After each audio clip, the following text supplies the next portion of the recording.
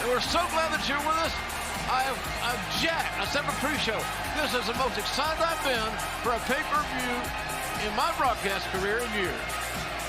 This is going to be an incredible night of action, and we have fans joining us from around the globe, and we have announcers joining us from around the globe. Gunther Zoff and Mike Ritter from the German announce team with us. joining us. There they are. And we are also very lucky enough to be sponsored by our official partner, DraftKings, here tonight. DraftKings has an amazing, amazing opportunity. You can play free for $25,000. Wow. Who will win the main event? Who will? There's so many questions up here in the pools, and let's go to these words right now from DraftKings. AEW fans, with DraftKings Sportsbook, everyone can join a free-to-play pool for tonight's main event. Just answer questions about what will happen and win a share of $25,000.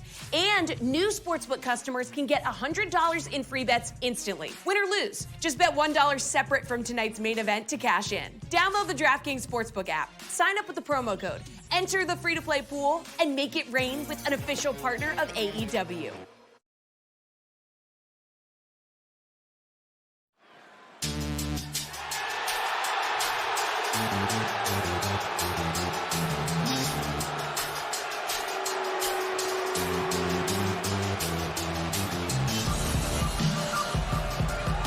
Well, we are awaiting the arrival, obviously, of Maxwell Jacob Friedman.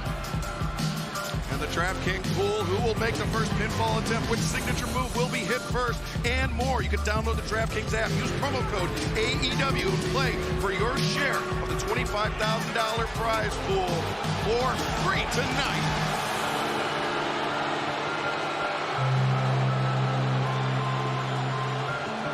The man in MJF that looks like he's walking to the gallows for his own execution. Well, this has been so long building. We've followed it every step of the way. Wednesday night on Dynamite, and of course on Fridays as well. We tried every roadblock, JR. Every roadblock Excalibur to put in front of Wardlow. They've all evaporated. It's time to pay the piper, as we say. Your opening contest is set for one fall with a 20-minute time limit. In the ring from Plainview, Long Island, New York, weighing 226 pounds, Maxwell Jacob Friedman, MJF. Well, Max looks good. He's been training awfully hard, one would assume. And as you alluded to, JR, he threw so many roadblocks in the way of Wardlow. And this past Wednesday night at Dynamite, Wardlow survived the last one. He defeated Shawn Spears inside the steel cage with MJF as the referee. There he is, the big man. What a monster.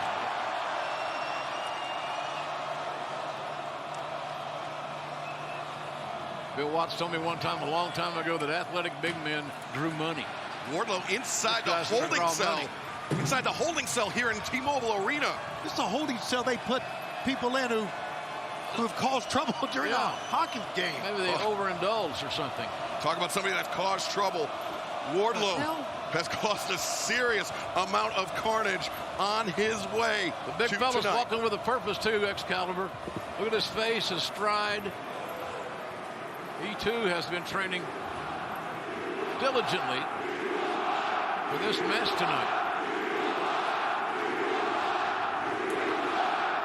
And this crowd giving it all to MJF. Well, he deserves everything he gets of what he has done to Wardlow, the things that he has done to this man.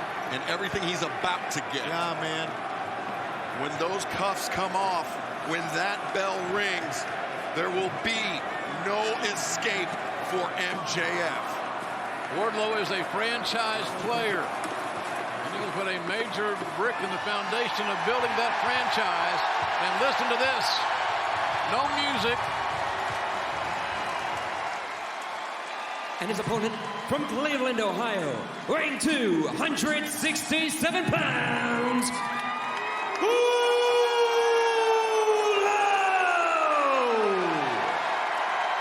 No music, none is needed. The business relationship between Wardlow and MJF dates back to November 2019. And since then, MJF has disrespected, taken advantage of just any possible thing he could do to Wardlow. Interesting to see what JR and Excalibur, what game plan MJF has for this, because he's been running scared of this man for so long. But now that the bell sounds and he's got to go at him, he's got to have some sort of plan, I would think. And Tony, notice right there, Wardlow with 2 pairs of handcuffs on because he tore through the handcuffs, just 1 pair. Right, during the cage match, he sure did. Well, there's your game plan. Well, you know, MJF's going to be apt to stall, play mind games as best he can, get his massive adversary impatient, cause him to make a mistake where he beats himself. Back him up. If Wardlow is able to defeat MJF here tonight, he will be free of his contract with MJF. But if MJF wins, he has vowed to freeze Wardlow's contract and for Wardlow to essentially wallow in obscurity.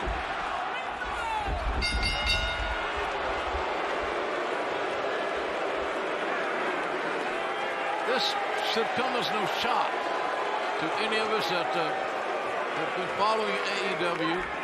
MJF's going to play every card in the deck. And I hope they run better for him than they have for me this week. Right now, stalling for time is MJF.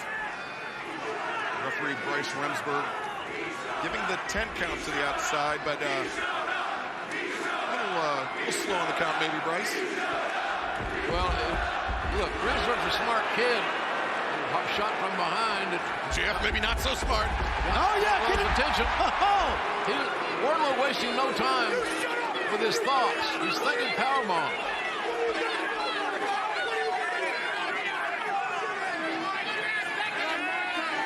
We have seen many wrestlers throughout the decades, JR, that have been hated by the fans. I'm not so sure that this may be the most hated. Yeah, you know, it's somewhat reminiscent of Roddy Piper in his heyday. Yeah, very good call. MJF got a little too overconfident, but a shoulder to the midsection, and now MJF goes over looking for a sunset flip. Wardlow.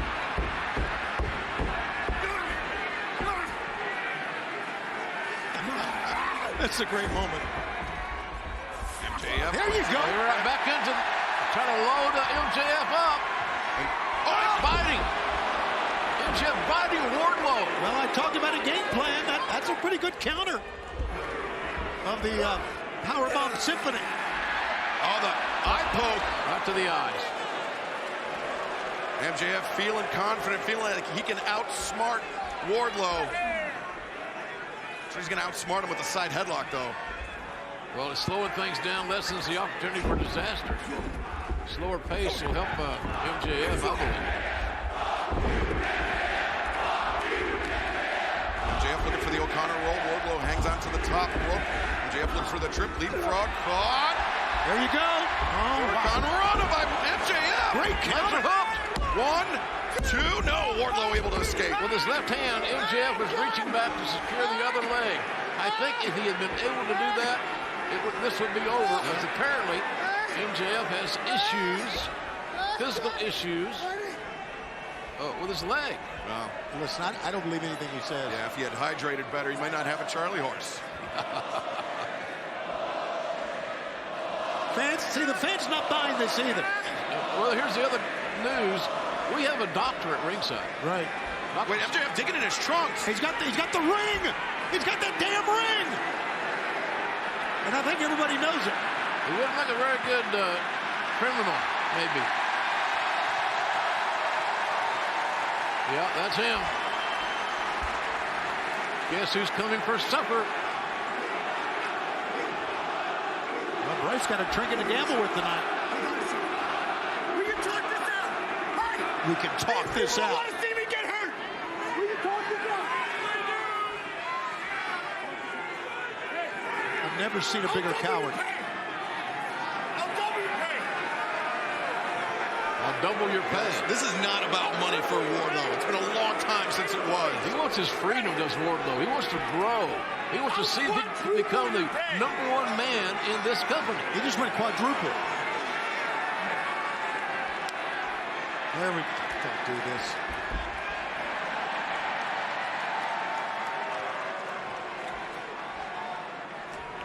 I think there's been a failure to communicate.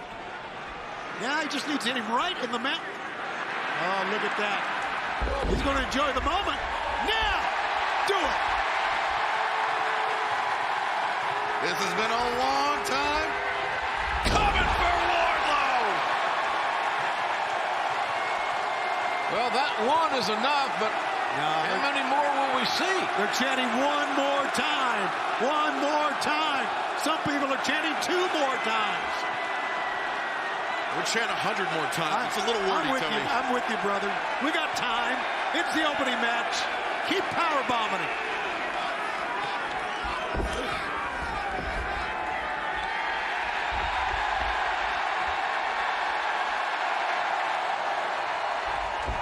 MJF goes up and he goes down. Man, the strength of Wardlow never more prominent, jerking MJF up like he was a cruiserweight, whatever the hell that is.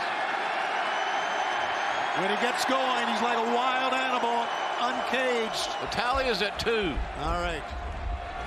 Oh, He's going north, south, east, and west. he's letting all 4 sides of the arena here.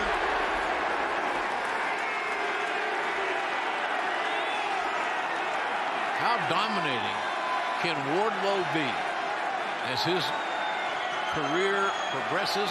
He gets more experience. I'm not sure there's anybody anywhere that can stop this Leviathan. Wardlow. Oh, he's not done.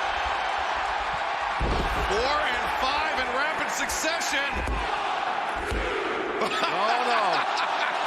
It's not time. Couldn't have happened to a nicer guy. What a way to begin Double or Nothing.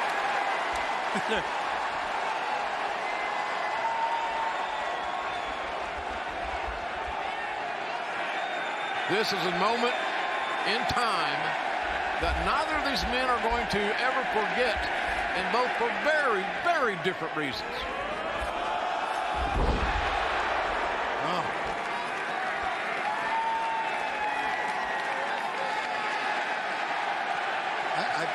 Let's see, we've lost count here. I think they're up to 7, or 6, maybe 7. Whatever it was. Again, not enough, Tony. Not enough. Not enough. Do it again. You guys are sick. Yes, we are.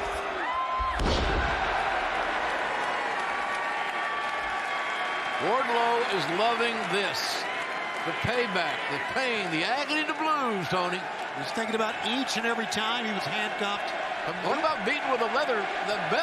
Beat like with a the wild strap. animal. Right? You know what? I think I figured out MJF's strategy in this match, Tony. He's trying to take it to a time limit draw.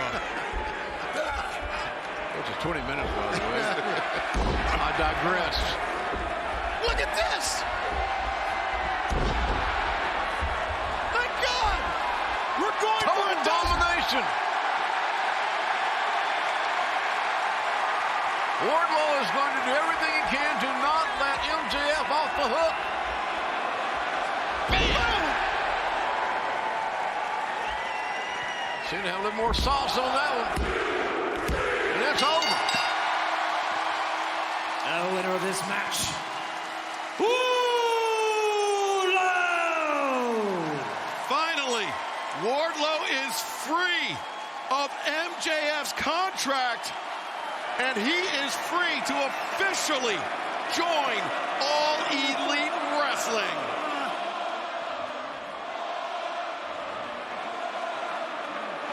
MJF receiving and obviously so medical attention. Dr. Sampson there administering over this ordeal. And the neck brace being placed on MJF. And JR, we were waiting a long time to see Wardlow get his hands on MJF, but I'm not sure anybody anticipated it shaking out quite like this. It was devastating, Excalibur. You're right. It was overtly, just amazingly dominant. It shows you what Wardlow can do and what he can be. He had that killer instinct. He didn't back away when he saw MJF suffering. And by God, MJF was suffering plenty. Let's take a look back at some of the destruction that Wardlow wrought on MJF. Pretty straightforward, folks. All 10 of them. Count with us at home. Yes, this will be 3. Amazing. He didn't show any surcease, did Wardlow. No, I mean, this is 2.5 years in the making, JR. Wardlow, he signed on with MJF as a way to get ahead here in AEW, but very quickly realized it was only going to hold him back. And after this car wreck, you got to wonder what the future for both these men are. I would say the future is very, very bright for this man, Wardlow, and our own Tony Schiavone about to get a word. What a moment! Wardlow is your winner! And we have just heard from AEW President Tony Khan. I'd like to be the first to say, Wardlow, you are now all elite!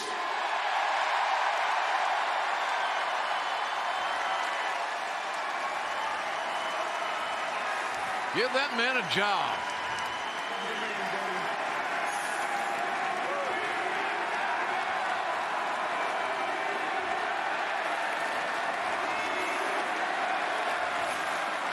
Very, very well deserved. The big man's got some feelings. He's got emotion.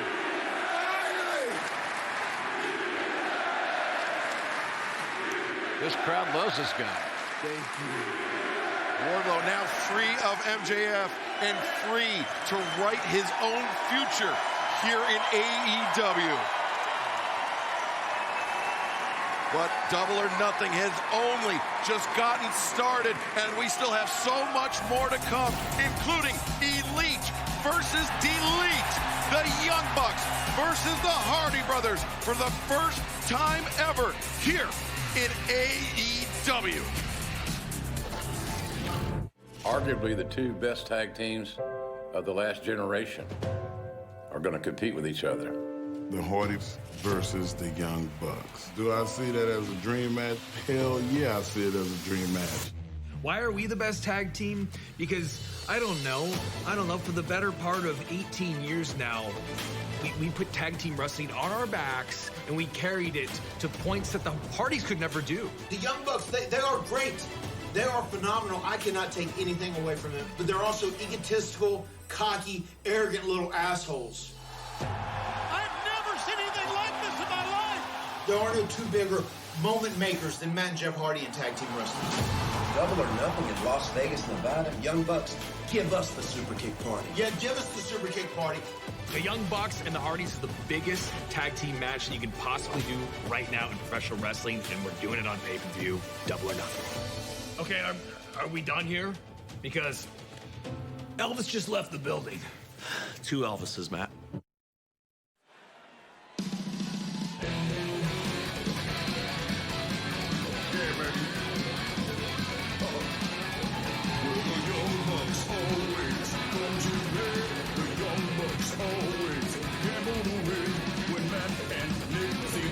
Shining lights, it's a boot to the chin, to the knee, to the face, and it ain't the young night, 'cause it's a super kick party. Super kick party. Super kick party. Yeah, baby, the Young Bucks. Thank you very much. Hold on. Come on.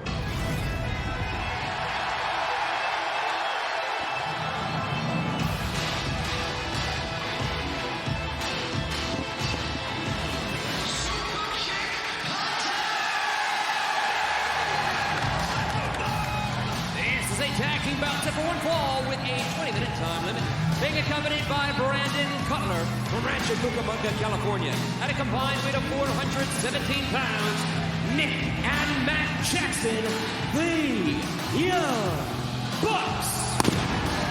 Well, they've outdone themselves now. Costume-wise, that is. I guess you can call that a costume. Ring attire.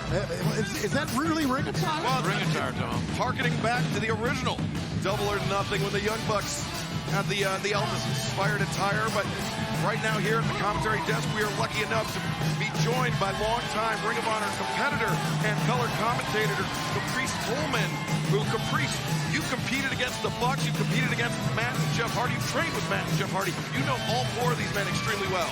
I definitely do. 27 years ago, Matt Hardy and Jeff Hardy trained me in Omega. I was part of that team for a long time, and then when I was with Ring of Honor, I had wars with the Young Bucks. I don't believe any four people I know any better than the four people inside of that ring. Glad you're here, Caprice. I'm glad to be here. The Young Bucks and the Hardys. They have met twice before in Ring of Honor. This is the first time here in AEW, but in Ring of Honor, they split the series, Caprice, 1 win apiece.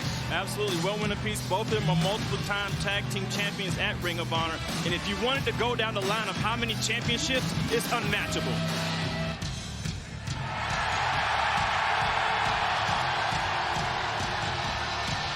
And their opponents from Cameron, North Carolina, at a combined weight of 445 pounds, Matt and Jeff Hardys. And Caprice, to build upon that point, combined, these tag teams have held over 24 World Tag Team Championships together in the last 23 years, including the Bucks' first reign as AEW World Tag Team Champions. Well, the thing about it is, you have any wrestling fan, a buddy, whatever, you're talking about wrestling and tag team wrestling, these two teams will invariably, their names will come up. They have changed the appearance, the feel of tag team wrestling. And I really believe that the Hardys have been an amazing positive influence for the Young Bucks. Young Bucks might not admit it, but I believe that to be true. You think about the Hardy Boys, they have changed the name of professional wrestling. So many wrestlers today that draw something from the Hardy Boys. And if you look at Matt and Nick Jackson, they're two of the same. They look at the Hardy Boys and they admire them, whether they want to say it or not. You can see the Hardy Boys inside of them. Yeah. They're almost like the James Brown of tag team wrestling. Yeah, man. Of course they admire them. Who doesn't admire the Hardys? Well, we saw this past Friday night at Rampage, the Hardys, who have often levied the insult that the Young Bucks are merely just Hardy cosplayers. Matt and Nick, they really leaned into it. Yeah, they did, man. I had to look that up, the cosplayer thing. Hey, I like that idea these Young Bucks have, the Chia Pet sideburns. Those lamb chops are monstrous. It's kind of been Matt's trademark in a way. I think, maybe a little bit of homage to Elvis. You know how hard it is to grow lamb chops, man? I didn't when I was 20.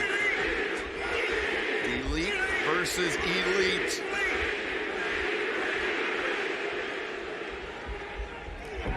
Arm elbow tie up. Older brother and older brother inside the center of the ring. Jackson breaks free, dropkick, takes down Matt Hardy. Nice sequence there. Almost showing his speed. Too easy over Matt Hardy. The speed they have over them, they will have the speed advantage on this. And both of these teams, I mean, really, the longevity of both of these teams is so impressive in how long they've been able to stay at the tops of their respective games. Matt Jackson sweeping the leg, attempts the lateral press. Matt Hardy sweeps the leg, lateral press attempt there. That's the speed you were talking about, Caprice. Absolutely, and Matt Jackson is putting it in Matt Hardy's face that I'm faster than you, I'm quicker than you, and I'm better than you. He's putting it in his face, but he doesn't want to make Matt Hardy mad. And that the time is up for the Hardy brothers. You gotta prove that to me. You gotta prove that to me, fellas. Matt Hardy backs Matt Jackson to the corner, the back elbow, and now the tag out to younger brother Jeff. Matt Jackson Jackson puts on the brakes and makes the tag out to his younger brother. Feeling awful good about himself tonight, huh? Here's the thing about the Hardy Boys, too. They've been around for so long, it's almost like people know their playbook. So when they go for something familiar, it's almost easy to see what they're going to call. So they might have to do something different here, because if anybody knows him great, it's Nick and Matt Jackson. Short tackle delivered by Jeff Hardy. Nick Jackson taking off his feet, but right back up to his feet with quickness. Yeah. Two of the most charismatic athletes in all of pro wrestling are in the ring right now, ladies and gentlemen. The unique, strange enigma, Matt Hardy and that young lad. Nick Jackson, Jeff Hardy. Great trip. Jeff, back elbow, taking Nick off his feet. Nick wanted to hit the far side rope. Just a simple trip up by Jeff Hardy prevented that. There you go. Jackson to the up. Oh. A little too overzealous. And the Hardy brothers. Wow, face first off the apron. Would you say that the Hardy brothers are inside of the Young Bucks' minds? Certainly seems like that in the early going.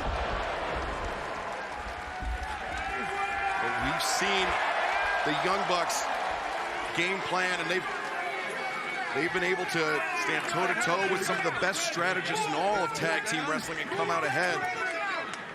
And now maybe a reset here for the Bucks. Yeah, the Bucks were the very first Double or Nothing back in 2019, if you'll recall, against the Lucha Brothers, and a great match that was.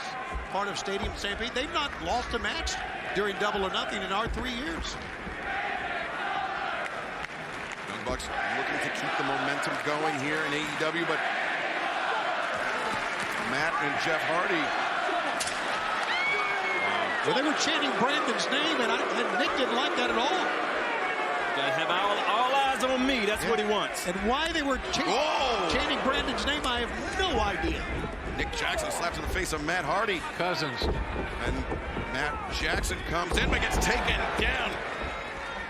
Big time lariat, put him to the midsection. Oh, I thought it was Twist of Fate, but instead, just over the top suplex. Now what Matt is showing here is experience. The speed has already shown that they have, but Matt and Jeff have that experience advantage, and that's what they're using right now. Jeff. And the Young Bucks, a reunion here. Double team offense. Double team throw to the corner. Jeff Hardy lining up Matt Jackson. Oh, what a counter! Talk about scouting of opponent. Yep. Tendencies, the things that guys like to do, and the order they like to do it. You just saw it right there, and it backfired. Yeah, Nick saw it coming, buddy. Oh!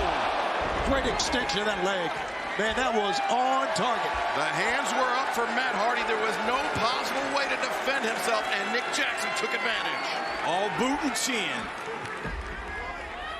Jeff Hardy on the outside, as well as Matt Hardy. Nick Jackson bringing the legal man Jeff back into the ring. This is such a dream match. It's almost like the Rock and Roll Express meets the Rockers of today. You know what I mean? Yeah, it was the tag team of the 2000s with the tag team of the 2010s. Tony and I called a bunch of Midnight Express, Rock and Roll Express matches, and they'll always be remembered to me as some of my favorites. Some of the greats, absolutely. God damn, Tony, we're getting old.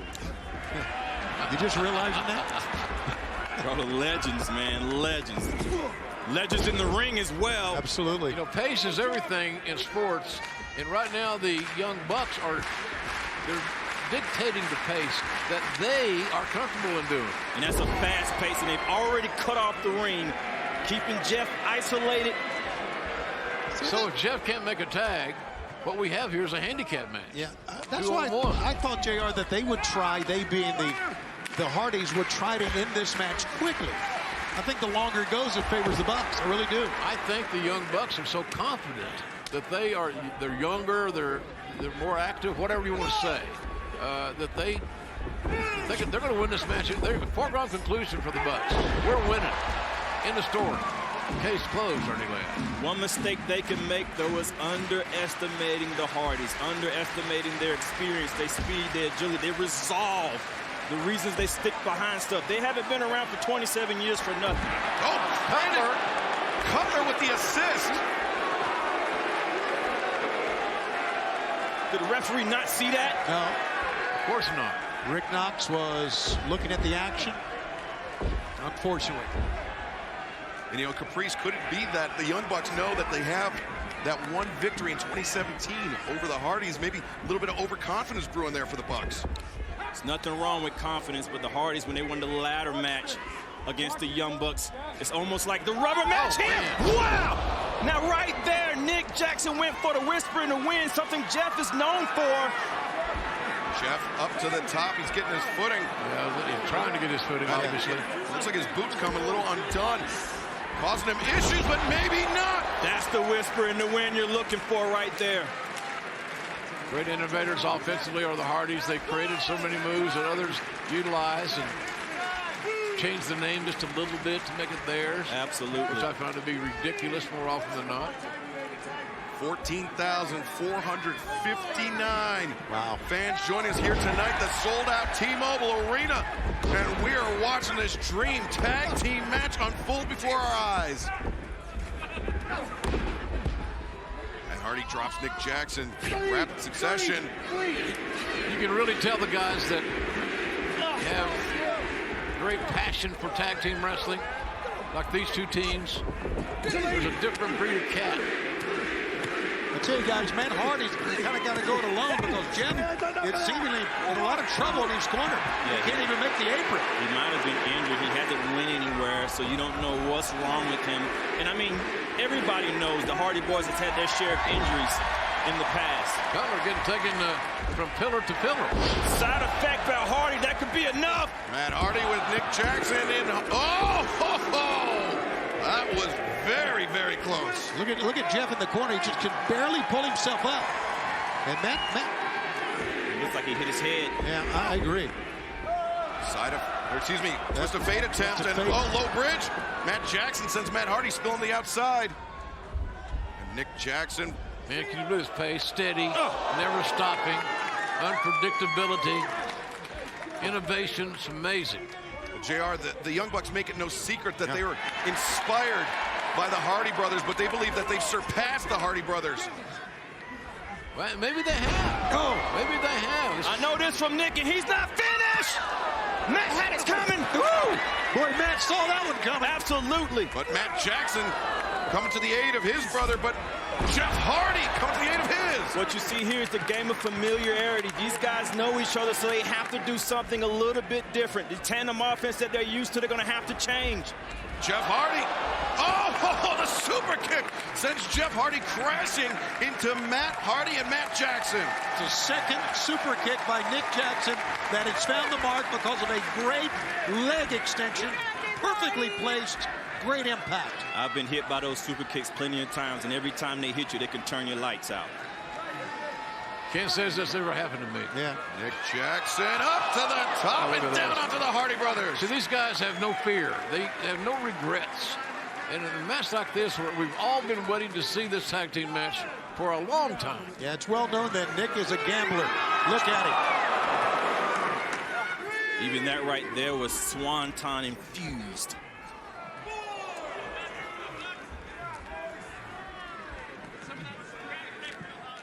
Matt by himself in the ring and might be by himself at the moment. Taking too Jeff much hasn't done time. anything. Caprice. He's taking too much time, in my estimation. Well, I don't think he wants to pin him here, JR. I think he just wants to lay it in here. Well, Tony, you may be right. You're right a lot. I mean, he just, like, look at this. He turns away from him. It's just silly. Yeah. Got that Elvis sneer on his face. And look, he's going to give me some more. Oh, boy. Wow. He obliged. Running knee strike. Wow. And still at the moment, no Jeff in sight. Matt is by himself in that ring, and his tag team partner's not even up on the corner. Yeah, that's danger. Yeah, this is the Young Bucks moment. They need to go for the kill right now. They need to go for the win. There's a moment. Bucks taking a little risky business there, Matt. That's it. Jackson, far leg hook cover. No, Matt Hardy able to kick out. Matt Hardy forced himself off the canvas with great emotion, great power and passion. That was a tough predicament for Matt Hardy to find a way out of. Right now at shopaew.com, you can save 20% off using promo code DON. The sale ends tomorrow, 1 p.m. Eastern at shopaew.com. Promo code DOM. Oh boy. Well, 15% there for the Young Bucks, backfiring on them. And now Nick Jackson. Oh! Cracked Cutler in the face. Almost knocked his CPAP machine mask off. And sometimes the name of experience is making you beat yourself. A back body drop on the floor by Matt Hardy. You have to wrestle within your skill set. Oh! And that was an ad-lib right there, an ad-lib offensive move. Oh!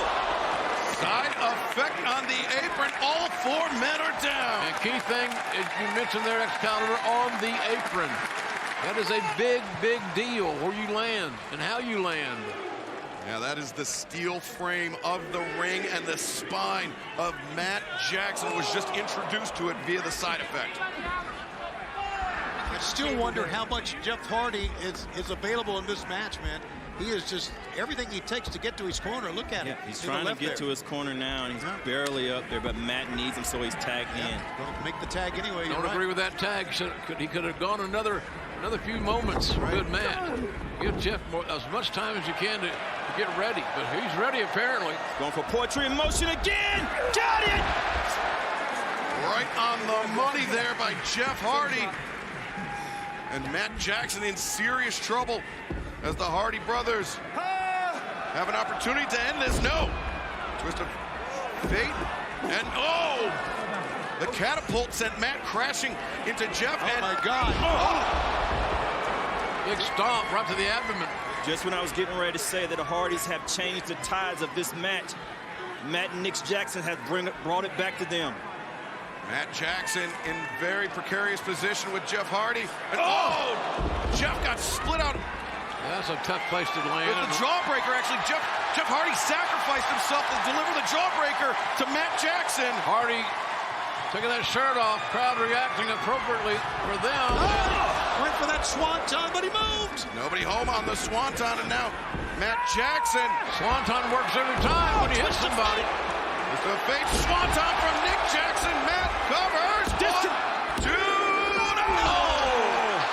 Do you know how much of an injury that would be to be defeated by your own tag team move?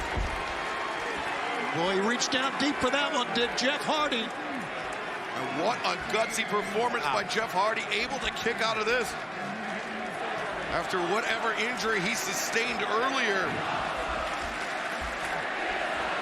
Fans loving it here. Well, they should, man. These 4 guys have pushed each other to the limit and back. Now let's see if the vaunted Young Bucks can close the deal. They have a distinct advantage. Oh! Well, that's not going to help their cause. The BTE trigger. If they had hit that, it would have been it. Nobody's been able to survive that, but the Bucks kick party. Wow. The extension on those kicks are so precise. Matt Hardy's neck snapped back like he was in a high-speed car wreck. Boy, Matt said, come on, Jeff, you can do it. Trying to encourage his brother to get up. Sometimes when you hit your head in that match, man, that bell is rung. You're seeing stars, you're dazed the whole time. You don't know what's going on. You feel the inside your stomach, you're about to puke. Again.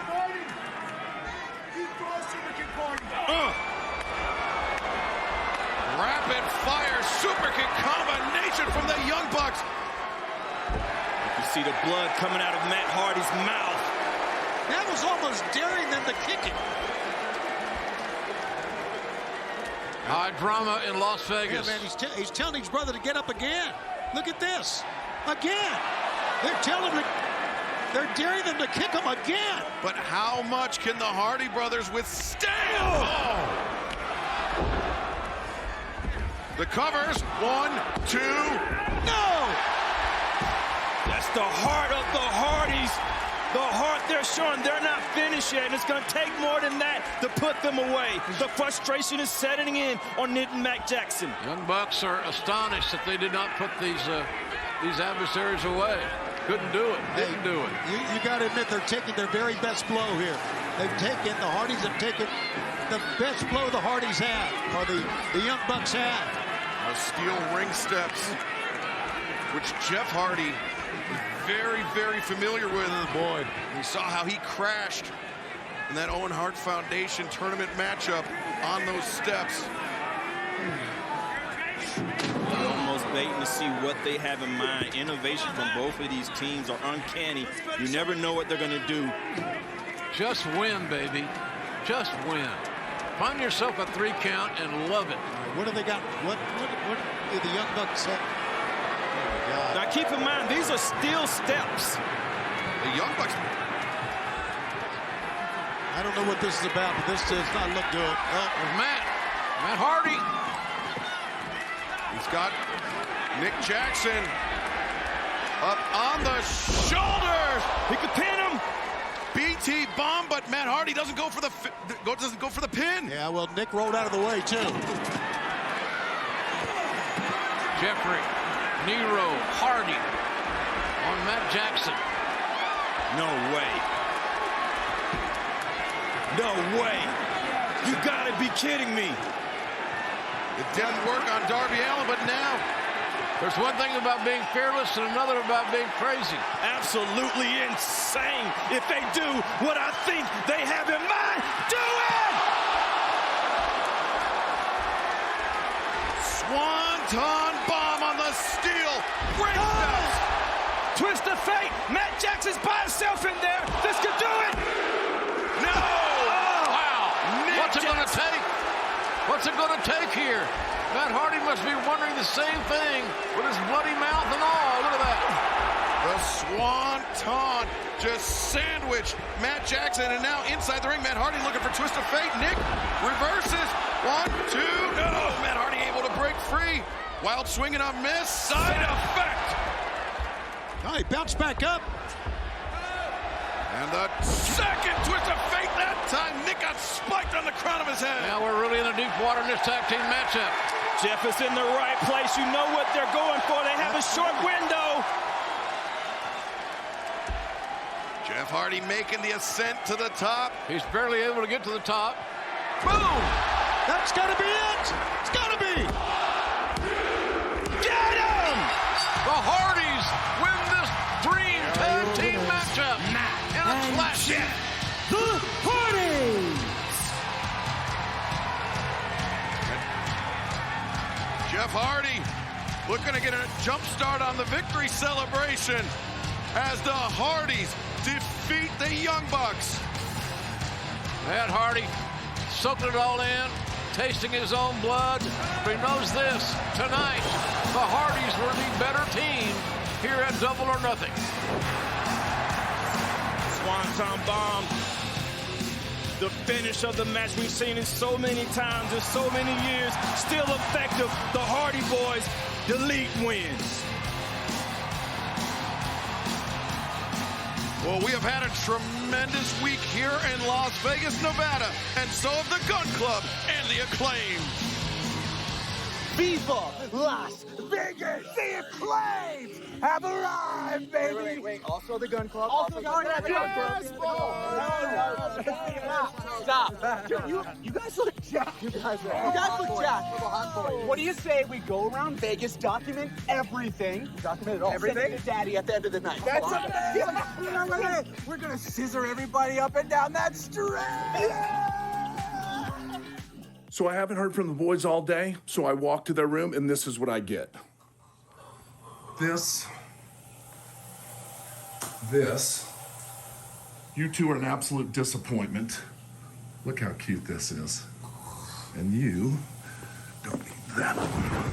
Cover you up so you're nice and snugly covered. There you go. Nice and good. Look at this. Sleep well, my friend. Well, not everybody's surviving this week in Las Vegas all that well. But coming up right now here on Double or Nothing, our first championship match, the TBS championship match, Tony. Telling you, she is incredible. Jade Cargill on a roll. Anna Jay has given her a great battle in the past. We expect much of the same here tonight.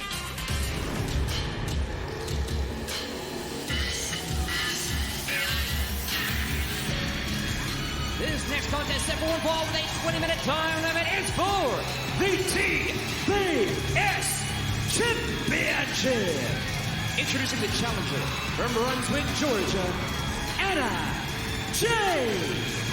Well, Anna Jay, her ring attire, a nod back to the first time we saw her here in AEW, the star of the show, Anna Jay. Only one or two things. One is Anna Jay's lack of experience going to be a detriment. And how tough, Tony, is Anna Jay? We're going to find out, because we know how tough the champ is. One of the more phenomenal athletes you'll ever find in any division. Anna Jay doesn't lack for confidence. I know that. And she's trained very hard. No, I'm with you. And I love her work ethic. I love the fact her dad was a Marine. Once you're a Marine, you're always a Marine. Absolutely. But Anna Jay has said that since that first loss to Jade Cargill, she has teamed with some of the best here in AEW. Ruby Soho, Chris Statler, the former AEW Women's World Champion, Hikaru Shida as well. 31-0. Nice record for the champ. And her opponent from Vero Beach, Florida, she is the TBS champion, Jade Cargill. And she is an athletic freak of nature. Unbelievable.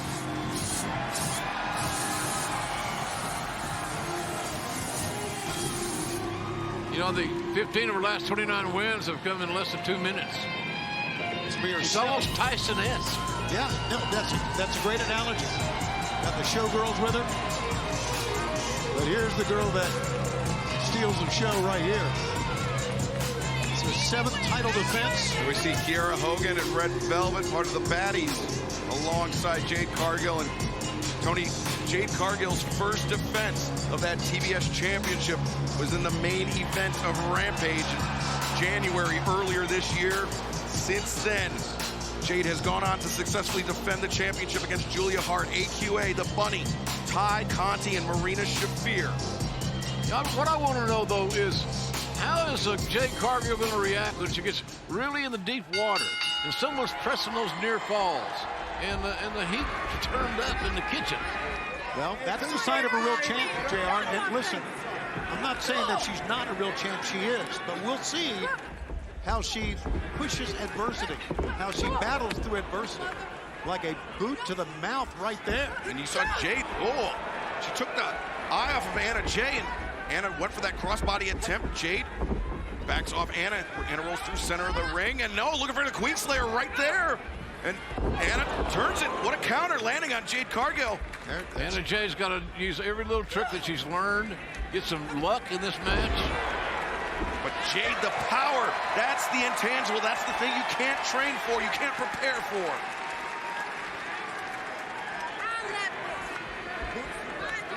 I've never seen a woman with so much confidence. And listen, I'm friends with Dr. Britt Baker, D&D. Snap suplex by Jade Cargill.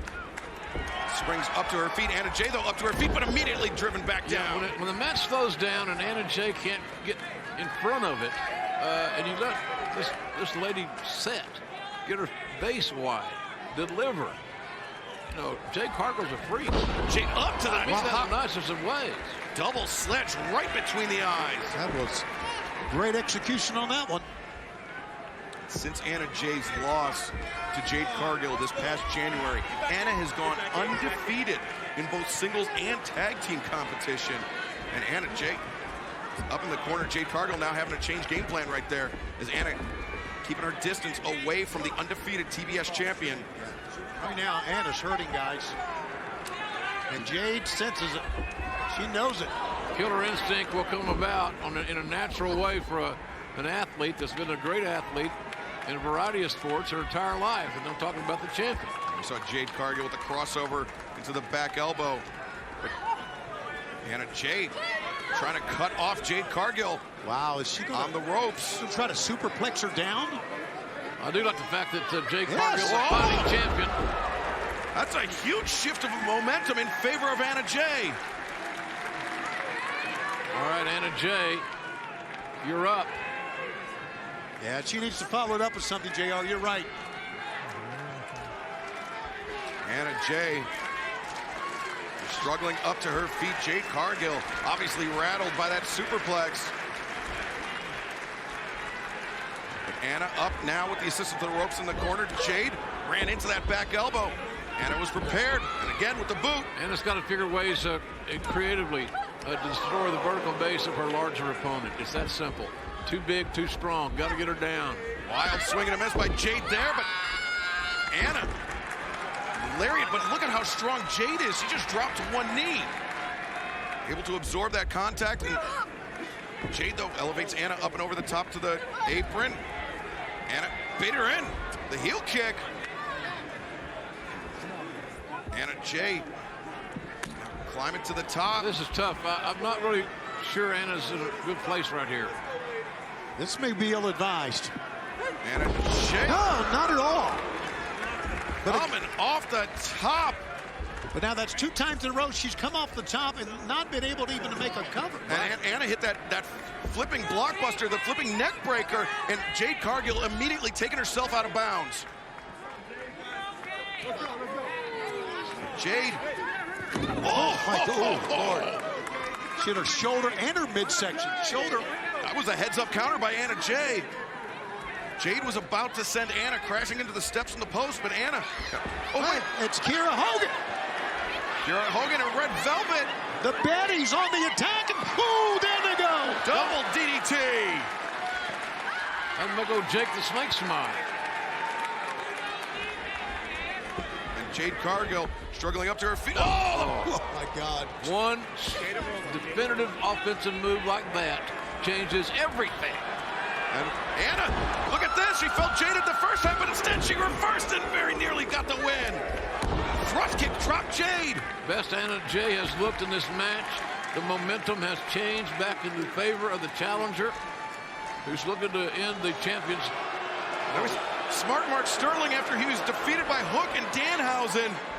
Now coming to the corner of Jade Cargill. Come on. Sterling just sent that crutch into the ring. And, whoa! And Anna, the Russian leg sweep with the crutch. Hell, she's gonna win it. And she's getting rid of the evidence.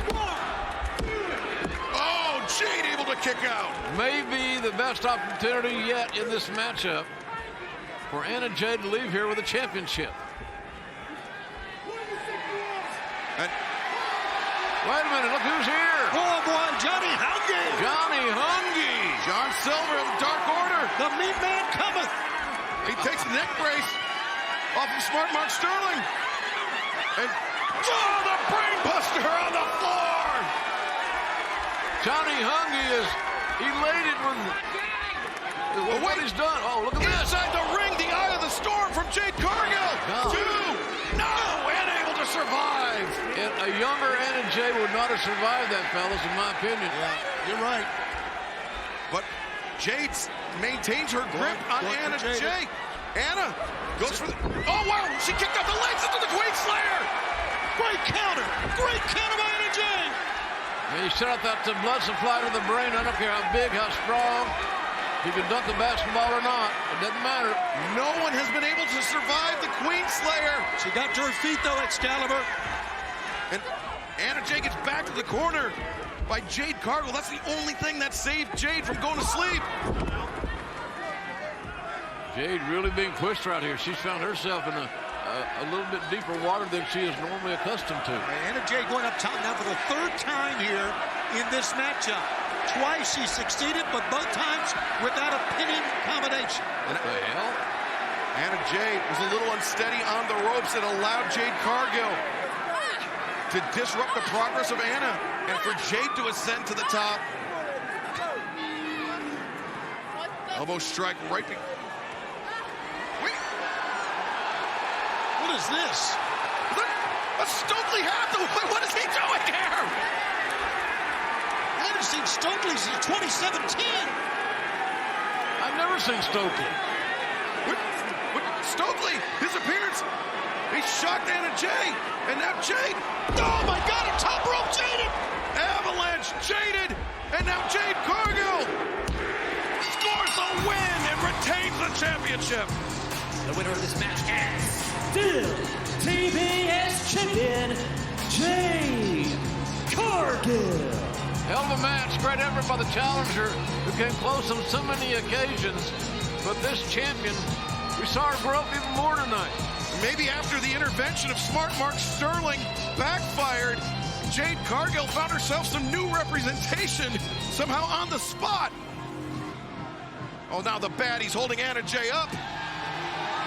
Oh, here comes Statlander. Thank God. Chris Statlander putting herself. A very imposing woman is Chris Statlander. She wants red velvet. You know who she's looking at. Her former friend, and look at him face to face. Remember, Statlander defeated Red Velvet in the Owen Hart Foundation tournament. And what's this?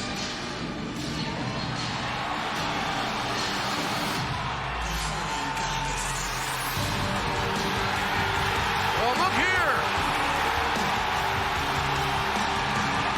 The fallen goddess, Athena. And she is a physical woman. Shocked to see her here. Bring it on. What a moment. And Athena. Oh, look here. Chris Statlander and Anna Jay going face to face with Jade Cargill and the baddies. As Granny used to say, looky here. A lot of trash talking going on. A lot of trash talking going on. No one's backing down. Stokely Hathaway. Say discretion is the better part of valor. There's no money in fighting here.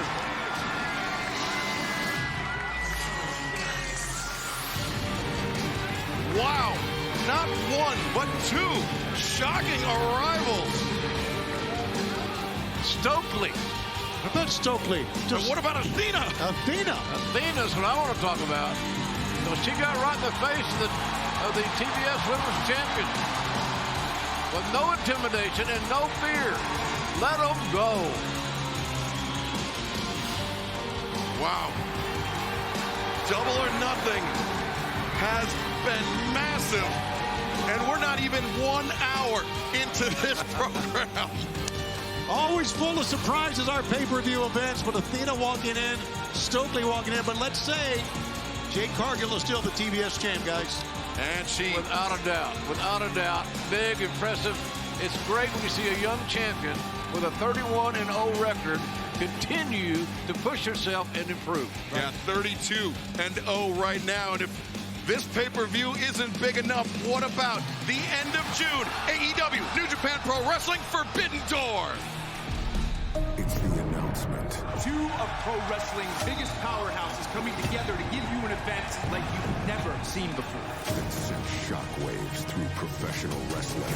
This is about the undisputed elite Bullet Club. It's the pay-per-view event the world has been waiting for. AEW and New Japan Pro Wrestling presents Forbidden Door. Live Sunday, June 26th on pay-per-view. Matches you never thought you'd see in a million years. The Forbidden Door, Sunday, June 26th on pay-per-view. But right now, this long-awaited Trios Tag Team Grudge Match.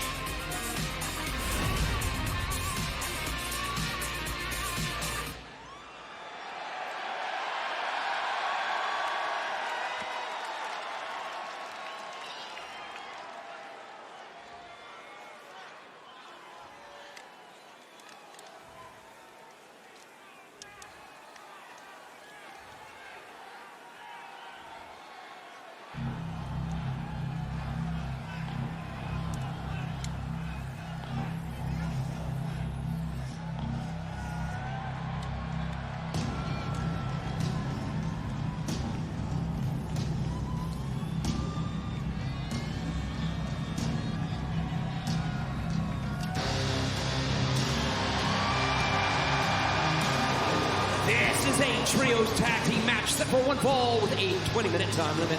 Approaching the ring at a total combined weight of 745 pounds. Buddy Matthews, Brody King, Malachi Black, House of Black. Well, Excalibur and JR, this entrance with the blackout and the shroud is meant to intimidate, to frighten opponents. It does that, but I'm not so sure the opponent's going to be frightened of these three. Maybe not. Well, these guys are desperate for attention. I don't mean in a kid way. They want recognition. They want respect. And there's only one way to get that here in AEW. That's to win, beat people. And they have been winning non-stop. House of Black undefeated as a trio here in AEW.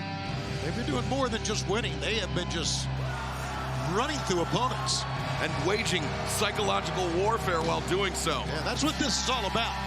Psychological warfare. Make no mistake about it. Maybe we need a house psychologist. I've said that for years.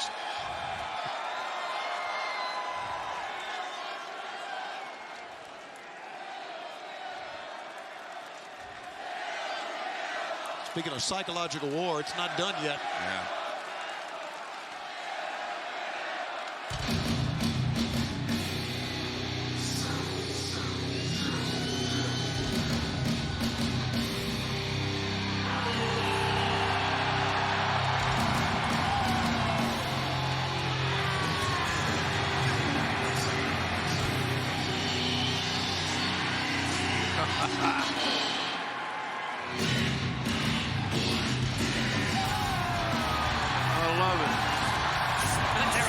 Being accompanied by Alex Abrahantes at a total combined weight of 589 pounds.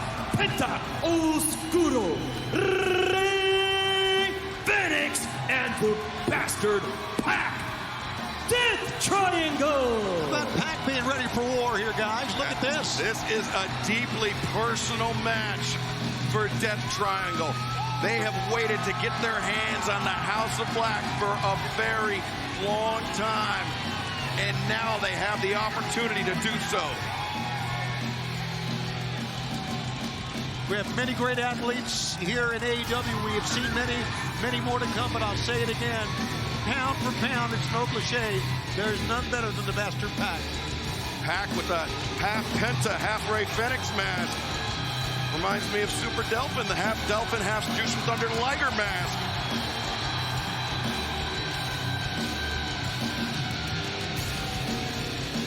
And this rivalry, this hatred, this animosity between these six men, it is palpable.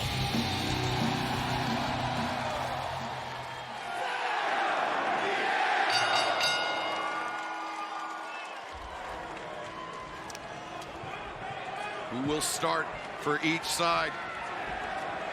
I don't think it matters, man. Well, look, Malachi stepping up here, buddy. He's the leader. Right? Lead by example, right? There you go. And DraftKings is an official partner of AEW, and tonight anyone can play free for $25,000 in DraftKings AEW Pool. Download the DraftKings app, use code AEW when you sign up, and play free tonight. Malachi Black and Rey Fenix starting things off.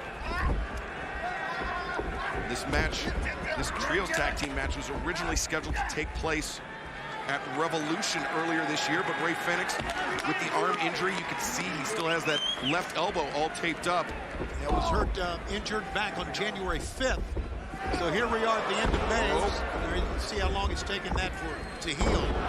But Fenix, since his return to action, he's looked incredible. But House of Black, I mean, they have just been bulldozers.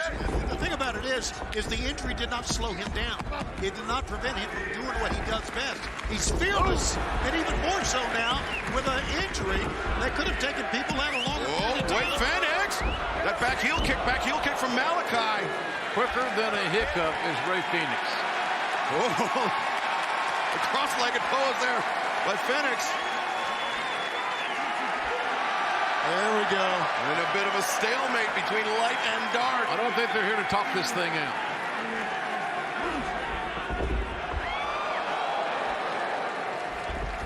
Now, Rey shouldn't have turned his head away. Yeah, Fenix took his eye off his opponent for a second. Malachi sensed it and took advantage. Now, Buddy Matthews Talking about phenomenal athletes, guys. Take a look at this guy.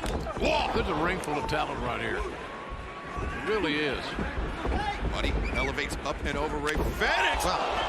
What kick? Did you see how the head of Matthews is jarred back?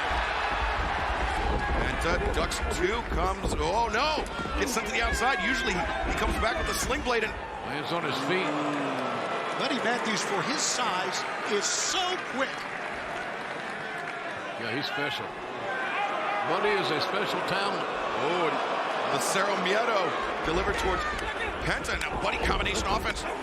Look at the quickness of Buddy Matthews again. Using those educated feet. Oh, nicely.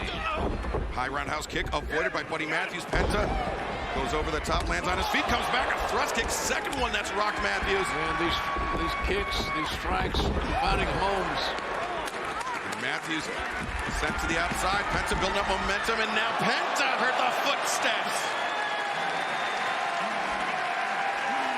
Second stalemate we've had this time. Different athletes. Oh, there he comes. Pac. Oh, Pac actually got the blind tag on Penta. Now Pac's the legal man, as is Brody King. Wow, look at this size differential. Yeah, Brody King is truly one of the biggest and more bizarre that you'll ever find. His Brody King's strength is just scary. He's got heavy hands, as you just heard.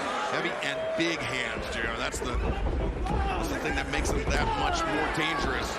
And we've seen so little of Brody King. Oh, wow. I think Pac just saw all he wanted of. Oh, he measured him for that. Ray Fenix with a springboard, and Brody King just waiting for him. What is... Yeah, you could see that he looked to his left. Whoa. He was going to shoot out of the ring, and they knew it too. And the fans are digging this. What a standoff. What a Donnybrook we have breaking out here at center ice. Ooh. Got checked on the board that time. Pac able to avoid. Malachi slides between the legs of his own partner.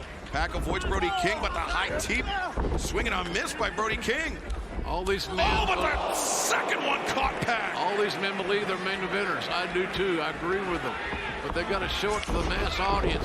Nowhere better to do that than here tonight on pay-per-view. Double foot stops there by Ray Fenix.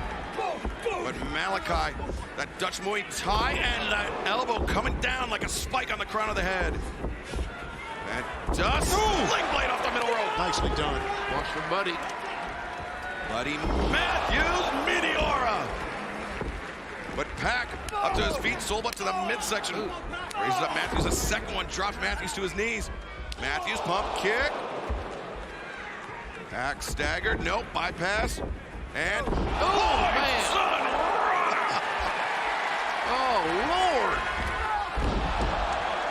Pac swinging for the fences with the lariat. That Poison Rana, guys, was absolutely amazing. Hear this again. Oh, wow. A grotesque landing, and then Pac followed it up with that lariat.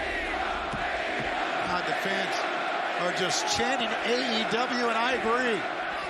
Oh, what a night. We've been waiting a long time for this one, and it has not disappointed yet. It's been awesome. Pac and Brody King, the legal men for their respective sides. Brody sends Pac. And Boss Man slam. God bless you, Ray Trader. Absolutely, JR. Big Boss Man. Now, here's the thing. We're talking about this big dude's hands. How thick they were, how strong he was. Right. One shot just shut her all down. Yep. One shot by him shut things down. Driving knee to the midsection. They're looking to take Pac out of his breathing pattern. Trying to disrupt his oxygen flow. That'll do it. A firm kick right below the sternum, right in the diaphragm, will do it. And again, now Malachi Black leaning, putting his upper body weight on Pac, making Pac sit forward, trying to tax the cardiovascular system of one of the best athletes in all of AEW. Here's Brody, got the blind tag. Oh, and just shoulder tackle from the blind side. Buddy Matthews. Well, this Buddy Matthews is such an amazing young athlete. Two. Great agility, can fly, he can got a solid ground game. He can go, man. Just a matter of time, ladies and gentlemen. These guys are all waiting for their proverbial break. And this is a place where breaks become dreams. Brody King, splash in the corner. And this usually precedes the cannonball, but nobody home. I love the athleticism, but man, the execution there is a little rugged. We've got somebody so quick, so explosive as Pac, who at the last possible moment was able to avoid the contact. And that's why I said when you got Pac, don't let go of him. Don't let him move. Oh, here we go. Pac knew Matthews and Malachi were coming in. He made the tag, and now Ray Phoenix. Meeting in the minds there for House of Black. And oh, kicking the knee of Buddy Matthews. Smart. Invertly powerbombing his own partner. And these two brothers teaming up. Alex Everhantes is good thing he's wearing darts. Here we go. Penta and Phoenix.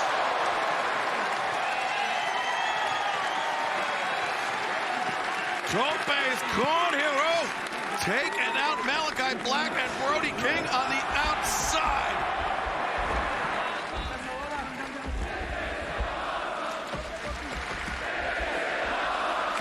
Death Triangle.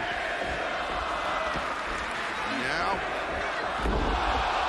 tremendous triple combination. 1, 2, no! The big guy kicked them all off. And I think it shocked him.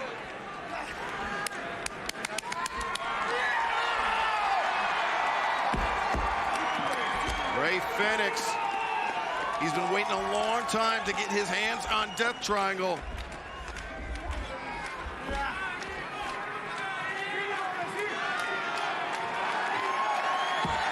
Try to get this big guy up? Is that what he's going to try to do? Maybe wasted a little too much time, allowed Brody King a chance to recover. Oh, launches off the knee of Brody, hits him with a drop kick. It's amazing what he can do in midair. Buddy Matthews comes in, gets sent out for his troubles by Ray Phoenix. Oh, boy. Wait a minute, Ray. You got company. Phoenix. Tope suicida, but Matthews blocked it. He blocked it. And the suplex on the floor. That's just strength and instinct. Look at this. Vaulted over the top, wiped out Matthews on the outside. Malachi comes in with a moonsault off the turnbuckle. And watch out, here comes Oscuro. Penta from the inside of the ring on the middle rope. Launches over the top. Wait a minute. What is this big behemoth have in mind?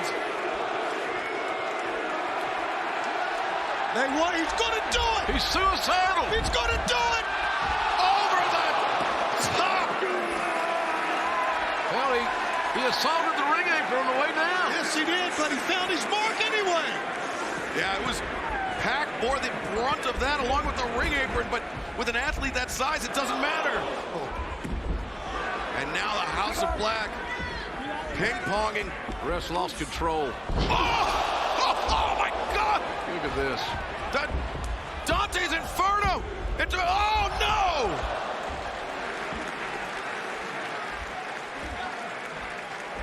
A well-timed intervention by Death Triangle. Look at the bodies everywhere, my God. We're going to remember this trios match for a long time, guys. It's unpredictable. A lot of talent on display. But we're looking for a 3 count. House of Black. They're looking for triple brainbusters on Death Triangle. But Death Triangle, now the pump kick from Pac. Kamingiri from Penta. Soulbutt off the ropes by Ray Phoenix. Super kicks. Brody King didn't drop.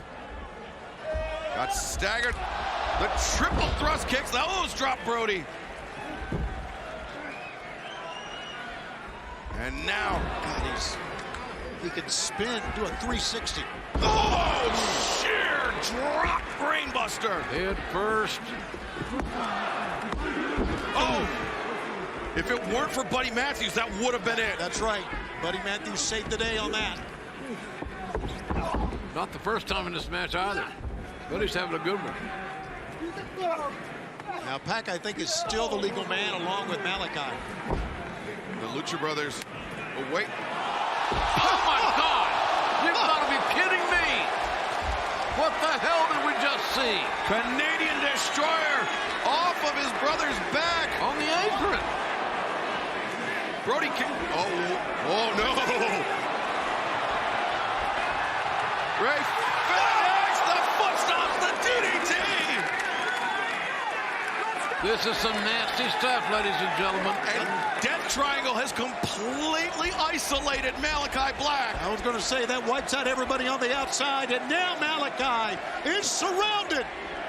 Malachi, who always likes to believe he's one step ahead of his adversaries. Not today. Oh, he caught the kick, but he caught those 3 kicks with his jaw. Malachi showed a lot of guts, challenging his adversaries to come on. They did, and now the Death Triangle has a distinct advantage, looking to close the deal. Oh, Malachi lands on his feet. Beautiful kick. That back heel kick wiped out Penta. Ray Phoenix comes back, looks for one of his own. Malachi answers. Malachi, the back heel kick, step up Enziguri. Pac landed solid contact on that one. Oh, boy. Here he goes. Here he goes. One of the most awe-inspiring moves in all of pro wrestling. And they're standing here. The Black Arrow. Oh, Buddy Matthews. Yeah. Good thing that Pac had his head up, saw what was coming. 450 over Buddy Matthews. Yeah, man, he landed his knees on the chest of Malachi. Pac puts on the brakes. Buddy Matthews. Boom. German suplex. Turns Buddy all the way through, and now Buddy sets the outside out to Brody King. Malachi grabs the waistlock. Pac, standing switch. Hey. Oh, great impact, torque on that suplex. And this is the opportunity Pac has been waiting for. Look at Alex. Rick Knox can even control Alex Abrahante. Alex can take him out, man. Alex is pumped about this. Alex wants to win her share of the purse. And Pac, remember, Pac was blinded by that black mist.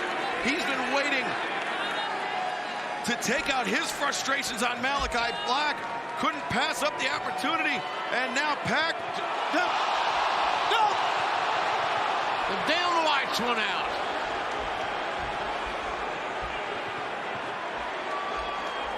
Malachi Black. Julia Hart with the black mist into the eyes of Pac. I don't believe what I saw. The Julia Hart.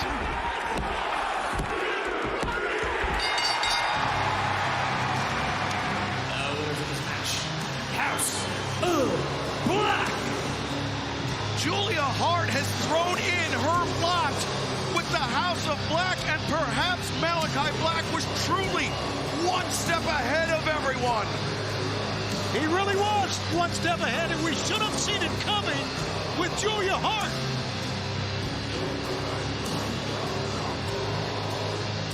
Oh, my God. The black mist once again into the eyes of Pac.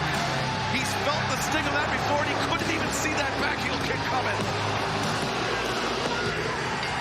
Wow. What a series of turns of events in this contest. Hell of a 6-man tag. Oh, it was. You got to say that. Well, here's the story, Tony. Yeah, the House of Black. They got a new member, apparently. Got a new member and always has a plan. Wow, a huge victory for House of Black. But we have been building to this for months. Coming up next, the final of the Owen Hart Foundation Men's Tournament. Samoa Joe and Adam Cole compete to be the first name etched on the cup. I really think that if Owen was alive, he would really love the matchup in a tournament that has his name. Samoa Joe and Adam Cole are two of the top professional wrestlers in this sport today. They're two men that went through this grueling tournament. They are two men that did all the right things, and they're two men that in their careers have achieved great things. Being in the Owen Hart Foundation Tournament Finals, it means a great deal. The Owen Hart Foundation Memorial Tournament is without question one of the most prestigious, if not the most prestigious tournaments in all of professional wrestling. If I had to pick a match of the night, or one match that I can't wait to see, it's this one. At the Owen Hart Foundation Tournament Finals in Las Vegas, you will see Adam Cole come to the realization that some things are inevitable, and those things include me. Adam Cole and Samoa Joe to crown the first ever Owen Hart Foundation Memorial Tournament winner. You know it's all about.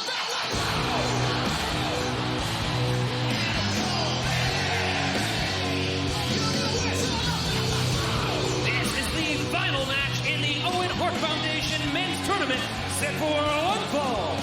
Introducing first, from Panama City, Florida, weighing 202 pounds, Adam Cole. Now there you see both belts and the Owen of the Cup, which winners' names will be engraved on it after tonight. And those title belts, those are not titles to be defended. They are prizes awarded to the winner of the first ever Owen Hart Foundation tournament. Amazing story about all these athletes. Before their years in AEW, competed many independent promotions around the country, but Samoa Joe and Adam Cole have never faced each other. Amazing, isn't it? Certainly has. Both Adam Cole and Samoa Joe, tons of experience in Ring of Honor and elsewhere under their belts. Can't talk over the Adam Cole, baby, you know. Somebody will hear about it, probably be me. And his opponent, from Huntington Beach, California, weighing 310 pounds, Samoa Joe. What a machine. You talk about a dude that has no fear. Woo. He's a walking badass is what he is. Yes, sir. You can see it in the way he walks. He backs it up, too, to Samoa Joe. What an amazing career he's had in pro wrestling. Great ambassador for the sport. Hey, how about our referee? Mike Chioda. How about old Mike Chioda back with us here? I think it's only fitting that he would be the referee for this championship in the Owen Hart. Chioda had a big night Saturday night in confidentiality. He went to the Eagles concert. Oh, I thought maybe he was with you on the blackjack table. No, big night for the Eagles. And despite the obvious differences in styles and the stages of their size, both men have followed similar paths at times in their careers, with both former Ring of Honor World Champions, Adam Cole, formerly a Ring of Honor World Television Champion, Samoa Joe, the current Ring of Honor World Television Champion. For more information about the mission and the message of the Owen Hart Foundation, visit owenhartfoundation.org. I wonder how long it'll be before Joe goes to that very poorly disguised left shoulder of Adam Cole. Well, remember, the left shoulder of Samoa Joe was targeted with the lead pipe by Jay Lethal, Satnam Singh, and Sanjay Dutt. Of course, it's our honor to host Dr. Martha Hart here in Las Vegas at Double or Nothing. She will have the championship presentation, or excuse me, the tournament presentation ceremony to the winners later on tonight. Well, I'll tell you, I got a chance to visit with her for a few minutes before the show tonight. And I will admit, I cried. And I'm not ashamed of it. Yeah, I get it, JR. I get it where you're coming from, buddy. These guys are vets. They're veterans. They're going to take their time. You know, Adam Cole would like to be able to get inside Joe's head. This guy's going to play mind games with this other fella. You can factor that crap out. These guys came here to win what we believe will be, as it evolves, the most prestigious tournament championship in all of pro wrestling. You know what, hey, Salver, I don't think Adam Cole's fooling anybody with that. He didn't want to do a Greco-Roman knuckle lock with Joe. Now, Adam Cole. Joe, you know, he loves striking. He loves hitting his target even more. That's the thing you got to wonder about this matchup. You know, Adam Cole can take a hell of a lot of punishment. But at some point, a 300-plus pound man dishing it out, Excalibur. You may fold it in at some point. That headbutt, and Tony, to your point, I don't think Adam Cole wanted the Greco-Roman knuckle lock. I think Adam Cole wanted to go work on that shoulder that he's seen damaged by Jay Lethal on numerous occasions. I agree 100% on that. Oh, look at Joe. Oh, what an enziguri. Samoa Joe leaving his feet voluntarily. Don't see that often. Trying to shake it out here.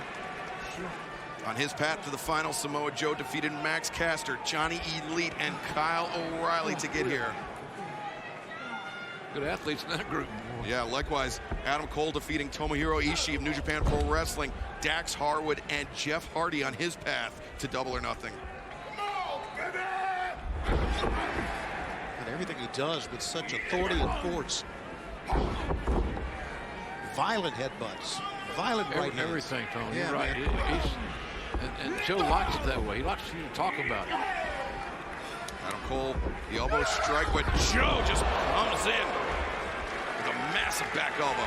Joe staggering a little bit there after delivering that back elbow. Come on, Joe, you got this! Mike Chioda and Joe to keep it in the ring. Behind you. Chioda's such a great referee. So honored that we have him here tonight. Great call by Tony Khan to retain his services for this event. Chops delivered. And Samoa Joe looking to build up some momentum. Joe feeling pretty good about things right now, fellas. Well, he should. Watch out. And, oh, man. Cole was on the chair. Cole saw him coming. The thing about Adam Cole is that he didn't get here by accident. Wow. There he went. The same shoulder, too. You notice that, fellas? Yeah, that's going to change the complexion of this one, Excalibur. That move. The left shoulder that was heavily taped a week or two ago is now the object of the attention of Bebe. Shoulder goes into the steel ring post. And you notice Adam Cole with the tape on his shoulder. Joe opted not to tape up. I think he was trying not to draw attention to that left shoulder. Could be.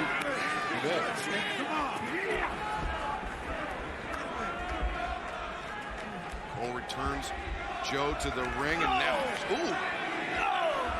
It's like cross faces, only right across the shoulder, of which Adam Cole knows is already injured. Adam Cole, this is Adam Cole's moment. He cannot let up here at all.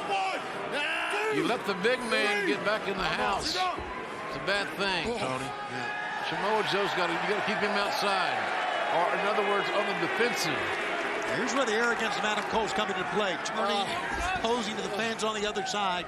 Needs to stay on him. Cole fires in an elbow strike, but Joe returns the overhand chop, the chop to the chest, and now the jabs across the jaw. Ooh. Cole just the toe kick to the arm. Yeah. And that dropped him, man. And JR, I think this is the quickest way to neutralize this size advantage of Samoa Joe. You're right, Excalibur, no doubt about that. It's just you go for the obvious weak points. If you don't have one, you create one, obviously. But in this scenario here, Adam Cole is just being able to utilize what's already been done and amplify it. Smart wrestling, just basic, fundamental. Don't outthink yourself. Smart wrestling. Another wrist lock, putting pressure on the shoulder. I can't tell you guys what an honor it is for me to be able to sit here with you and call this Owen Hart final. He's one of my favorite guys. I think about him every day.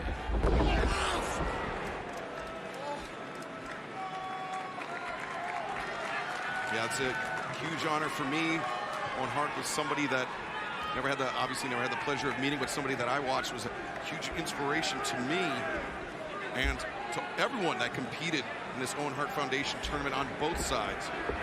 Oh, he's looking for Panama Sunrise, but Samoa Joe using the strength and, knees! The knees of Adam Cole driven into the mat. Samoa Joe turned a disaster into a whole different ball game. Yeah, Change the rules there. Yeah, JR just kind of improvised with that. He just caught him and dropped it. Yeah, you're right. No planned move, just something different, something out of the ordinary. A lot of times it works, and boy, that was right on target on the left shoulder. Adam Cole is so athletic and agile. He has an amazing accuracy. And then you get in a situation there where you find yourself caught, and the bigger guy is going to get you every time. That's what happens when you run into the corner. The big man's waiting on you. Yes, sir. That STO out of the corner by Samoa Joe, planting Adam Cole and buying Samoa Joe precious time to recover. Those right hands to the jaw, and there you see just grabbing Cole by the back of the head. Manhattan drop. Joe coming back, high boot, drops Adam Cole. And sets on for good measure. Here we go. Joe looking for it. The near leg was hooked, but Adam Cole not out of this one yet. Yeah, I think that shoulder was bothering him on that cover. I really do. It wasn't the cover he wanted. We see these guys so much and understand their tendencies, but when something's just a little bit off, I don't know if that's a blessing or a curse, fellas. Yeah. Cole reverses out, lands the elbow strike, but Samoa Joe, what a power. That was a tight cradle on the power slam. Joe's left shoulder is bothering him, obviously.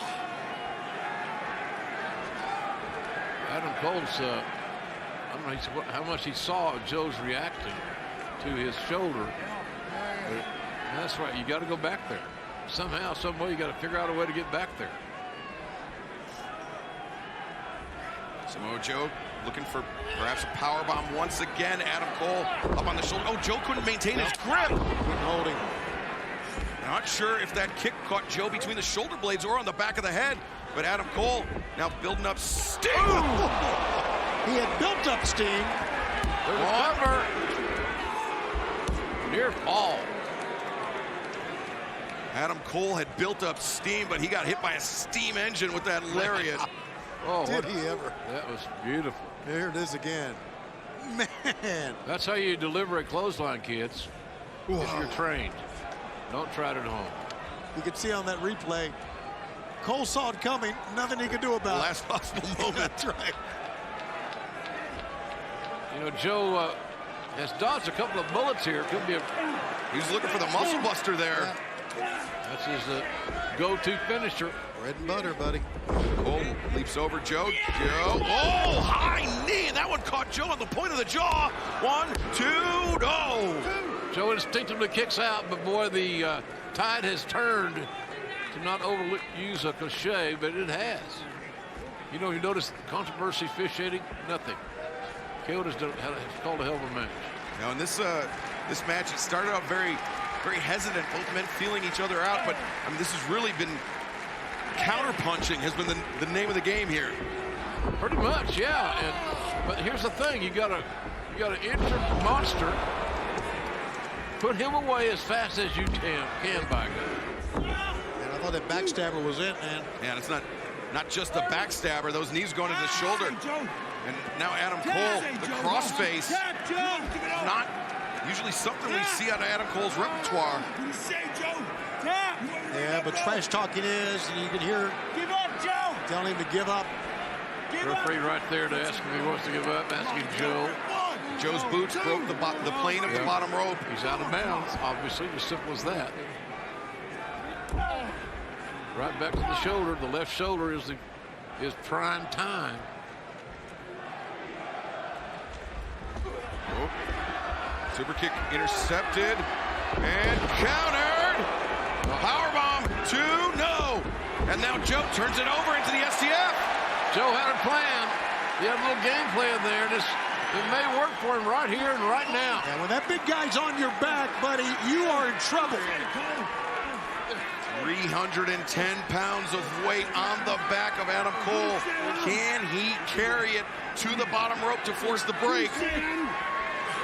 Oh, look at Joe countering. Oh, my God. Looking for a submission. Okay, get there. What do you say, Cole? Boy, look at the foot is so close. What do you say, Adam? Cole trying desperately. Joe readjusting. He's on the rope. Referee did a good job.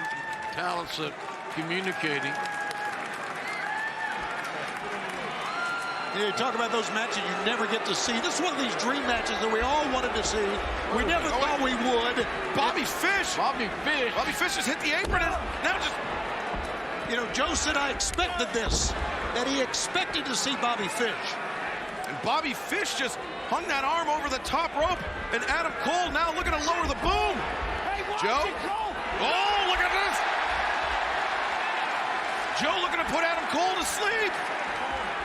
And he's got him down on a knee. Cole fading. There's Bobby Fish back in the picture, but not for long. He had to drop it. He had to drop it to get rid of Bobby Fish.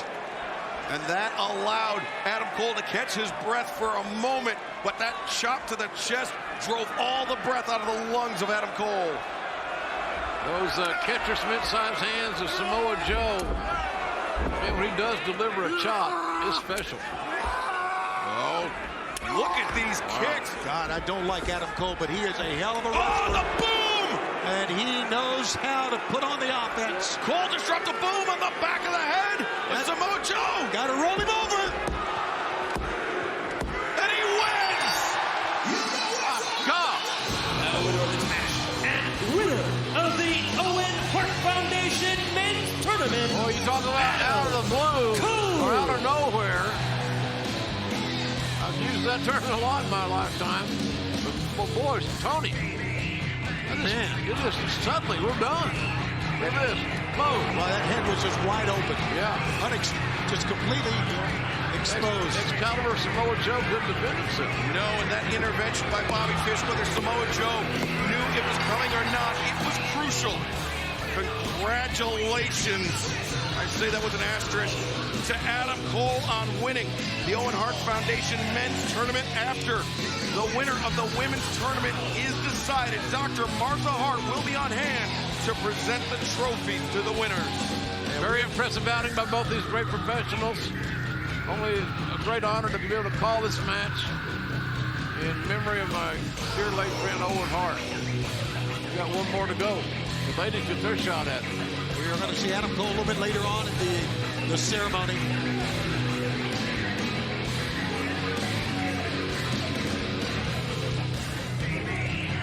Both these guys will be very proud of their efforts in this contest, I believe. Great match. Could have gone either way. That left shoulder injury for Samoa Joe was worse than anybody was aware of. That was the undoing of Samoa Joe. But right now, we've got more action to come in June. Two of pro wrestling's biggest powerhouses coming together to give you an event like you've never seen before. That sent shockwaves through professional wrestling. This is about the undisputed elite Bullet Club. It's the pay-per-view event the world has been waiting for.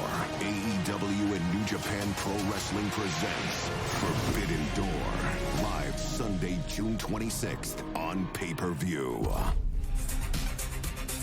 Well, Owen Hart was a great competitor in the junior heavyweight division of New Japan Pro Wrestling at Forbidden Door coming up on Sunday, June 26th. We will have junior heavyweights. We will have heavyweights. We will have the stars of AEW. You do not want to miss our next pay-per-view event. But coming up right now, JR, the finals of the Owen Hart Foundation Women's Tournament. Yeah, this should be special. Ruby Soho's got everything to gain and nothing to lose. Britt Baker's got everything to do everything with. She's a DMD. Over my brief AEW career, I have come so close, but never managed to obtain the victory. That would mean so much to me. Ruby's scrappy. I think Ruby senses that people don't really appreciate her right now. And I think she sees me as the mountain she needs to overcome to finally get the approval of the fans, to finally get the recognition she deserves. Ruby's very talented. Her and I, we go to war in the ring, but she couldn't beat me last time. Her first title match in All Elite Wrestling was with me. She couldn't do it. She's the ghost that haunts me from that loss that day at Arthur Ashe Stadium. And the only way to get rid of that ghost is to finish this. I think Ruby is coming into this match with extra motivation and extra edge.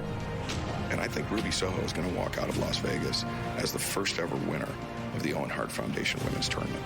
I am going to win the Owen Hart Foundation Tournament because there's nobody more determined in this division. There's no harder worker in this division. There is no other DMD. Britt Baker and Ruby Soho.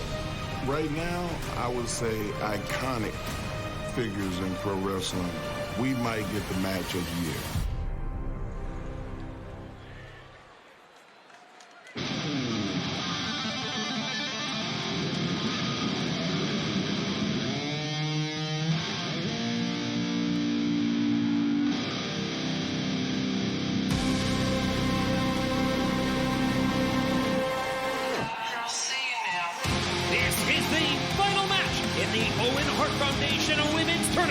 Set for one fall.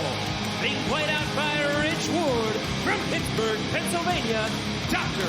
Britt Baker, DMD.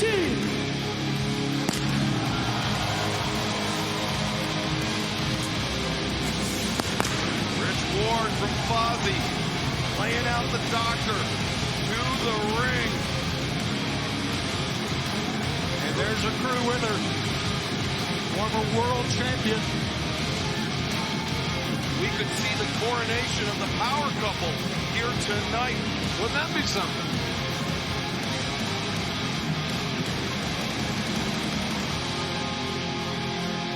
Confidence on the face of Dr. Britt Baker. She seems to be always be confident. Really, I mean, or maybe even on the verge of being overconfident at times.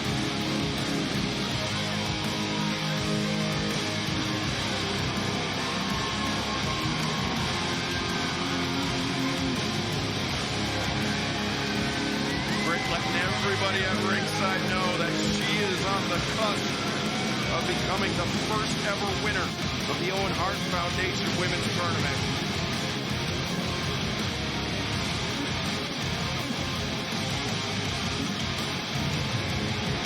Rich Ward is shredding here at ringside. What do you think, Tom? Well, this is Double or Nothing. This is big-time wrestling at its best, boys. Las Vegas, Nevada, sold-out house. Sold it out tonight, kids. Let's not forget that Ruby Soho and Dr. Britt Baker, DMD, have been on the big stage before. Right. Go back to last summer, right? Grand Slam at Arthur Ashe Stadium. When Ruby Soho challenged Britt Baker for the AEW Women's World Championship. And now, Rancid!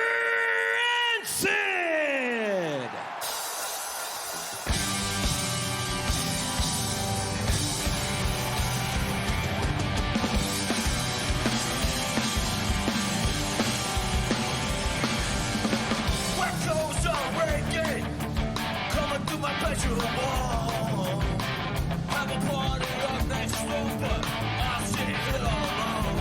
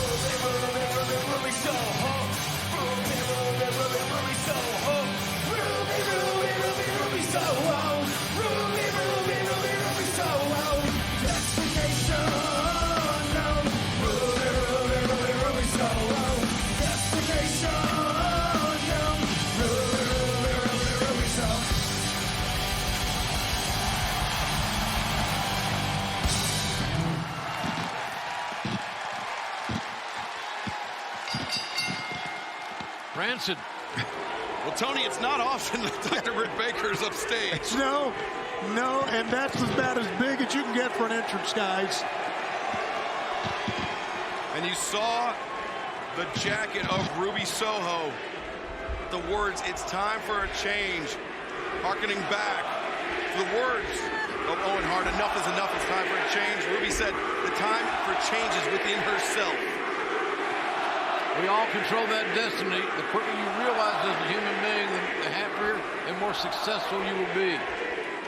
Now, if there's any such thing as momentum before the bell sounds, all the momentum is with Ruby Soho right now because of that song, because of Ransom.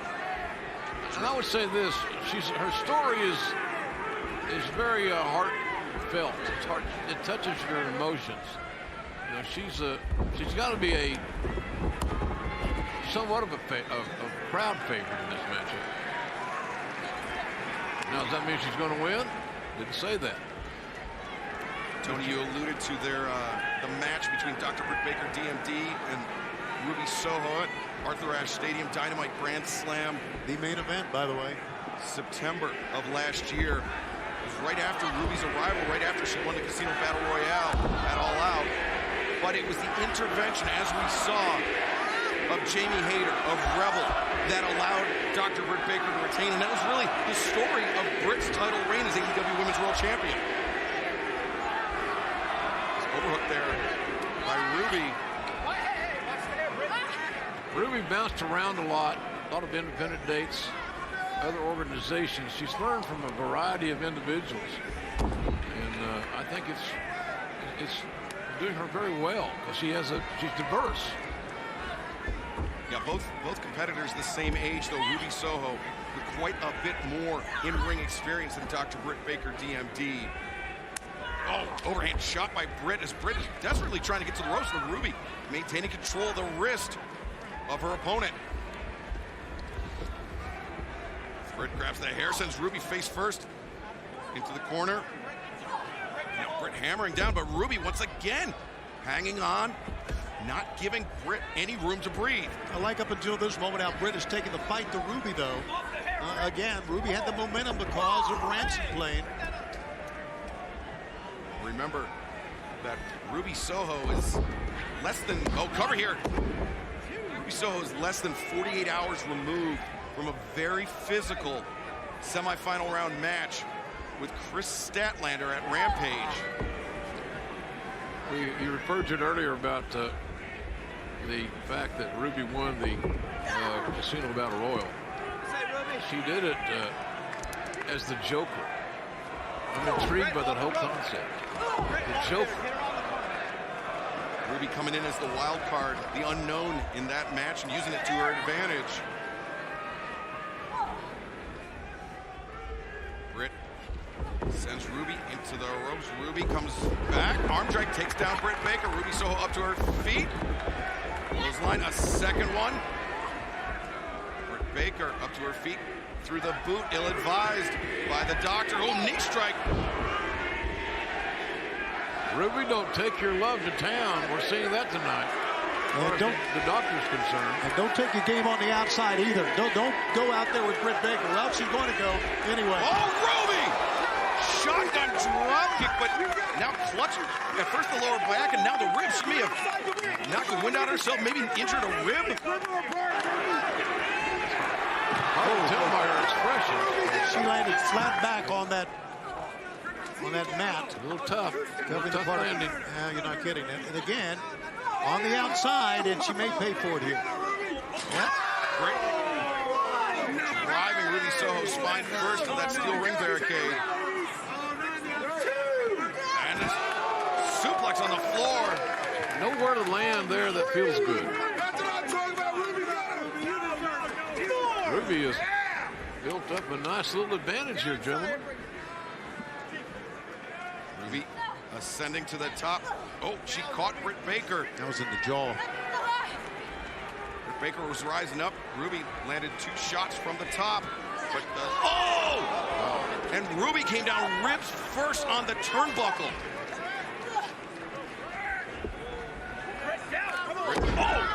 Dr. Baker's got a mean streak. She's aggressive. She's smart, in other words. Driving the flat of her boot, the heel of her boot, into the midsection of Ruby Soho. Let's see if the good dentist can close her deal here. Get off of there. Soho. One. Oh, you could hear and almost feel that one. Britt Baker. I never asked her to make me great. No, man, I tell you,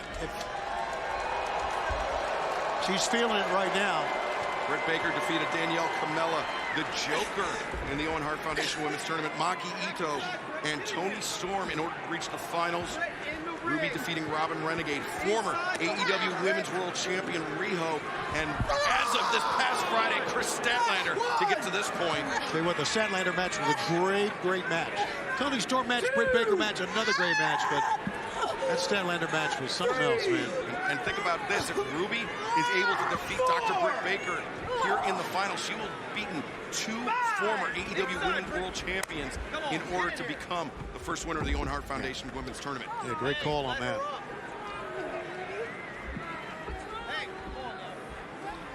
Side of the boot, right to the head. So in other words, that's explaining it's legal. Kicking with the point of the boot is not allegedly illegal. It's illegal, right? Ruby looking to send Britt in the corner. Russian leg sweep. And Britt. Love this crowd, man. Split down the middle. And Britt using the point of her elbow to hammer on the ribs of Ruby Soho. Oh, look at that. Just vicious attack. 14,459 people having a blast here. Sold it out. Yeah, 3 Traveled more from far and wide. And 3 more right at this broadcast table having a blast as well. Just fun to watch wrestling. And that's what we're seeing here tonight in different forms, different presentations, where we're seeing a variety of outstanding athletically oriented wrestling. Ruby with not a lot of mustard on those elbow strikes, but those chops may have stunned Britt, and Ruby caught her with that one. Reversal elbow strike. Britt got the first hit, first strike, first hit, whatever. Yeah. She got hers in first. That's always is a big deal. I've seen that look before when she jumped out that bottom jaw. Shit's on, boys. Britt up to the middle rope, maybe thinking Pittsburgh Sunrise here, but oh, Ruby anticipated it. Oh, just a right hand from Ruby. I think Ruby may be feeling a little desperation here because of the injury to the ribs. Only she would know that, but you're on to something, I think. Ruby headbutt to the side of the head. Britt and Ruby on the ropes. Superplex, but once again, Ruby coming up in agony. Who got the worst of that one? Ruby's putting her own body on the line, Tony. Second time, JR. Yeah, that's how badly Ruby wants to win this tournament. You could hear in her interviews how she talked about how she needed this. She didn't want this. She needed this. You know, Ruby owns a farm in Indiana. She's a farmer. Wow, how about that?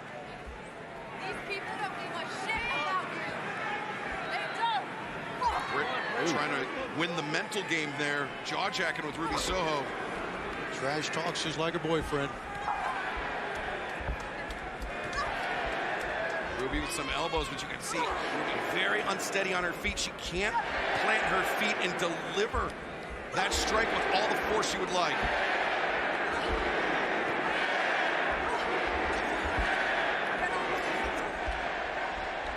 A slugfest in the center of the ring. Ruby with the momentary advantage, but Britt fires back one big shot. Boy, they are at the other end of the pool, shall we say, because they're doing all they can to find that one strike that's going to put the adversary away. That one shot. Yeah, neither backed down on that exchange. They both had to just collapse before it ended.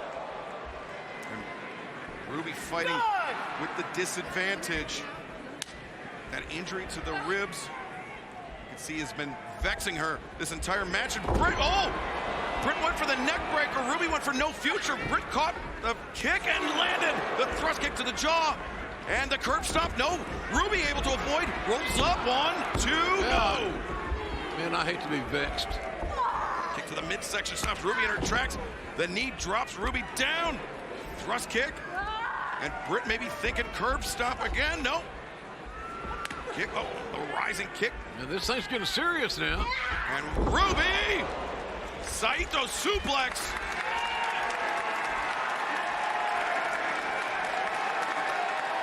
And Ruby rising to the top. The senton bombs away. 1, 2, no! She had a pretty good pinning combination that time. Just couldn't keep her down, and I think her injured ribs had something to do with that. Yeah, once again, the senton, it's your lower back that's contacting your opponent. She's heaving right here, JR. Yes, there is issues at hand. Very physical matchup. Got to hand it to both these ladies. They've given us great effort. They've made some amazing contact with their strikes. So much on the line in this match. You know, there will be other winners of this tournament, but there'll never be another time to be the first. That's what these ladies have on the line. Look at Britt trying to hammer those ribs of Ruby. To no avail, though. Ruby's got her. Or had her. I think Ruby may have clipped the top turnbuckle pad on the way down as Britt, the stomp, drives Ruby face first into the canvas. 2, wow, so close. Man, that's some guts by Ruby Soho, and frustration etched on the face of the DMD.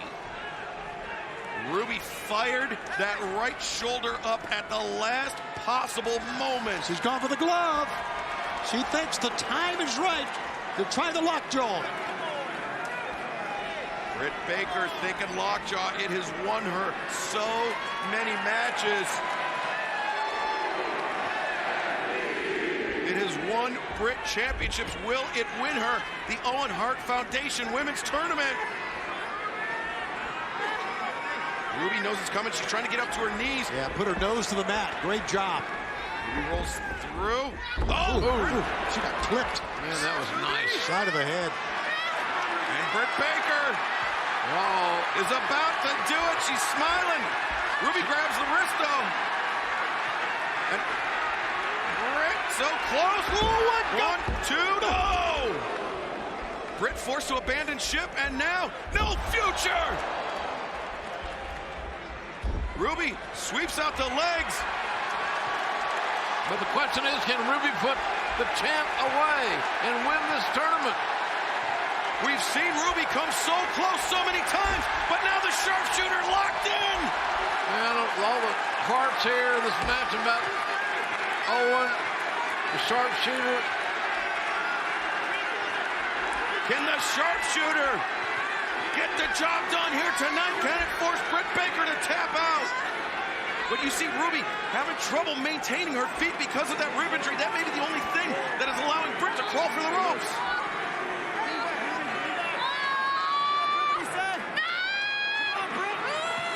Britt trying to bite her hand, trying to fight through the pain as Ruby wrenches backward. Ruby drags Britt. Good job. Reset. Back. Ruby reset. Man, what drama. What an act of desperation. Dr. Baker got out of bounds on a break the hold, looking for her, but still a great advantage for Ruby Soho.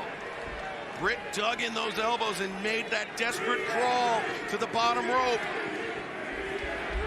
Ruby Soho charges in. Britt able to avoid contact, but not able to capitalize. This match has gone back and forth so many times. No one really able to have an extended streak of momentum. Ruby Soho up on the shoulders. Dr. Britt Baker looking for the victory roll. She's got it. 1, 2, no. Britt reverses. 1, 2, 3. Wow, counter. What a counter. The winner of this match and winner of the what a Owen counter. Hart Foundation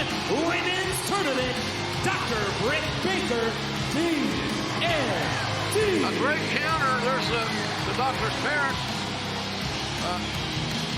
The great thing, the interesting part about that pin, it was created by Ruby's attempt at a pin.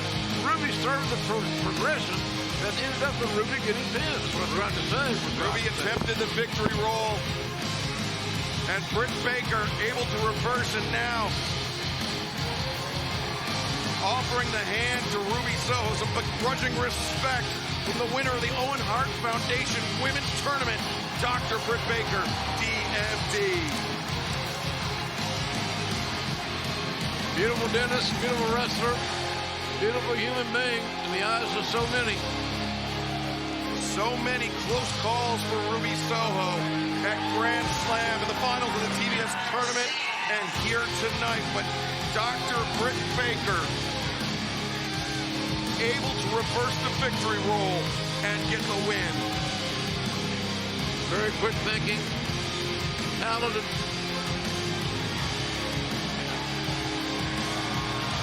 Adam Cole, the winner. Adam Cole of the men's tournament.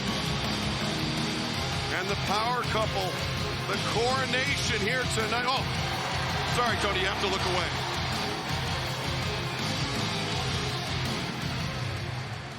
We are with the champions of the Owen Hart Tournament, Dr. Britt Baker, DMD, and Adam Cole. Ladies and gentlemen, 18 months after her husband tragically passed away, Dr. Martha Hart developed the Owen Hart Foundation. And she is here tonight to honor the champions and honor the name of Owen Hart. Please stand and welcome with me, Dr. Martha Hart.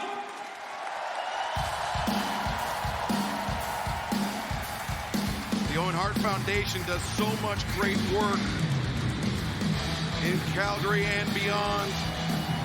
Dr. Martha Hart at the head of that foundation. Of course, to learn more about their mission and message, you can visit owenhartfoundation.org. Don't fail to acknowledge Tony Khan. Are you crazy?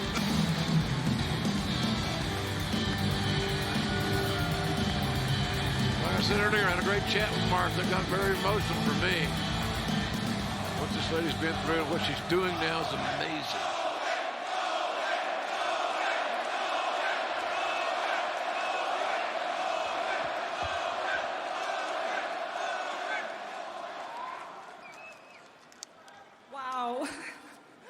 Thank you so much for that warm welcome. Thank you.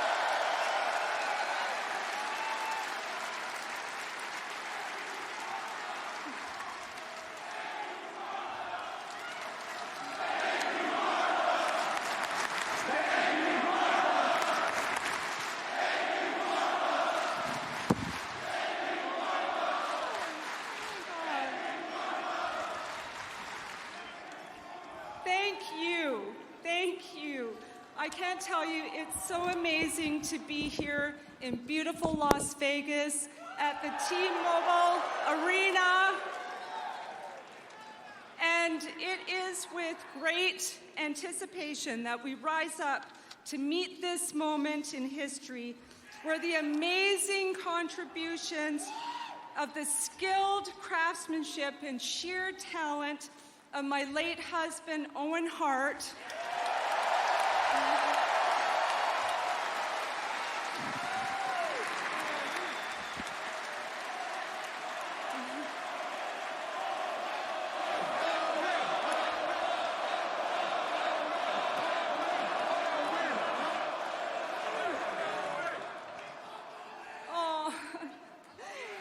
one of the most incredible artisans of the wrestling world, one of the most incredible wrestlers of all time.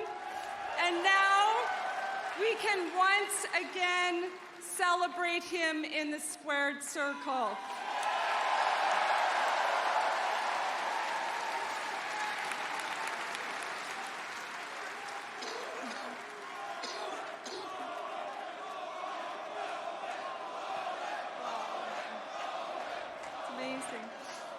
It is with deep, heartfelt sincerity that I thank Tony Khan, Chris Jericho, the producers of The Dark Side of the Ring, the entire AEW crew who are incredible.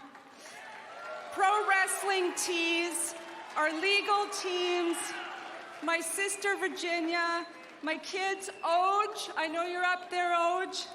Athena, you're over there. And of course, my fantastic Owen Hart Foundation committee who are here, they're all here with me tonight. But most of all, I thank you wonderful fans for making this event possible. It goes, truly. It goes without saying that our partnership is a match made in heaven, with the Owen Hart Foundation tournament truly fit for a queen and a king. The King of Hearts, of course, Owen Hart. Of course it has to be a good tournament. Well, you two, heavy lies the crown, so well done to these titans of the ring who wrestled to victory and have earned a place on the royal throne. Let's honor and congratulate these tremendous athletes who won their hard-fought battles and are the winners of the first ever Owen Hart Foundation Tournament of Champions.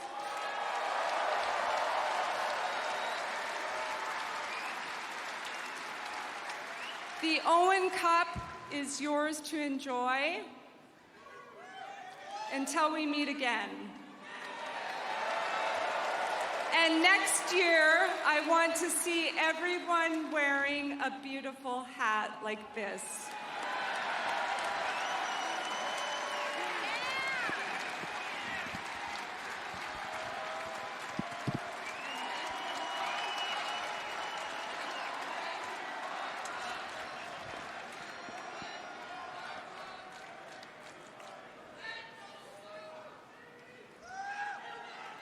We understand each will get a belt. The belt is theirs to keep, but the cup. The strap, Tony. The strap. Come on. That's beautiful. I saw it earlier today. And wait till you see the other one. And then their names will be engraved on the cup.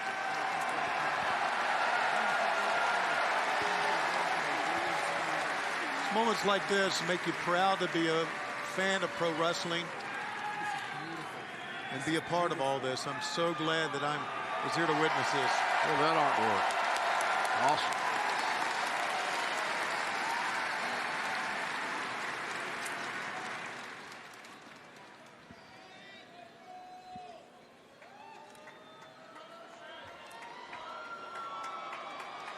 Wow.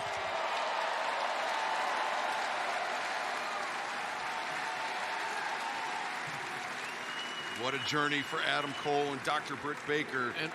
And also, let me add here real quick. How much fun is Martha having? Yes. She was with us on Long Island. The tournament kicked off officially. And now here tonight, trophy presentation. And of course, the Owen Cup.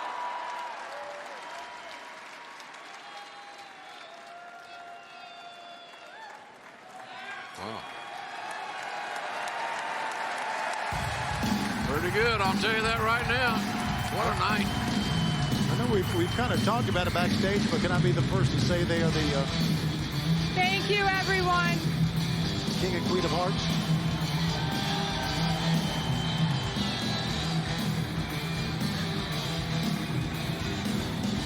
Did I steal your line on that?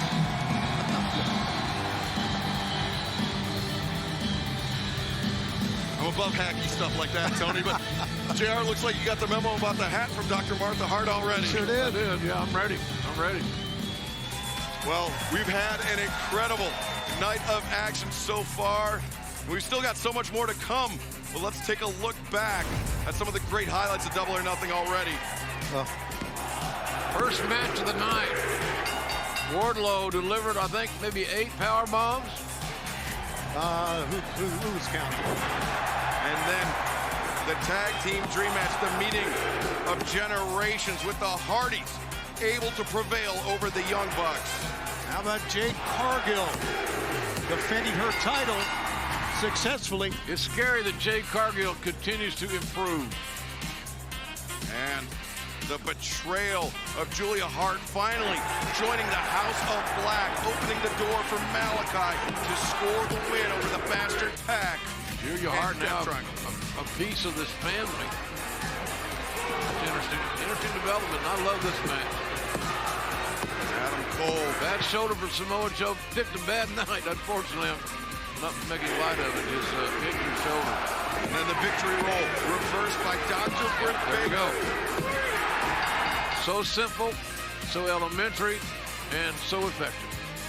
But still to come tonight, our main event, Hangman Adam Page looking to defend the AEW World Championship against CM Punk. And you still have time to join the DraftKings pool.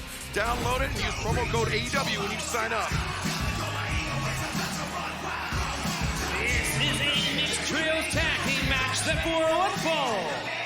Introducing first, being accompanied by Dan Lambert at a combined weight of 433 pounds. All Ego Ethan Page and the TNT champion Scorpio Sky. Brand new TNT title belt. Debuted this past week. Purple and gold for Scorpio Sky. And their partner from Coconut Creek, Florida, Paige VanZant. Bare knuckle fighter, MMA competitor. Paige VanZant making her pro wrestling debut, and here's Austin Vanderford, Paige's husband, ringside for her debut. Paige VanZant, the 8th career mixed martial art wins, 5 by either knockout or submission. A dangerous, dangerous individual.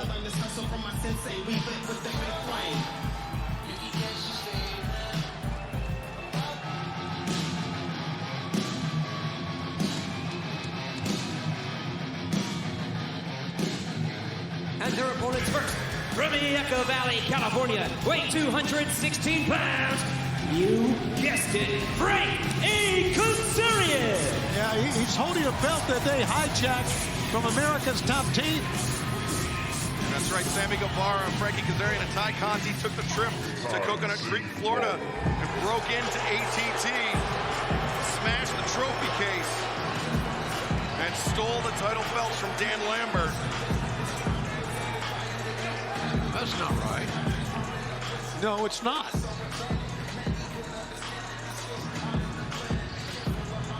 And his tag team partners, Ty Conti and the Spanish God, Sammy Guevara. Wow, Ty Conti and Sammy Guevara really embracing the boos from the fans. Oh, for God's sake. More tongue than our matchup graphics, JR. Lord.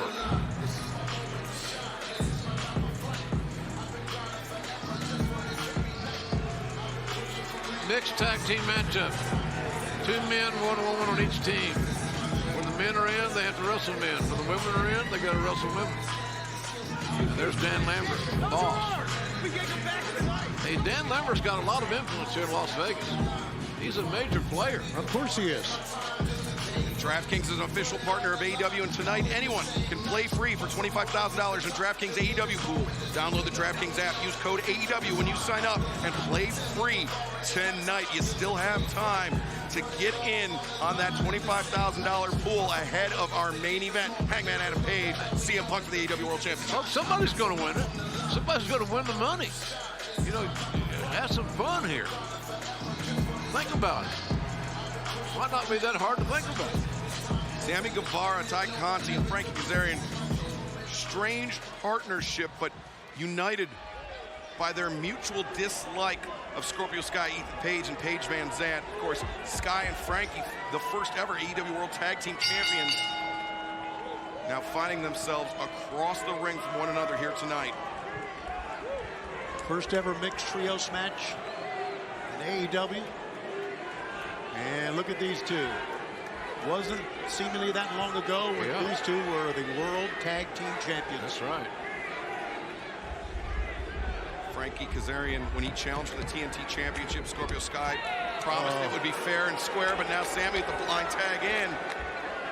It was not fair and square, by the way. Scorpio Sky retained by hook and by crook. Page says, let me in, buddy. Oh, there you go. I knew this would happen. Ethan Page delivered some big right hands, now big elbows. He was not going to go for just a headlock and a takedown. We have not seen the best of Ethan Page. I think he's got a phenomenal upside. Did you hear that? I've been waiting for this as Ethan Page just teeing off on Sammy Guevara. Showing rage. If he has control rage with his physique, his strength, he's somebody to contend with. I really believe that. He's going for the Ego's Edge. Ego's Edge. Oh, Sammy reverses. Great counter.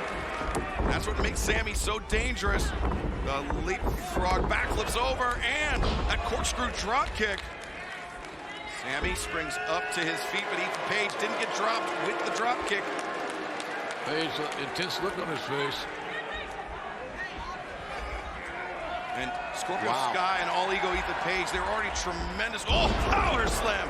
Already tremendous pro wrestlers before, but uncover here. But then they began training with Dan Lambert at American Top Team. American Top Team been voted Gym of the Year for the last 5 years straight in the World MMA Awards. It's a facility like none other is Dan's spot there in South Florida. Though I do understand that the trophy case is now plywooded up. Yeah, well, they'll rebuild that obviously, but these two men know each other like the backs of their hands. Scorpio Sky, beautiful drop kick, the ice water in the veins of the TNT champion. He's got that new purple and gold TNT championship title belt. And I would say that he probably had the best 400 days of any athlete we've had in AEW.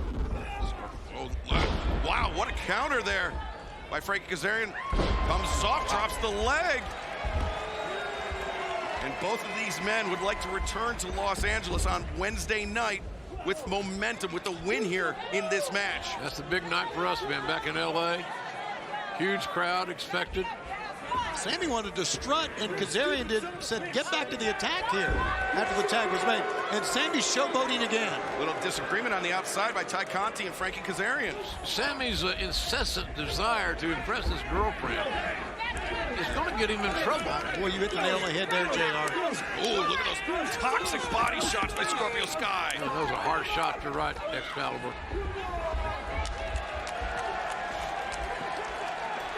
Sammy was trying to get his arms down to protect his ribs, but I'm not sure how effective that was. And remember, this is not just a battle of bad blood, a battle of respect. If Scorpio Sky, Ethan Page, and Paige Van Zandt win, oh, it's Ty Conti with a rake of the back. I was about to say, if Frankie Sky and Paige Van Zandt win, or excuse me, if Ethan Page, Frankie and Sammy can never challenge Scorpio Sky for the TNT Championship ever again. I don't know if that's a blessing or a curse. Here goes Sammy again. Looking for the cutter, it lands! And it's one of his best moves. And he really executed with perfection that time.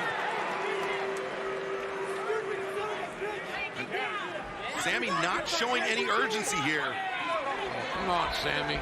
Trying to lure in Paige Van Zandt. Distract the referee, mainly. Sammy and Ty. Double suplex on Scorpio Sky. Ty escapes.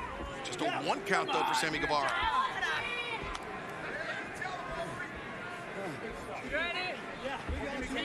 It seems like this might just be me that the men on these two teams are not too overly excited to see the women fight. Well, I think just as long as it might be a good strategy. I'm not saying it isn't. I'm just saying it seems like the guys are dominating the match. I think it's bad blood, JR. I think they want each other so badly. Exactly what I was about to say, Tony. There is so much animosity between Ethan Page, Sammy Guevara, Scorpio Sky, and Sammy Guevara, and even now, Frankie Kazarian getting dragged into the mix. Yeah, well said, dragged into the mix. Frankie deserves better. Yeah, I agree with that. Scorpio Sky up to a vertical position using those right hands to the ribs of Frankie. Frankie delivers a knee to the midsection, chop to the chest. Hammer throw into the ropes, stopped by Scorpio Sky. He dug in his heels, now he reverses Frankie. Ethan Page grabs onto Kazarian, swinging on missed by Kazarian. Ethan Page paid the price for sticking his head to the ring, and what a flatliner by Scorpio Sky. Oh, Ty Conti. Whoa. A cheap shot on Paige Van Zandt. Man, I can see this combination of Sammy and Ty being the most disliked pair in all of AEW and beyond. Don't do it. Don't. And thank you. Look, Frankie's looking for the tag. Hey, you stupid son of a bitch! Did you see that? You're Frankie was looking for the tag, and now Sky poised to deliver the TKO. Oh my God, you're so amazing. Switch there by Scorpio Sky. Frankie looking for the crossface chicken wing. Once Frankie gets this locked in, he's been unstoppable.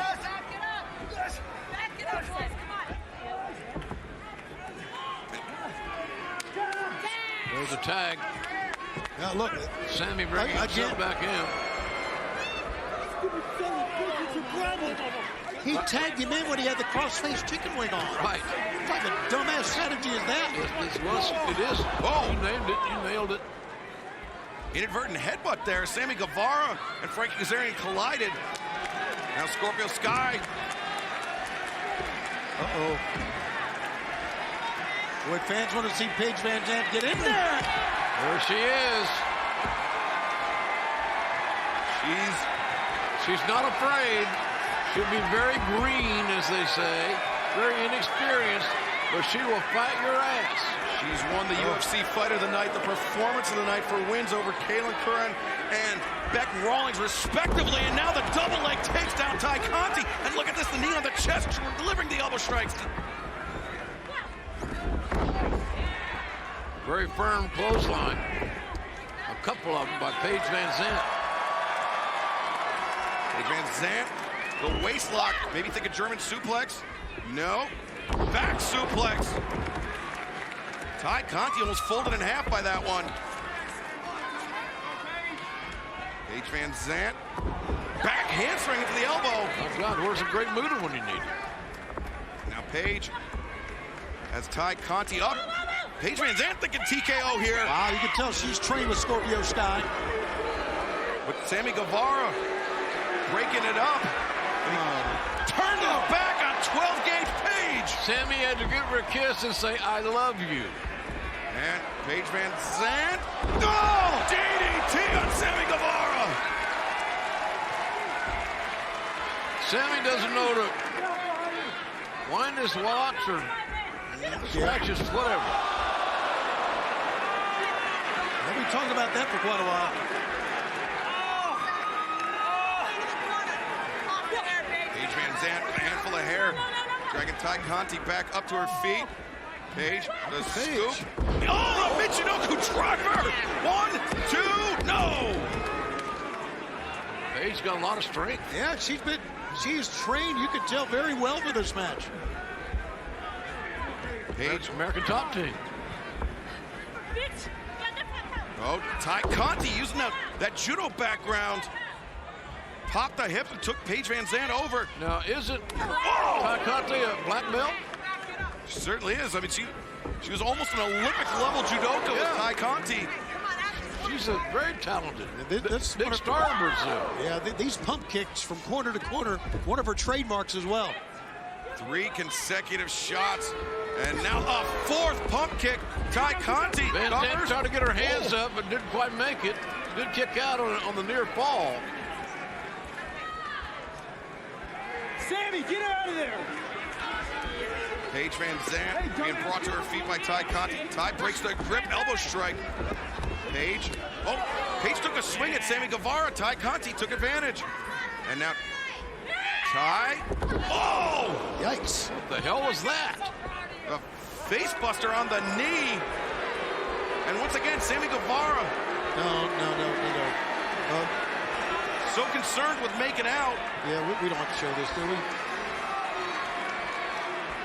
Sky has seen enough. We've Paige all has seen enough. Scorpio's seen enough. Kazarian said, no, you're on your own, kids. And I don't blame him. Oh, Frankie! Leaving Sammy Guevara and Ty Conti high and dry. Let me do it. Leave him. Sammy doing his best to fight with a disadvantage with that. What a massive shoulder tackle by Ethan Page. Page has got a lot of power and explosiveness. Again, we have not seen the best of Ethan Page. Oh, but Scorpio Sky. Oh! Caught the cutter, but Frankie Kazarian over the top of the DDT. Great move, Kazarian.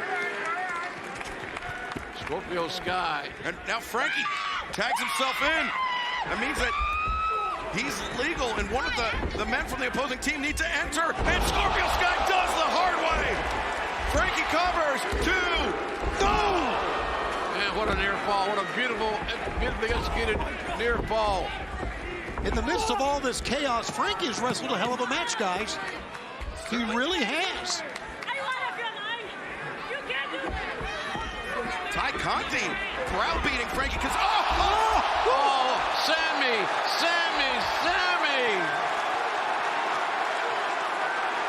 He gonna pay for that. He messed up big time. He could be hearing about that for a long time. Watch out! But all ego, Ethan Page, the roundhouse kick. Scorpio Sky, the TKO! Sky covers. 2, 3. Oh, man. What a hell of a match. What a hell of a match. The team of Paige Van Zandt, Ethan Page, and the TNT champion, Scorpio Sky. And that means that Sammy Guevara and Frankie Kazarian can never challenge Scorpio Sky for the TNT Championship ever again.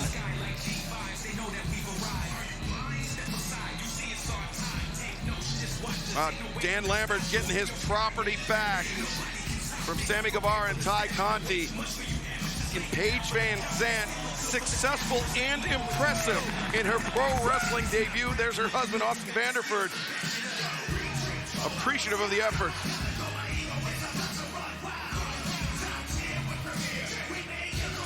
We still have so much more to come here tonight on Double or Nothing.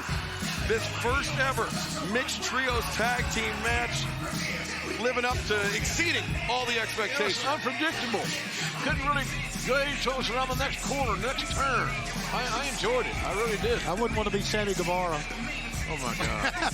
Kicks his bride in the head. He's gonna be sleeping on the couch or the doghouse. Wow. Well, coming up next, bad blood about to boil over in this one. Kyle O'Reilly injured the ankle of Sting, and now here tonight, Darby Allin out for revenge.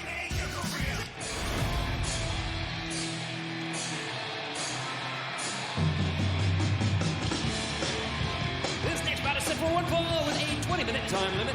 Approaching the ring from Vancouver, British Columbia, Canada, weighing 206 pounds, Kyle O'Reilly. Now, you know, Kyle is just coming off a physical, and I must say, fantastic match against Samoa Joe and the Owen.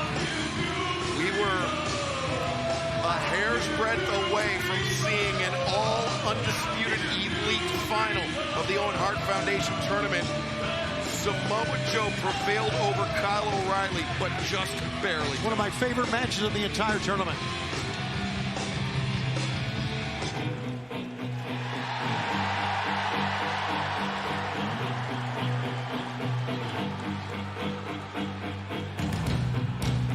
And his opponent from Seattle, Washington, weighing 175 pounds, Darby Allin. Darby's so emotional after what happened to his mentor, his role model, his friend Sting. And we know that Sting, because of the injury, was unable to make it to Las Vegas this week. That means Darby Allin will be going this one alone. And Kyle O'Reilly has the entire undisputed elite backing him here tonight in Vegas. And we'll probably see him, Excalibur, before it's all said and done. And you know they're feeling good about themselves, JR, after Adam Cole wins that match, right? Yeah. They're probably in celebratory mood here. Well, that tells me that it wouldn't be a bad idea for old Darby to win it as quick as he can. Yeah, good call. Darby shooting for an ankle pick there, but Kyle O'Reilly able to avoid it. Kyle escapes the grip. These men, tons of, right in the face.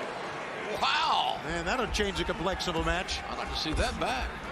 O'Reilly, these open-handed palm strikes, the elbow strikes, looking for the Jujigatami. Cross arm breaker. O'Reilly came in disaster mode. Wow. Man, that knee strike. I'm still breathless about that. Well, I was going to say way earlier, that the thing that Darby's got to do is create a more sensational atmosphere, because what Kyle O'Reilly's going to do, if you let him, he's going to beat the hell out of you wrestling. O'Reilly over that back sweep. O'Reilly, his MO is to blister his opponent at kicks. Look at that mouth. There's your knee. Yeah, that's when Darby shot for that single leg, and Kyle O'Reilly, it landed the knee right on the mouth of Darby Allin. Loosened some teeth, busted a lip. Blood is evident, Your Honor. O'Reilly driving his shoulder into Darby's. He was hammering down and kneed up, causing 2 points of contact on the shoulder of Darby. Kyle O'Reilly has a tremendously high wrestling IQ. Big time. Snap, up in the hips. O'Reilly, far leg hooked, just a 2 count.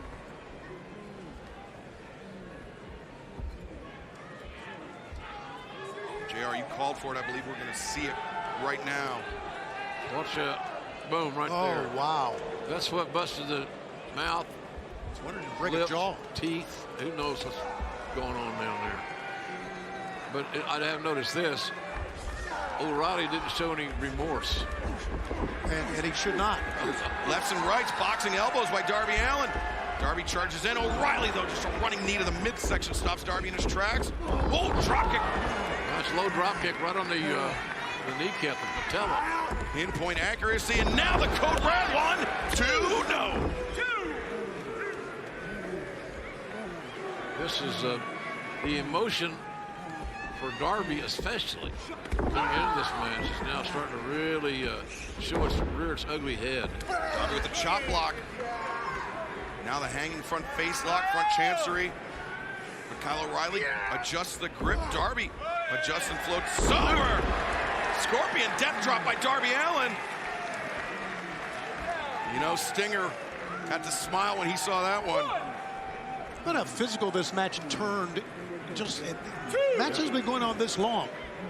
And, man, it is broken down. So I was alluding to, Tone, about the emotions of Darby. He's going to make this match ratchet it up. Darby looking for the coffin splash, but Kyle O'Reilly adjusts now. Hangs on nicely, too. Looking for the Laura. And Darby, great submission defense using the knees. As Kyle O'Reilly's trying to bring the wrist of Darby up between the shoulder blades. The Kimura, also known as the double wrist lock, ladies and gentlemen. Oh, Kyle shot for a single and Darby countered. Kyle comes back and Darby over the top. The stunner, and Kyle O'Reilly spills the outside. Here he goes. Darby, oh my God! What the hell did just happen? I don't know. I don't know what happened. It looked like Darby had head first, and then his legs cartwheeled, kicking Kyle O'Reilly against the safety rail. I think Darby may have left his feet too early, clipped the bottom rope, and that sent him pinwheeling into Kyle O'Reilly. We'll hope that we'll get another look at it. Man, whatever it was, he didn't plan on it happening that way, I can tell you that. Darby up to his feet. Both men able to continue. And you saw referee Bryce Remsburg immediately on the outside, checking on both competitors. That's why they call it high risk. I know it's an old cliche, but it is. High risk for me and you. Kyle to the outside. No, don't do it again. Darby the tope, but Kyle O'Reilly caught him. O'Reilly caught the man in midair and turned it into instant offense. He's got the body scissored, and now he's going to try to put Darby to sleep on the floor. Can't win on the floor. That's what the referee Bryce Remsburg just said. All right, here it is again. It was the first dive by Darby. Oh wait, no, that was... Here's the first one. Darby's feet hit the middle rope. Okay. And that altered his trajectory just enough. Well, we didn't show you the look that we were looking for, but we will, if at all possible. Kyle O'Reilly slow to the top, and Darby the open-handed slap across the jaw of O'Reilly. O'Reilly. Reversal. Rolls through Darby for the Last Supper. 2-0. And Darby did such a great job of keeping his shoulder off the mat, but keeping his eyes on his opponent's shoulders. I got to be honest. There's a lot more wrestling, catch-can wrestling in this match than I ever dreamed. Well, I think these two guys are as evenly matched as you're going to find in AEW. I really do. Oh, inside cradle. Cover here. 2. No, O'Reilly maintains control and brainbuster on Darby. Oh, that ought to do it right there. Took a leg. And O'Reilly right there to the cross arm breaker as Darby kicked out. Darby hooking those hands. We saw this versus Rey Fenix, and now O'Reilly trapping the leg as well. Oh no, shifting his focus to the leg, now the ankle lock. Darby Allin is in big time trouble. What a run that Kyle has been on. Wins over Jungle Boy, that classic over Samoa Joe. Oh, but look at this, Darby. And Rey Fenix, a win over Rey Fenix as well. Darby stepping over. It's almost a sharpshooter. The Scorpion Deathlock, if you like, but Kyle O'Reilly digging his fingernails into the canvas to make the crawl of the ropes. Talk to me, Kyle! Sting, of course, have been using that Scorpion for over 30 years, but not today, at least not right now. Out of bounds, hold broken immediately by referee Remsburg. That faraway look in the eye is nothing horribly unusual for Darby Allin. No, he's had that faraway look many times. Both men, are spent. Match with a 20-minute time limit.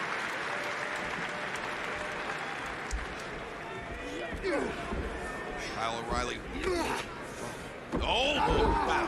Dragon screw right up through the ropes. I was going to say one of the best strikers here in AEW, but the word is out on that. As Darby, the good God, coffin drop as O'Reilly was caught in the ropes. God.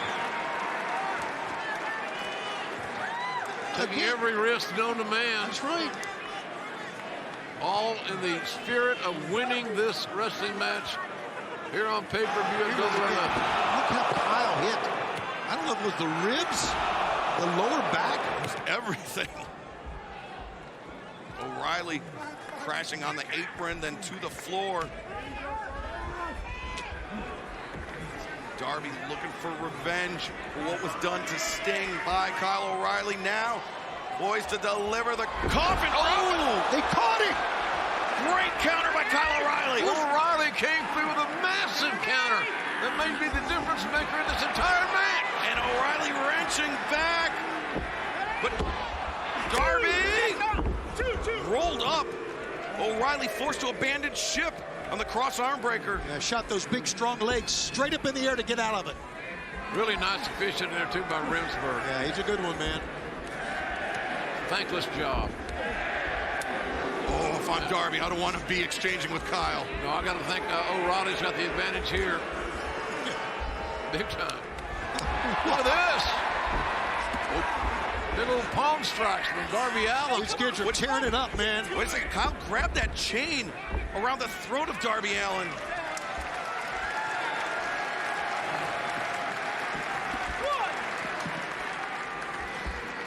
This thing ended in a double count out. I'm going to the house. It would be heartbreaking, but it would be all the more reason to just run it back with no time limit. No count out. The chemistry of these two guys is excellent. Overhand. So, look at that unbreakable chain of Darby now in the mouth. And oh my God! Oh, look at broke. And O'Reilly now putting Darby to sleep. O'Reilly comes in, the PK covers. Oh, Darby kicked out of one. Darby holding on in this keen sense of urgency. A 2 count. Darby fighting through it. The third PK by Kyle O'Reilly. Man, I am impressed by Kyle O'Reilly here tonight. What a match. He is bringing it. Diving knee drop. Kyle O'Reilly, 2, 3. Wow. Wow, just wow. How tough is Darby Allin to survive 2 consecutive penalty kicks? It was the third one, followed up with a knee drop that finally put Darby away. Very physical match. I admire the courage and the esprit de corps, the love of the game, because we saw it here tonight. The love of the game on display with Riley winning a very close one.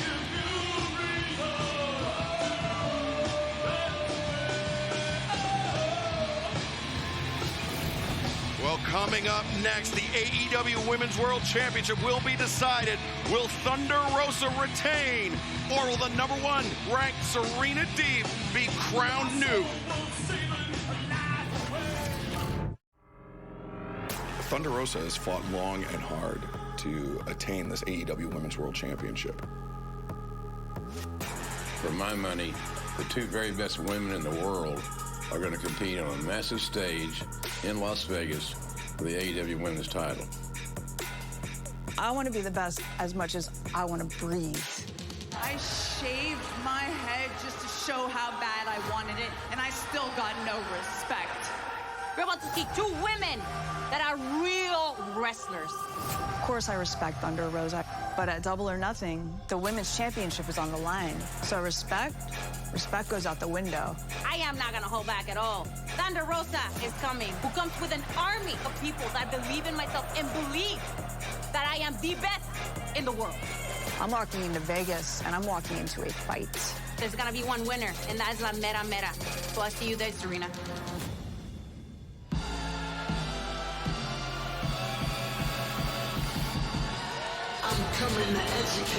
The following contest of 4-on-4 with a 16-minute time limit is for the All Elite Wrestling Women's World Championship. Introducing the challenger from Oakton, Virginia, Serena Deeb. Focus, game planning, the mental approach to the game. Those are only a few of the attributes that this amazing veteran brings to the dance, Tony. I think she's the complete wrestler. The complete wrestler in any division, men's or women's division. And I think she, if you talk about people being prepared to wrestle, this lady is prepared tonight, Chip.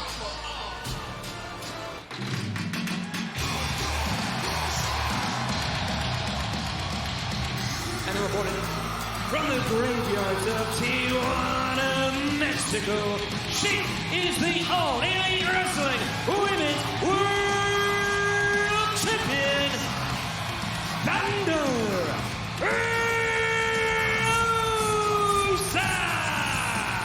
You know, Tony, both you and I have had the opportunity and continue to do so to work with Thunder Rosa away from the wrestling ring. Right.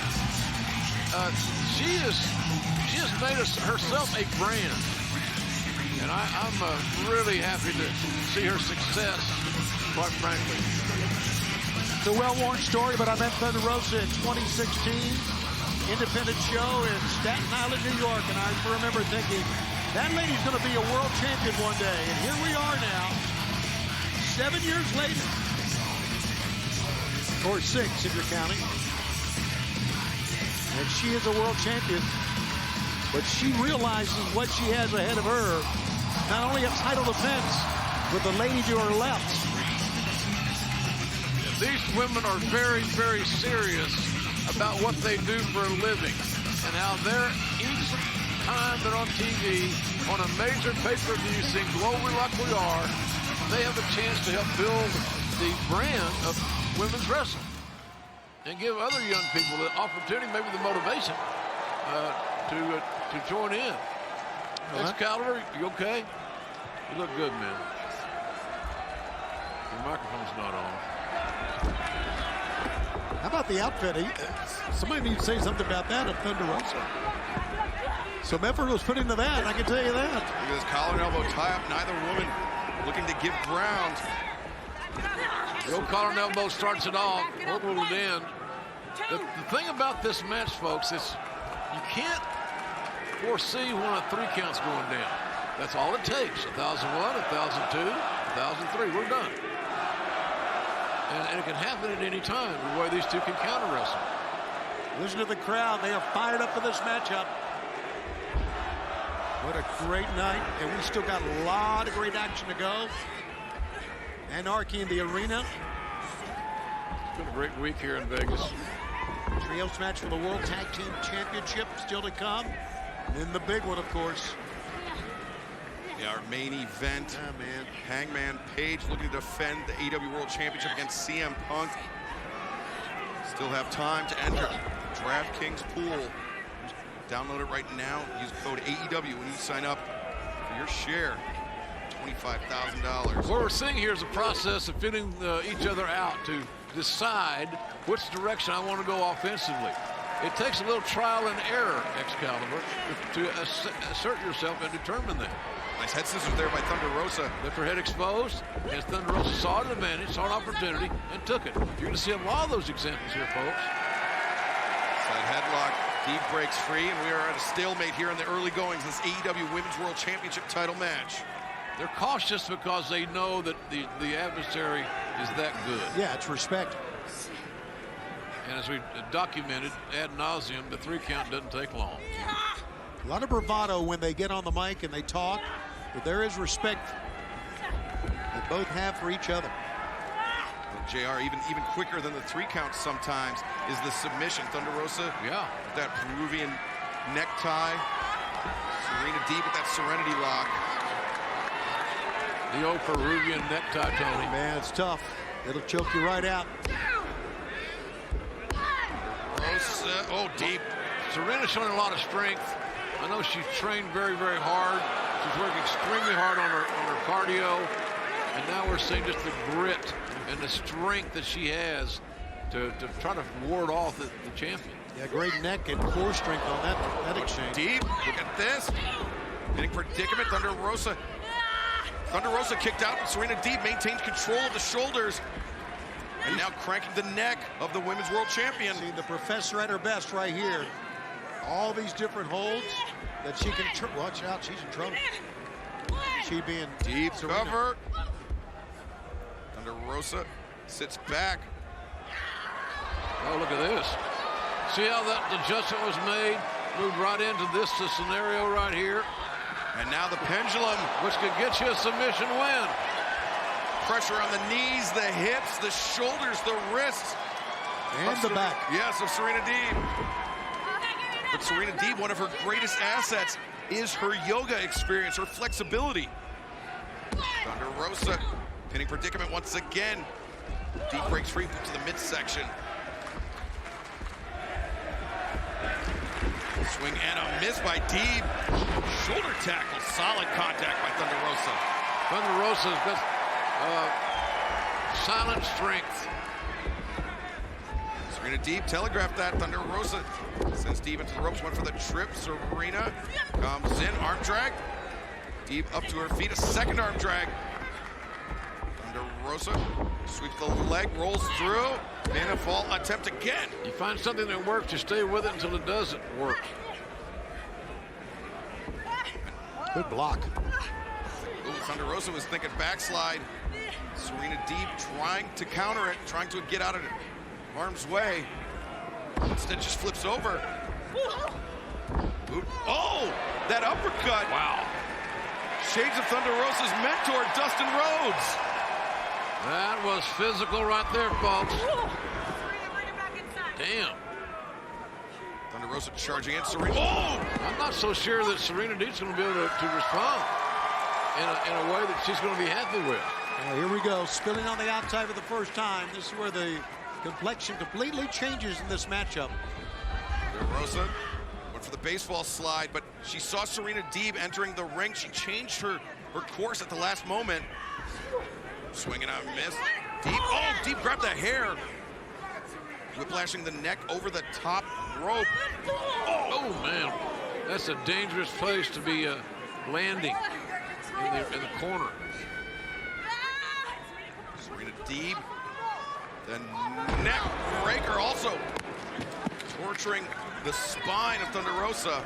I started to say that the referee needed to utilize her count to break that hold. However, that's not going to do the challenger any favors. Can't win the title if you can't outright. Disqualification or whatever. Serena Deeb riding her #1 ranking and a 9-match win streak into double or nothing. Big time swinging neck breaker. Watch out. That neck breaker's been around for years, exactly like that one. That's a twisting neck breaker. That's what makes Serena so great. Moves and holds that have been around for years. She has perfected them. Yeah, she certainly has. Great coach, great teacher. Like a European uppercut. She knows how to execute that as well. Student of the game. Sort of not to say that Thunder Rosa isn't, because she certainly is too. She's paid her dues. No, but Serena Deeb, just with more than twice the in-ring experience of Thunder Rosa. That is so hard to counter with somebody as intelligent as Serena Deeb, who now inside the ropes, punishing the shoulders and the lower back of Thunder Rosa once again. Man, that was almost a ridiculous situation that Serena put herself in. She broke the hold at 4. She's going to get disqualified at 5. Getting disqualified doesn't take you to the proverbial beloved pay window. Yeah, but I'd say you stretch it to 4, do as much damage as you can, then you break it. Right thing to do. Now the abdominal stretch locked in. I mentioned Serena Deeb's 9-win streak. 2 of those victories came over former AEW Women's World Champion Hikaru Shida. So Serena knows what it takes to beat a champion, though obviously the title not on the line there, but on the line tonight, and Thunder Rosa powered out of it. A lot of guts and determination there by Thunder Rosa to power out of that situation. And now look at Serena's got to get right back into the fray. Regain that momentum she had. It's a game of momentum, especially when you're fighting for championships, as we are in this one. Deeb again, that uppercut. Thunder Rosa with the chop to the chest. Thunder Rosa backs Deeb up to the ropes, and a big-time lariat by Thunder Rosa. Deeb wanted to put the brakes on. She could not. Thunder Rosa, the scoop and the slam. The champion with the momentum right now. Now the hammer throw sends Serena Deeb face first in that middle turnbuckle.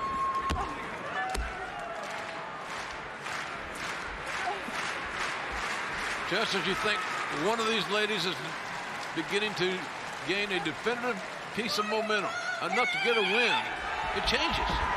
Oh!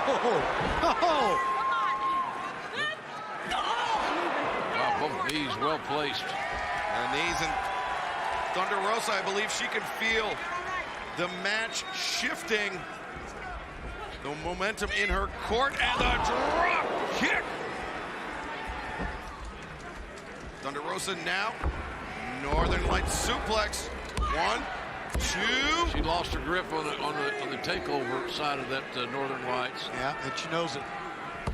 If you saw our fantastic countdown special, you saw Thunder Rosa return to the city of her birth, Tijuana, Mexico, as the first Mexican woman to win a major American championship. Very emotional for her. An emotional victory it would be tonight, but Serena Deeb fighting out. And now with the look at maybe for one of those neck breakers once again. Thunder Rosa switch. Champion and challenger switching back and forth. Side Russian low, no, I thought. Oh, the Machikakami. Flying octopus hold. Thunder Rosa has to carry the weight of her opponent as she is being stretched and torn apart.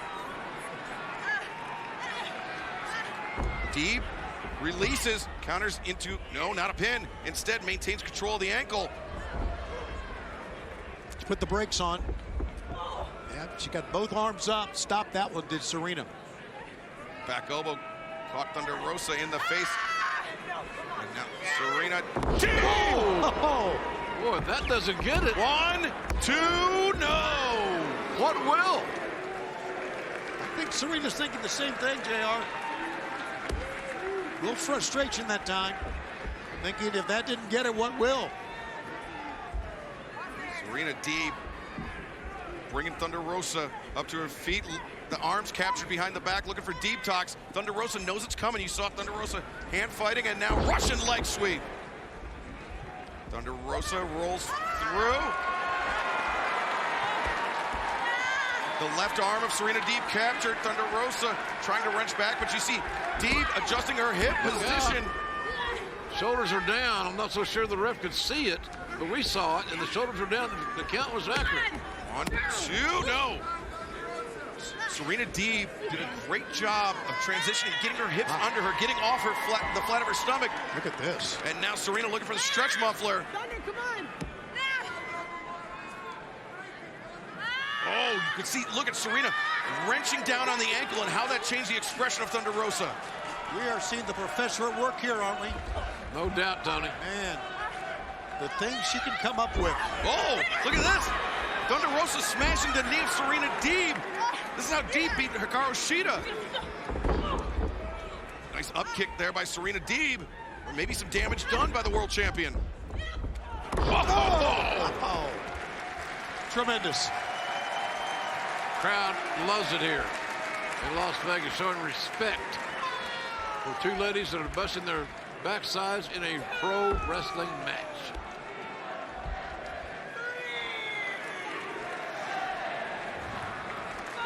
Thunder Rosa's lone defense of the AEW World Championship thus far came at Battle of the Belts 2, where she defeated Nyla Rose in the main event. Yeah, much different opponent here, though. High boot. Serena was charging in. Thunder Rosa. Oh! Whoa! On the spine. Man. The lower back, the spine. Thunder. Oh! Death Valley driver. Thunder Rosa hooks the far leg. Good grief, she kicked out. Well, back to the drawing board. Let's see what they got left. Class is still in session, Tony. And there is. Thunder Rosa doing a great job of keeping her opponent at arm's length the entire time. But oh! That was great. Chop block. Chop block, followed her in. Get you 15 in the NFL. For this. And now the figure 4 leg lock. And who's closest to the ropes? Not Thunder Rosa. Ooh!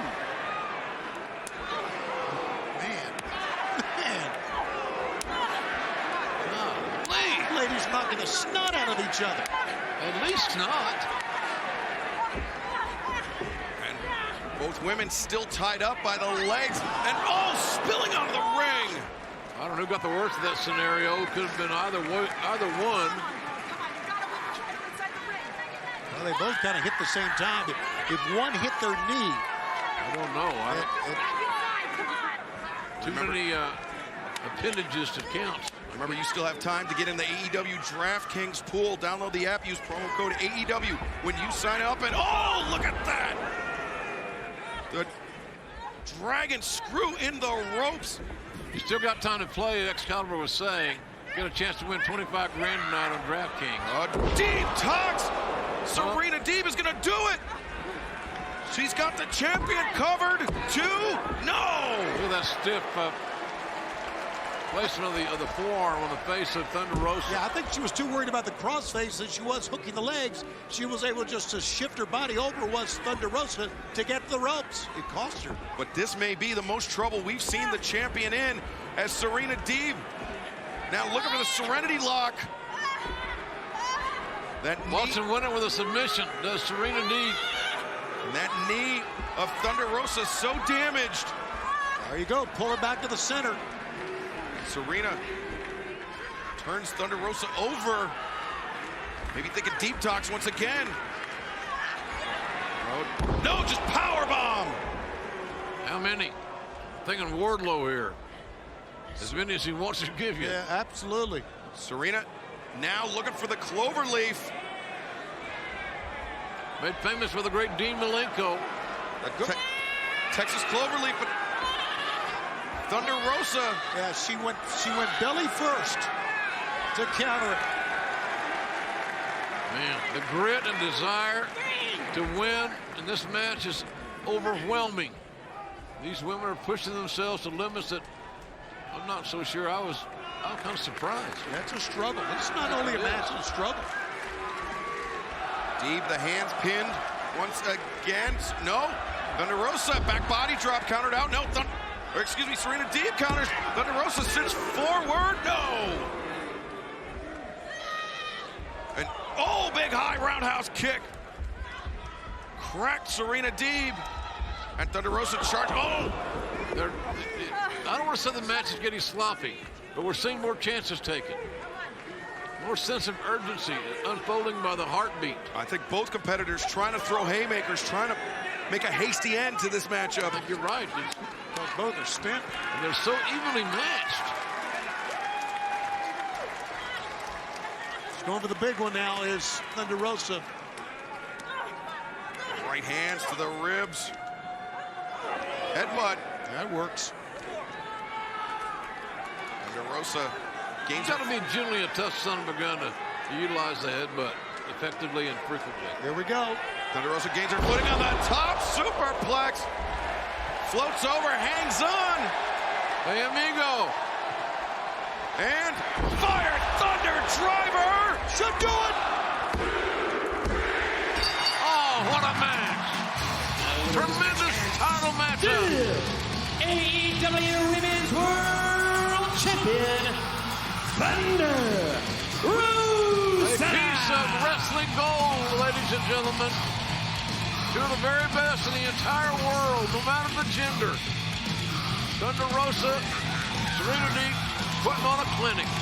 Tonight was Thunder Rosa's night. What a win for Thunder Rosa. But what do we have in store for us next? Anarchy in the arena. Moxley, Danielson, Santana, Ortiz, and Kingston versus the Jericho Appreciation Society. We don't know what to expect, but we know it will be wild. If you do manage to beat me, I will look you in the eye, I will shake your hand, and I will tell you that you have my utmost and ultimate respect. Chris Jericho. Jericho just turned his back on his brothers in the inner circle. Oh my God, oh my God. We are not getting sucked into your little sports entertainment vortex. It's going to be you five douchebags versus us five. You can call it Anarchy in the Arena. Call it pro wrestling versus sports entertainment. All right. You want to fight? You want a gang, warfare, no rules, anarchy in the arena? You can call it whatever the you want, because we're going to beat the shit out of you guys. We specialize in whooping ass up and down a building. The only thing I need to inflict violence are my hands, my feet, breaking bones, breaking tendons. So the entertainment business, that's behind us. Now it's time to fight. Ladies and gentlemen, shit's about to hit the fan. This is Anarchy in the Arena. Anything goes, and the only way to win is by pinfall or submission in the ring. The Jericho Appreciation Society. For over 11 weeks, the recognized symbol of excellence of sports entertainers.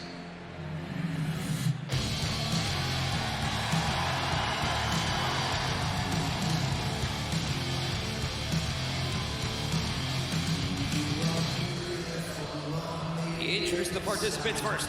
Daniel Garcia, Angelo Parker, Matt Menard, Jake Hager, and the Wizard, Chris Jericho, the Jericho Appreciation Society.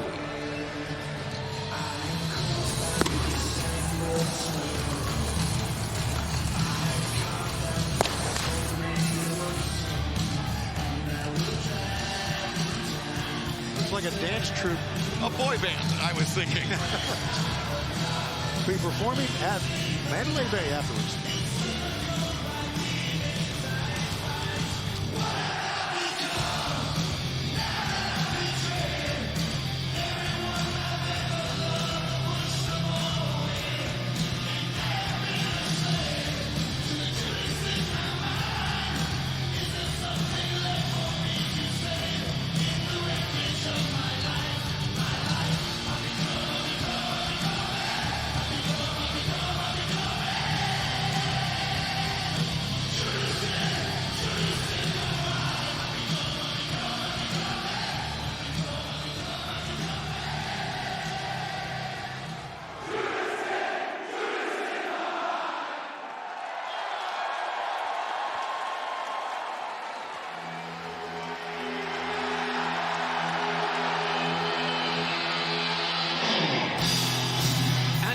First, Jon Moxley! Santana!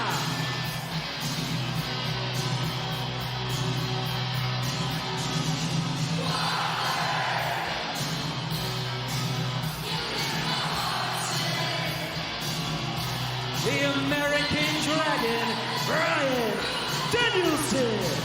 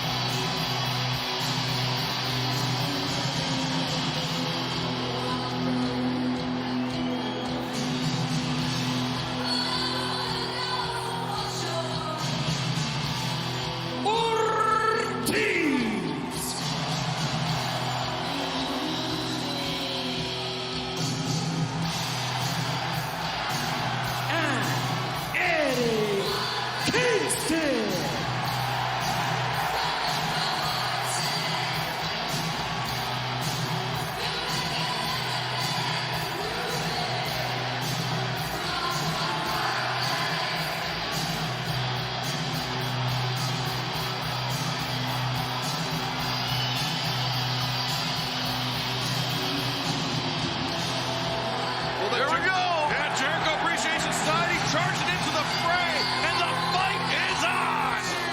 Remember, anything goes, but you must go into the ring to get a win or a loss. And Kingston goes right for Chris Jericho. As he should.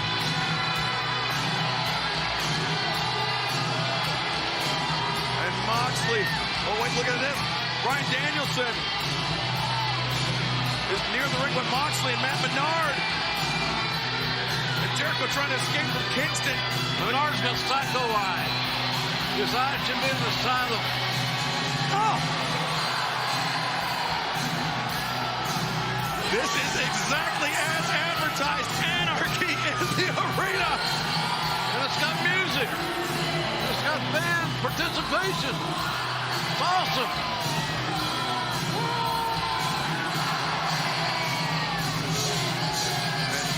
Moxley holding Jericho for Kingston.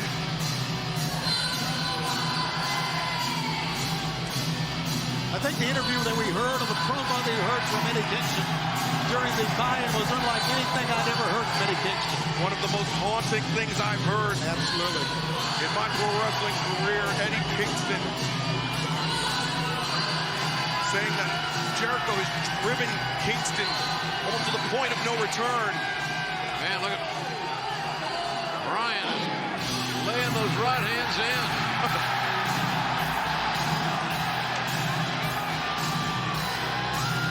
And Moxley, I think Moxley's got a fork. A fork! A fork! Digging into the face of Matt Menard. There's Daniel Garcia and Santana. Jericho says, I'm out of here. Where the hell's he going? This is your idea, buddy. Yeah, he's the one that... Daniel Garcia says, oh, Moxley the plus side. Moxley said, you're not getting out here that easy.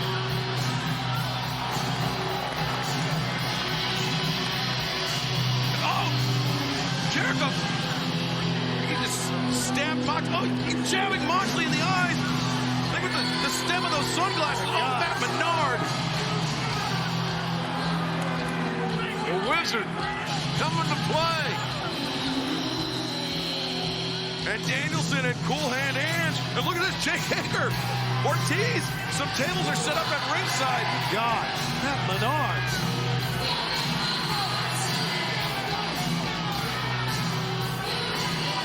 Jericho's trying to get away.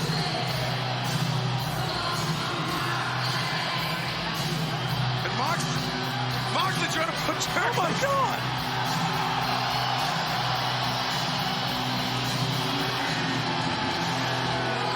Menard's face a crimson mask. And the fans are going crazy. This is madness that we're watching. This is anarchy, Tony. Anarchy. Oh. Jericho on the receiving end of a massive right hand from Mox. Oh! Makes me think of the very first Double or Nothing right here in Las Vegas.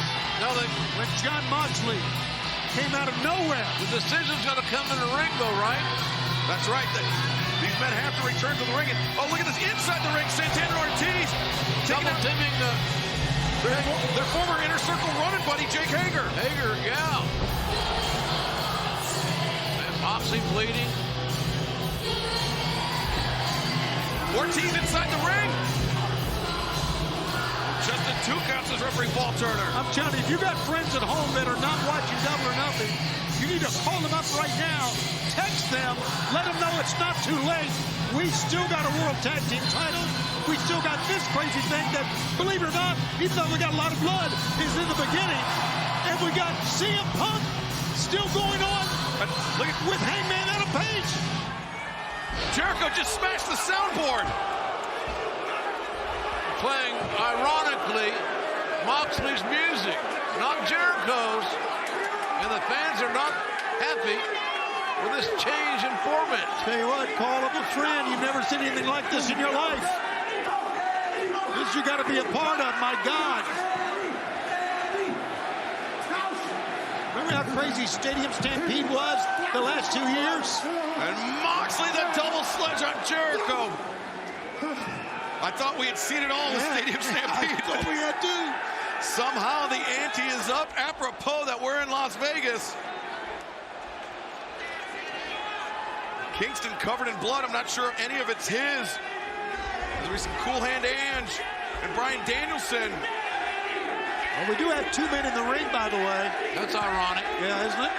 And that's where the match can be won or lost. In the story. That's it. Submission or pinfall in the ring. And then again, I'm wondering if Eddie Kingston is worried about wins or losses in this thing. No, he's worried about ending Chris Jericho. Look at this! Look at this! My God! Santana sacrificing his own body to take out Jake Hager. What's next? Dippin' Dots, for God's sakes. The street sweeper. Moxley using the jib camera. Santana Ortiz landing the street sweeper through the tables on Jake Hager. If they could return Hager to the ring, they might be able to end this right now. That's a good point. Let's do it.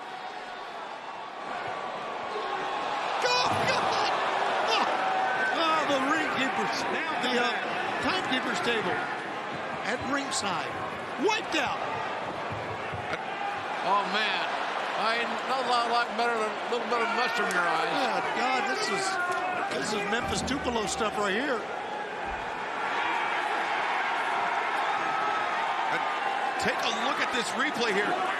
Danielson and Cool Hand Ange right into the camera. And Daniel Garcia pairing off with Ortiz. Garcia's got to quit looking at the crowd. They don't give a shit, kid. This is insane. This is Double or Nothing, ladies and gentlemen. Garcia This is what it's about right now. Oh, my God! If Oh, you my can't God! beat a guy after being pile driving him on the ring apron. It was on the steps. He leapt off the apron onto the steps and again. Angelo Parker goes face first into the stationary camera. And Jericho must be asking himself, what have I gotten myself into? What have I become? Oh, good God. And Danielson now, right hands being delivered. It's Jericho now to Parker as well. Referee Aldridge up there just helpless. Hell, I'm getting out of breath watching this stuff. Well, the price of those T-shirts just went up with Eddie Kingston's blood on them. Matt Menard's mustard. Well, there's another mustard cowboy in town. Look at this. It's hard to call this. No, you just got to watch it and scream.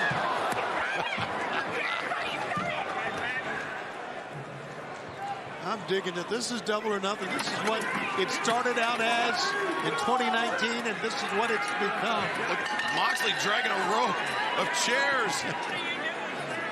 Well, he won't catch him by surprise. Not with a hold down roll. Justin Roberts, you may want to jump over the barrier. Oh, Angelo Parker just hit Danielson with a ring bell. Look at Garcia. I like the aggression of Garcia, man. Now you're coming, kid. Look at this. Look at the bodies. Look at the freaking bodies. Daniel Garcia seems to be the only man in this match that has not sustained any significant damage. Here we go. Oh, good God. Take a seat.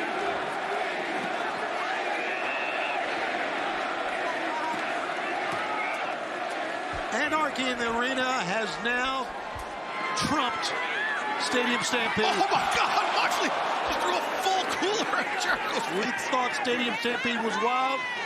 This is better. This is crazier. This is nuttier. This is unlike anything I've ever seen. Fans following him around with their phones. Garcia and Kingston. And they're teeing off on each other. Battling hammer and tongs out in that concourse. What's he got, the belt around his neck? Good God.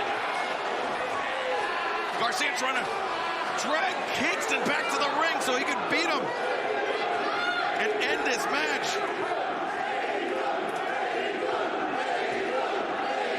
Listen to the fans. Look at the blood. But Jericho. Walls of Jericho. Walls of the Wizard.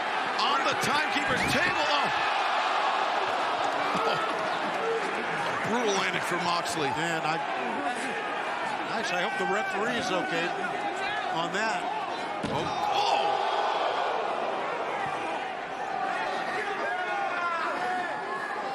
I'm right there. I'm right there. My God.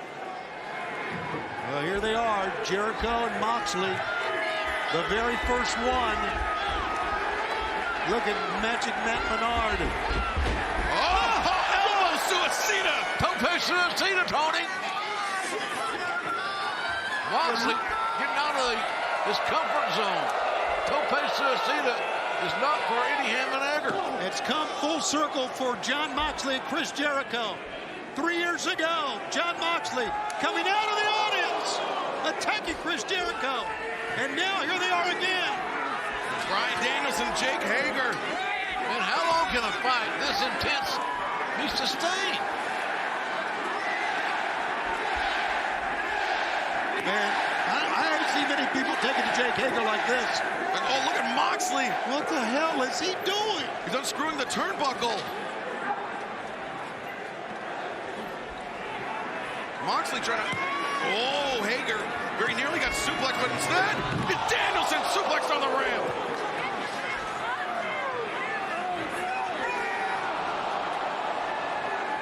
Man, this is getting gnarly at every turn in the road. Boy, this is a sight, isn't it? Just take a look at Kingston.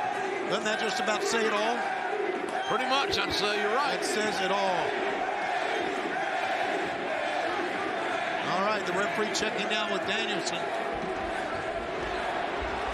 That's nice, but it's not going to matter. Look at this. Inside the ring, Jon Moxley is unhooked the top rope. Jon Moxley has gone absolutely berserk. Remember, it was Chris Jericho that tried to blind Moxley to try to end Moxley's career with the spike from his jacket. And,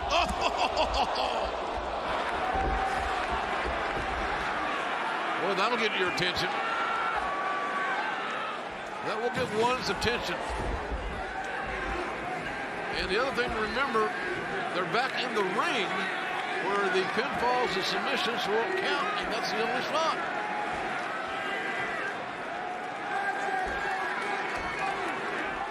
Meanwhile, in the concourse. Meanwhile, in the loading. They're in a damn elevator. They're in a freight elevator. Oh, Moxley whipping Jericho with a turnbuckle. And now Danielson fish hooking Hager with the turnbuckle hook.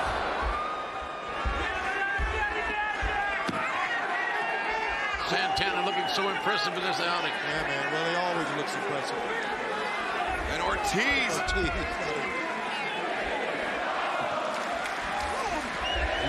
This is awesome, and the fans are letting us know.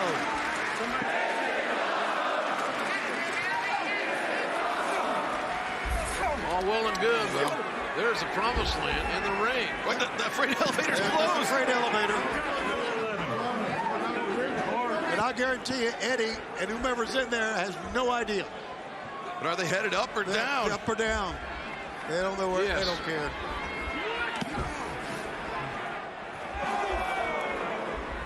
Cool hand, Ange.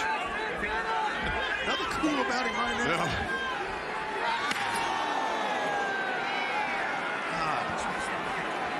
Run across the spine. Looking for the headshot, but didn't get there. Remember, it was Jon Moxley that ended Chris Jericho's reign as AEW World Champion. Well, of course there would be a ladder. Why not? Santana Ortiz setting up the ladder. And that's a big one.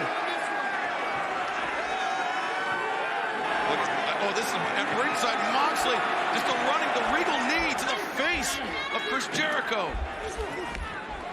Okay, they got. Oh, no. Imagine that being under there. Barbed wire. But look at this inside the ring. Jake Hager's looking for the ankle lock on Danielson. Gets that submission in the ring, it's over. And Santana Ortiz completely unaware of what's happening inside the ring. Oh, man. Oh, yeah, baby. Big time crash coming up. Oh, big time crash, big time splash. Now that's some mighty impact. The fire extinguisher in the face of Moxley. I'm sorry, I shouldn't laugh because these guys are just throwing out all the stops, but Jericho coming up with something else, right? Resourceful, man. He actually created this concept. Yeah. All right, Jon Moxley. I don't know, man. Paul Turner trying to wipe that out of the eyes of Moxley. Yeah, man. And inside the ring, Danielson and Hager crawling towards center. I'm not so sure. Moxley, I'm not so sure about his sight right now, if he can clearly see here. I mean, he's already blinded to one eye once by Jericho. That's right, by the spike that you brought up earlier. All right, well. We sit and we wait till what's next. Somewhere in this building, in a freight elevator. Eddie Kingston, Matt Menard, and Daniel Garcia. Jericho on hands and knees, crawling towards Jake Hager. Trying to put up a united front against Moxley and Danielson of the Blackpool Combat Club.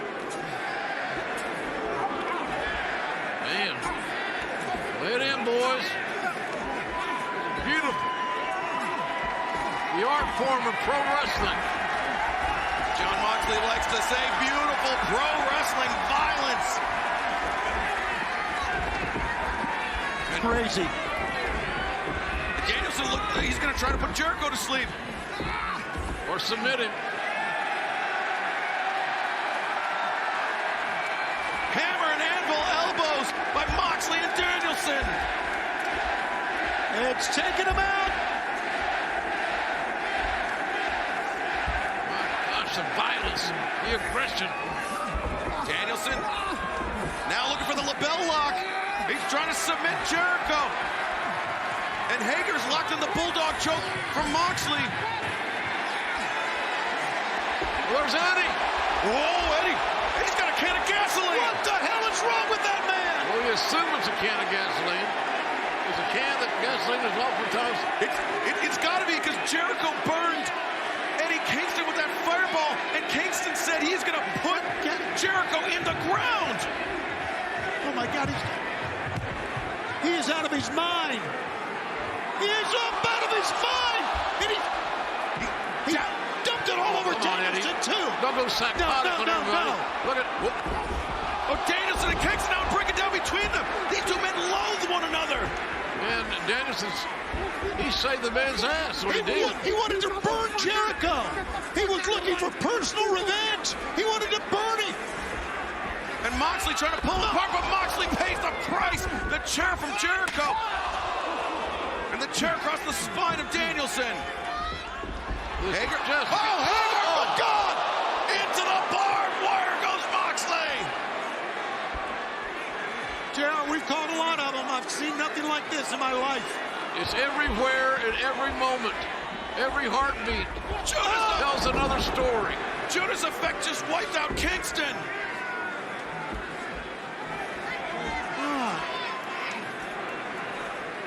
Jericho rubbing the. I don't blame him. Trying to wipe the gasoline off himself.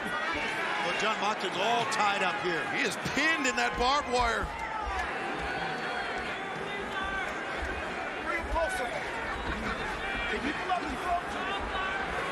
Oh, Hager brings Danielson up. Hager's such a difference maker. Oh! Can you believe Eddie Kingston made it so personal? He wanted to sit. 1, 2. No, Danielson kicks out. Yes, he stayed with it. Jericho looks befuzzled. He almost looks a little bit afraid. I know he's not, but he almost looks a little bit afraid. It was Jericho that made it personal, throwing the fireball into the face of Kingston, trying to end Kingston's career, trying to take his sight away from him. And now Hager holding Danielson in the full Nelson while Jericho tees off on him, unabated. Now look at him fight. Look at him fight. What a heart. Oh, the kicks. I knew they were coming.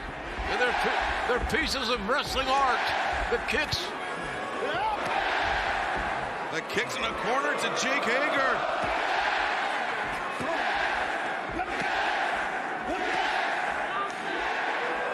Almost kicked himself out that time. Oh, and you have to imagine blood loss may be an issue. Yeah, fatigue an issue for Danielson. Hager, wild swinging him at Danielson. Psycho knee! Watch out! And the knee that time with the chair, the assist. Covering. 1, 2. Oh! Jericho kicked out somehow, some way. But the intensity has not left the face of Danielson. I have just been told by Tony Khan this is our largest audience ever to watch Double or Nothing in our 4th year. Our biggest audience ever. And you can call right now your friends and tell them still got a chance to join us. You don't want to miss this stuff, I can tell you that. And I almost said shit, but I mean stuff. What a night. Danielson with Jericho on his knees. Oh. These are pros. They're laying it in, as they say in their respective locker rooms. Right to the head. The roundhouse Cross to the head, drops Jericho. We're seeing barbaric artwork.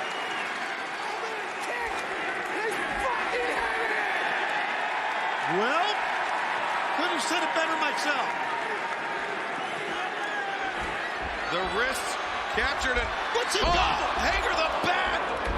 Right to the knee. He's using Jericho's bat to hammer the knee of Danielson.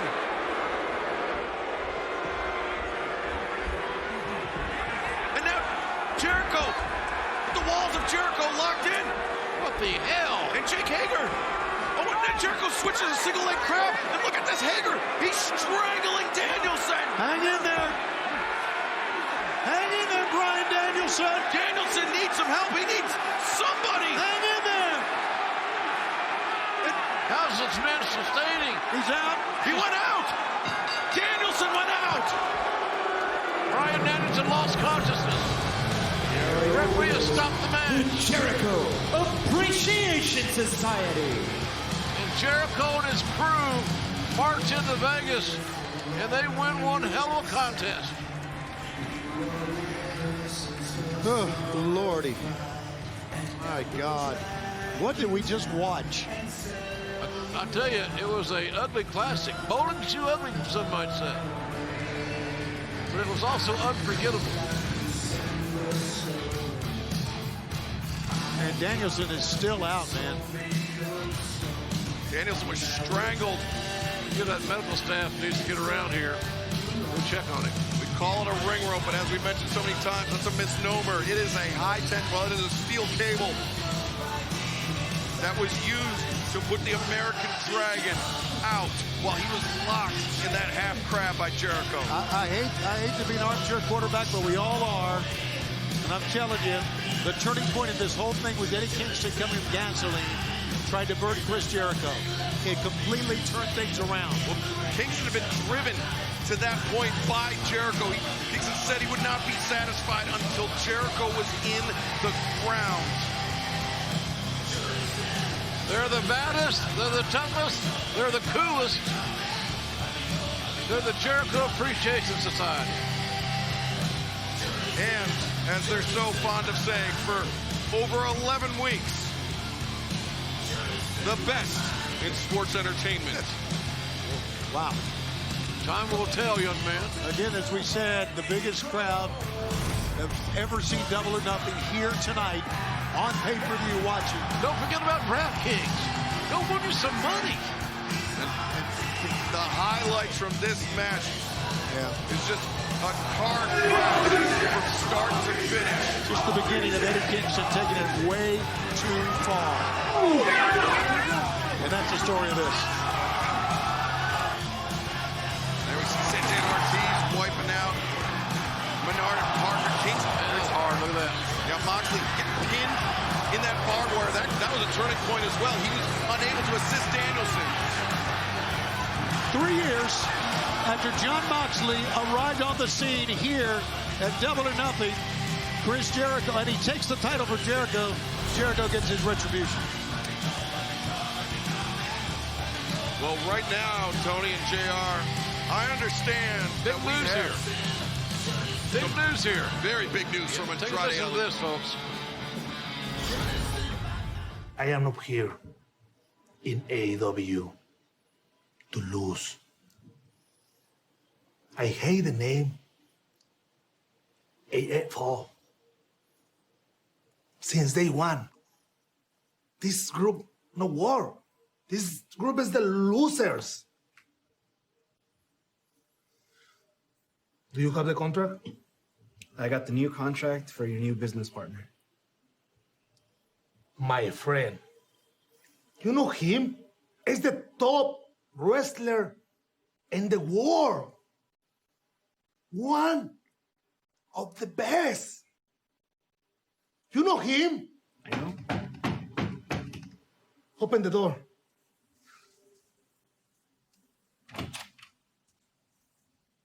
Welcome.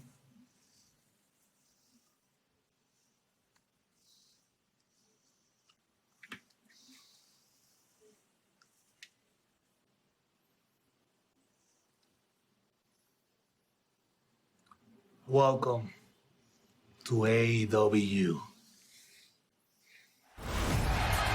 Yet another interesting development here tonight. Rush El Toro Blanco. Wow. And Andrade's family continues to grow minute by minute. And so does AEW. Well, right now, our colleague Lexi Nair standing by with Scorpio Sky, Ethan Page, and Dan Lambert. Men of the Year, how does it feel to finally put your rivalry with Sammy Guevara to bed? How does it feel? Dan, how do you feel tonight?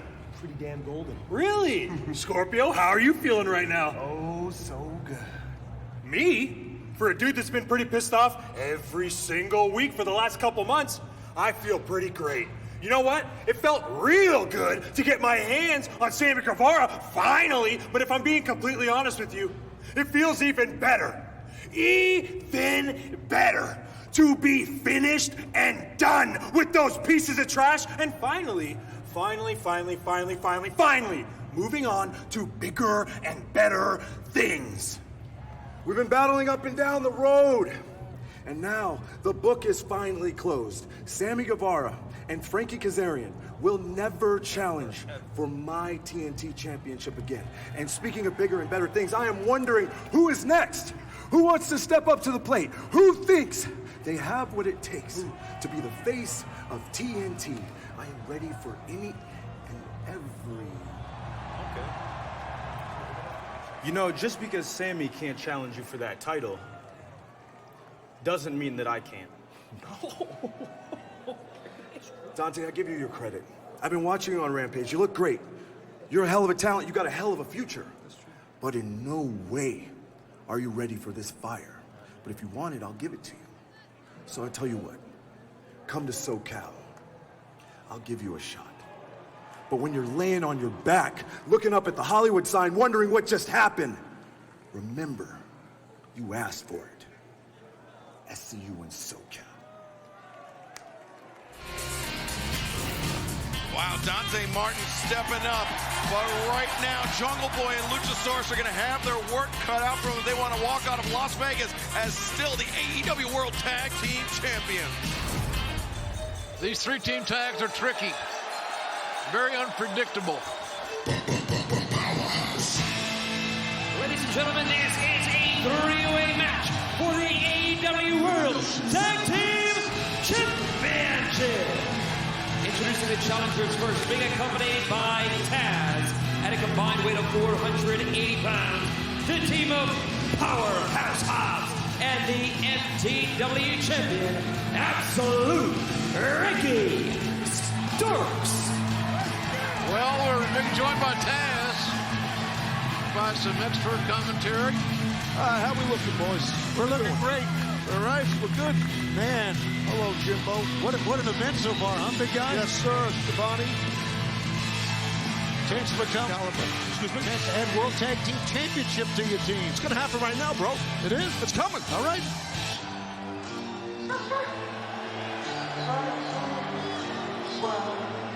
Been a wild night. Wow. Next. Yeah. From Tacoma, Washington, weighing 211 pounds, Swerve Strickland. By the way, your son looked good in this matchup early on the buy-in show. Oh, thank you, Jim. Yeah. Good victory for Hookhausen, as they call it. Hookhausen, baby.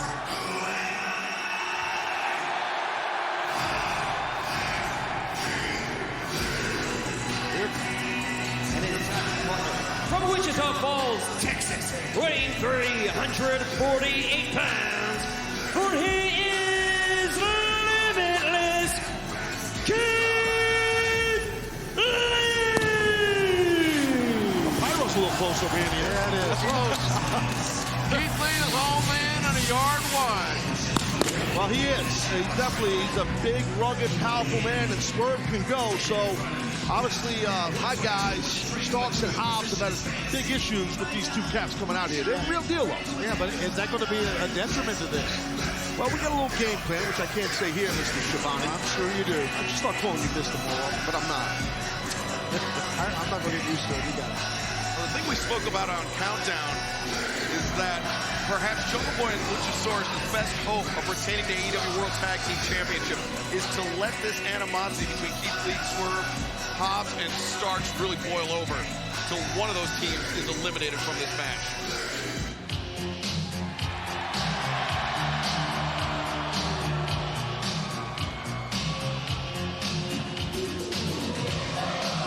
They are accompanied by Christian Cage at a combined weight of 465 pounds. They are the AEW World Tag Team Champions, Jungle Boy and Luchasaurus. Excalibur, I agree with what you just said, you know, but the thing is, he had his animosity with Swerve and Keith and Hobbs and Starks, but these men here, the tag champs, that's a big target, those titles.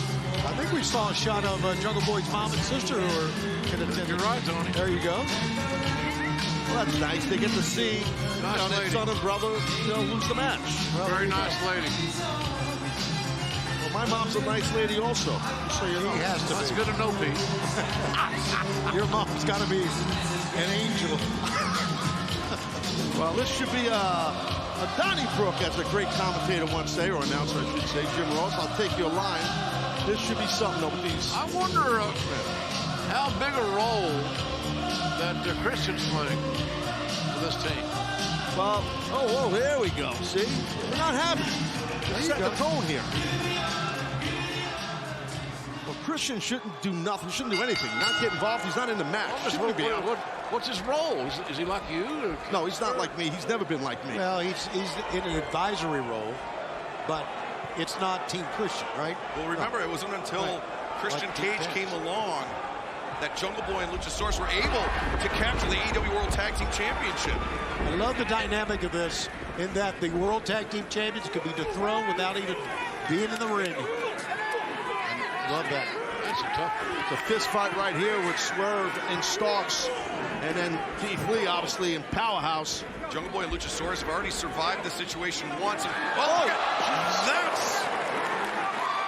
that was impressive. Jungle Boy Jack took to the air. Yeah, I'm always amazed how the big man Luchasaurus can fly as well. And he's got very quick feet. Jungle Boy up to the top, drops the elbow. He's quite the lizard. Looking to make a quick end of it here, Luchasaurus. You're not going to defeat the FTW champion, Ricky Starks, that simply, my friends. Not happening. January 5th, just 5 days into the new year, Jungle Boy and Luchasaurus defeated the Lucha Brothers to become AEW World Tag Team Champions. Since then, they successfully defended the titles against Alex Reynolds, John Silver, Private Party, Gun Club, Young Bucks, The Acclaimed, and Red Dragon. No doubt they've been fighting champions. There's no argument there. Counter roll here. Whoa. Swerve. The Tijeras takes him down. Ricky Starks and Luchasaurus protesting the blind tag by Swerve Strickland, but he's got to clear out of the ring. Well, Strickland got himself away from harm's way. He realized Ricky tagged in Hobbs. He backed up a bit to slow down him. That was smart. I hate to admit it, but it was smart by Swerve. Whose house is it?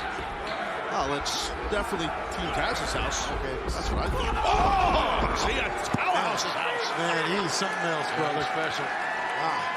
That's first step explosion, athleticism, power, the whole kit caboodle. Really is a special athlete. Powerhouse Hobbs. Big body check.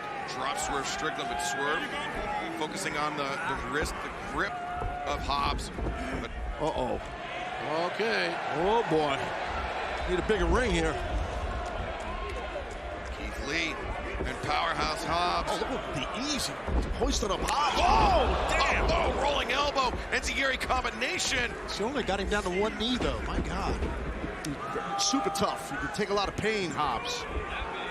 Now Swerve tagged in by Keith Lee. Starks knocked off the apron. And Swerve and our glory going to work on Powerhouse Hobbs in the corner. Here we go. World Tag Team title match. And the champion standing on the outside, just watching on. Yeah, well, it's kind of to your point you made earlier, Excalibur. You know, and Jackknife cover here. Jackknife and Jungle Boy coming in to break up the pinning predicament. I mean, how heartbreaking would that be for Jungle Boy Luchasaurus to lose the titles without even being a factor in the finish of this match? Well, that can happen, as you guys know. That definitely can happen. You're in a tough spot as champions in this type of match. Yes, no doubt. That's a big deal right there. Yep. That's the bottom line of bottom lines in these matches. Yes, sir. That's the only way it would happen. Jungle Boy tag himself in. What a team. Super athletic, right? Yeah, yeah. Swerve taken down. Jungle Boy. Tope Suicida drives Swerve into the barricade. Jungle Boy. They'll get it again. Momentum once again. AEW so blessed to have so many amazing young athletes. Jungle Boy over the... Oh, no. Oh, boy. He almost got to safety. Oh! Jungle Boy Jack. And the powerbomb of his partner's back. He still got it. Oh! Limitless Keith Lee. Straight up raw bone power. Two massive powerbombs on Jungle Boy. We forget that Keith Lee's about a 400-pounder. And super athletic as a 400-pounder, no doubt, man. Find guys like that everywhere. No doubt. Swerve returns to the ring with Jungle Boy, and oh, Hobbs up on the apron, makes the tag. Rick Knox trying to direct the traffic of this match. Well, Hobbs was telling Strickland, get your ass out of the ring. I'm the legal man. Oh, JB's in trouble, man. Jungle's in trouble. Oh, a lot of power so easily done by Willie Hobbs, Powerhouse Hobbs. See the poise, right? He's not rushing into anything. There's no reason to. I look at him sometimes, I want to say Hacksaw Hobbs. Yeah, well. He fits that too. He sure does. And the late, great Hacksaw Butch Reed, you know, he enjoyed watching Hobbs. That's a fact. They communicated. Here we go. Come on now, Ricky. Let's do this. Ricky, do something. Put him away. Close your deal. You might be right, JR. We kind of have that opportunity here. Yeah, I'm just saying. Get serious and put your opponent away. He loves a showboat, buddy. Tilt-a-whirl backbreaker. Talk about showboating. That kind of motivates him. I understand you're in the middle of a fight, but that's kind of what Ricky Starks is. That's why he's absolute. Yep. He has that charisma. That's him. That's how he competes. The third team in this match on the apron. You're a hell of a coach, Taz. Thank you, sir. Appreciate it. I'd like to start an NFL team and put Keith Lee on my D-line, then Hobbs. That'd be pretty good. That's right a little bit. Up in the face by Jungle Boy Starks. My boss might not like that. Overhand chop. Come on now, Starks. Look at this athleticism. Okay, I got it. He's athletic. He's charismatic. He just got straddled on the top rope, which makes him look like an idiot. Oh, he landed hard there in the yam bag. But he was going for something. Powerhouse Hobbs makes the tag from Starks. Jungle Boy trying to make that crawl over to his corner, but Luchasaurus nowhere to be found. Okay, get him off his feet. Jungle Boy may have no choice but to tag out to Swerve or Keith Lee. Hobbs has not been off his feet in this match at all, has he? Maybe once. Strickland with the blind tag. Down to one knee. Swerve can go, brother. Yeah, he can. He definitely can. He's quick, too. Nice running forearm shiver. JR, that may be the first time Hobbs back after touch the canvas. Yeah, you're right. Bounce back up, though. He chopped him down the back of the knee. Yeah, Swerve faked high, caught him in the back of the knee, and then the diving uppercut right across the shoulder blades. Those blindside shots hurt a lot. Swerve just swept out the legs of Luchasaurus, the pump kick to the face. Swerve just turns attention on the other guys. Ricky landed hard. Yeah. Starks got it on his head. On his right knee, too, I think. Hope he's okay, because he definitely landed pretty hard there. He landed in an awkward angle. What are you going to say? What are they going to do? Swerve Strickland and Keith Lee. I don't like this. They got some kind of devious game plan.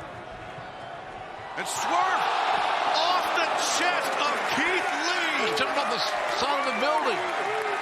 A concrete building.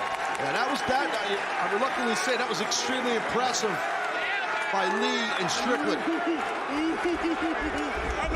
Let's take another look here, guys. Man, we need to. Swerve. In a second. Hold on. Well, let's not take another look. Midsection. Swerve comes over. Keith Lee. Excuse me. Powerhouse Hobbs grabs Swerve, and Hobbs now with a hand on the neck brings Swerve up to his feet. Hurricane Rana takes down Powerhouse, and a very timely a very timely counter. Counter, yes. And there's a cover. Come on now, big man. Get out. That's it. Hobbs has changed his body. He's changed his attitude in the last several months. As I give you much of that credit for motivating the young man. Yes, sir. He puts the work in, JR, as you know. But yes, I appreciate that. But oh no, look at the power of Limitless, man. He's unreal. But Powerhouse Hobbs is fighting two men, trying to get himself out of this situation. Look at the balance of footwork that right there of a massive man in Powerhouse Hobbs. Oh, baby, here we go. Yeah. Long ride, bad landing. It's just like we talked about Excalibur. The issue between Team Taz, Starks, Strickland and Keith Lee. Yeah, it is absolutely dominated this match. It has. We haven't seen much of the champions at all. No, but right now, one half of the champions inside the ring, teeing off on Powerhouse Hobbs. As soon as I say that, then watch out. Uh-oh. And Swerve sent for a ride. Luchasaurus drives him back to the corner. Forget how big and strong Luchasaurus is. I was just going to say that. Wow, he's got Ricky in a bad spot. Oh! Starks, I believe, was trying for the spear, but Luchasaurus caught him. And these guys have been great tag team champions. They haven't ran from anybody. They've taken on all comers. Exactly. I was saying that earlier, Jerry. Fighting champions for sure. Yeah, I admire that, whether you like them personally or not. Right. I do too. Luchasaurus now with the grip around the throat of Powerhouse Hobbs. Hobbs with a tremendous hand strength, able to break the grip, and now Keith Lee tagged himself in. Well, yeah, Hobbs is not too happy about it. I can tell. Read lips. Keith Lee looks mighty proud of his recent actions. Three big hosses right here, baby. You're not kidding. Yeah. Three heavyweights. Luchasaurus chopped down the right hand by Hobbs. Yeah, Luchasaurus, I admire him, but you don't want to fight both these guys. No, but I think he has the striking advantage, as we can see at this point, meaning Luchasaurus. Oh, my God. Way. Uh-oh. Way. Dinosaur's going for a ride. Oh, man. How about Lee and Hobbs working together? Well, they had to, because they didn't want Luchasaurus to get that momentum. Tough landing for a 65-million-year-old dinosaur. Yeah, rough on the hips, yeah. You break a hip, older people. But inside the center of the ring. Nice backhand. Here we go. Powerhouse Hobbs charging in. No. Keith Lee puts on the... Whoa! Good Lord. The strength, the explosion. How did he do that? Powerhouse Hobbs, close to 270 pounds, and Keith Lee just able to toss him over the top rope. Hell, I can see this coming. Oh yeah, me too. I can see what Keith Lee's thinking. Look at this. Soaking a very alarmed Christian Cage. Whoa! If it was shining, the sun would have walked out. Oh, Lordy. That was phenomenal. Big athletic men draw money. Amazing, and I agree with our live audience here. Saying what we were all thinking. Holy shnikes. Keith Lee burning a little daylight here. Hey, Luchasaurus put the brakes on him, though. Goozle. That's usually the prelude. Whoa! Big time back elbow. Yeah, nice. Headbutt. Headbutt stopped Keith Lee in his tracks. Lord. Whoa! There it is. Whoa! Oh! Luchasaurus won? No! Luchasaurus couldn't hold him in. Yeah, couldn't. 400 pounds, too much. Too much, yeah. It's in the middle of a match like this, and you're trying to squat 400 pounds. That's an ambitious task. Well, your key point there, Taz, and well done, is that at this stage of the match, correct, fatigue is setting in a little bit. It happens. Your cardio is, especially when you're as large as these three men, or these two in the ring right now. Keith Lee throwing a big right hand by Luchasaurus. Throwing one of his own. Two men exchanging. They're just eating each other's blows. That lariat. Oh, yeah, here we go. The other big man. Come on, Powerhouse. Powerhouse Hobbs. Comes off the top, the neck breaker, dropping Keith Lee and Luchasaurus. No fear for Willie. Powerhouse Hobbs took a huge chance, but what he's done is fought his way right back into this contest for his team. Definitely did. Completely agree. And now Starks is the legal man. Tagged himself in. Watch Jungle Boy here. Ooh. Jungle Boy, the legal man, he tagged himself in. And he's fresh, too, guys. I think both of these men are fresh. As Jungle Boy tried the tiger feint through the rope. Oh, I like it. We got it. Oh, Christian Cage. What the hell? Get the hell out of here, Christian. Christian Cage. Oh, yeah. Swept the feet of Starks off the rope. Oh, boy. That made my night. Jungle Boy. Oh! He just knocked Powerhouse Hobbs flat on his back. Jungle Boy gets on fire. The momentum becomes his friend. The fans love him. It uplifts him. He's motivated by the audience. And a spear by Ricky Starks. 2-3, baby. Oh! But not tonight, Ricky. Damn, we almost... The title's right there. Jungle Boy took a moment to check on Christian Cage. Starks landed the spear, and we very nearly saw new World Tag Team Champions. Yeah, Ricky saw the opportunity. Even though he didn't get the win, it was impressive. Here comes Rochambeau. It's over, guys. Starks with the double underhook, the slingshot. That's Rochambeau. New champs, bring the titles home, boys. 1, 2, Damn. What a match. You damn right it's a match. This is when Starks is at his best, when the pressure's on. Except for that part. What flexibility. I've always thought that this match had. Powerhouse Hobbs. The spine buster. Swerve Strickland. Oh, a swerve stomp. Wow, what a swerve stomp. Yes. That was extremely athletic also by Strickland. Yeah, in midair, man. And now Jungle Boy, who's on the receiving end of that spear, the receiving end of the Rochambeau. He's going to go for a half and half, but not happening. Oh, the team wow. Jungle Boy. The tag champs. Oh, just got bodied. Big bodied, to say the least. New champions could be happening right now. You're right. You definitely might be right. Yes. Swerve. Jungle Boy's done. 1, 2, no! Great job, Hobbs. Powerhouse Hobbs keeps it alive. Man, that swerve in their glory. That would have been it were it not for the intervention of Powerhouse Hobbs. Double chops right there by Keith Lee. Across the massive pecs of Hobbs.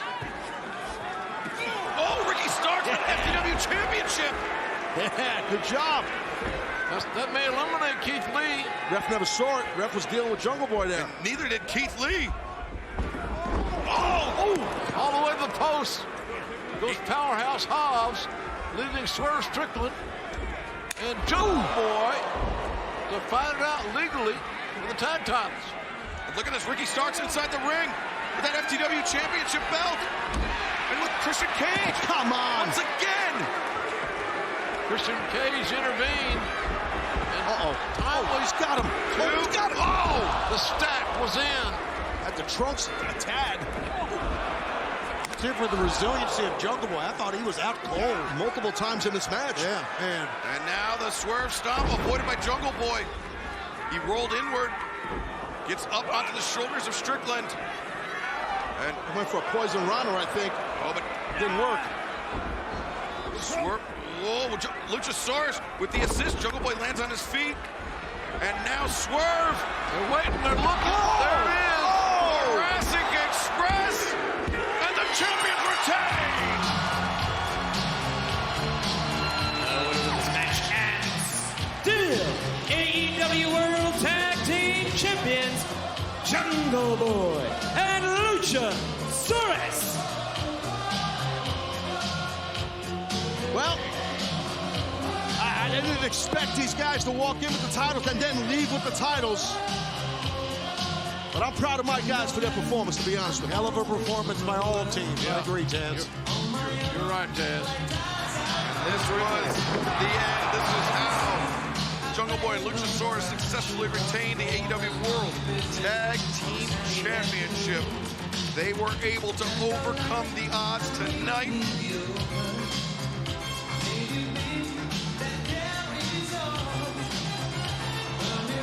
There you go. Hey, one more time, let's let our fans know this is the largest crowd that's ever seen a Double or Nothing. This being our 4th year. Call your friends, text them. They can still be a part of it. We still got our world title match to go.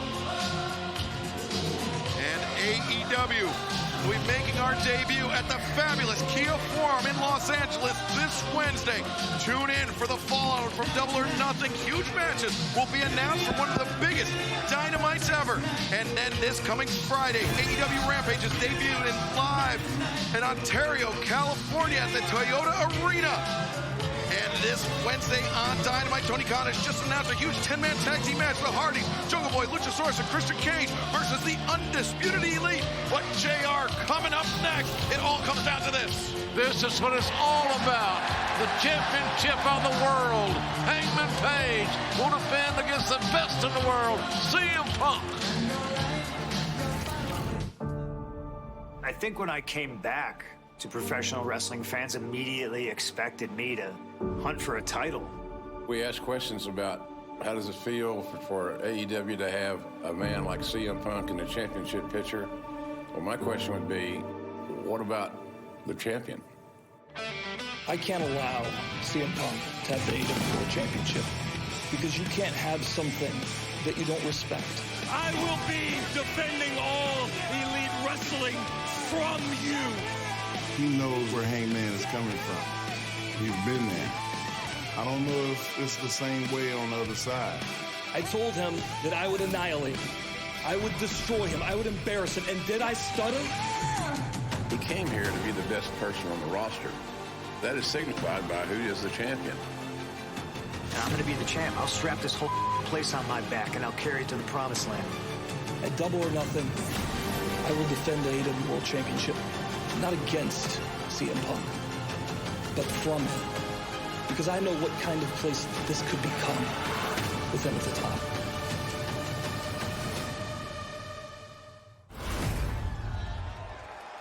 Las Vegas, Nevada! Your Double or Nothing main event set for one fall with a 60-minute time limit is for the All Elite Wrestling World Championship.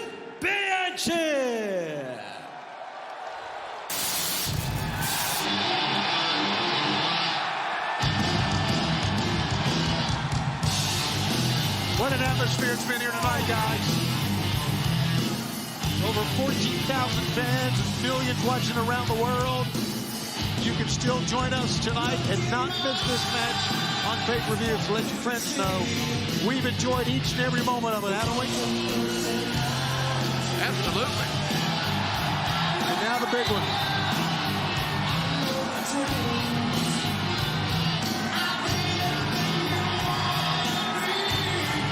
The jaw of CM Punk is set.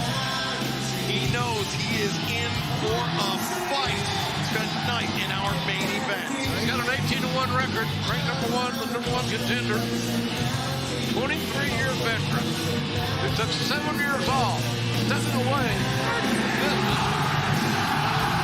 Came back to AEW. Came to AEW, I should say. Tell your friends you can still see this match live on pay-per-view.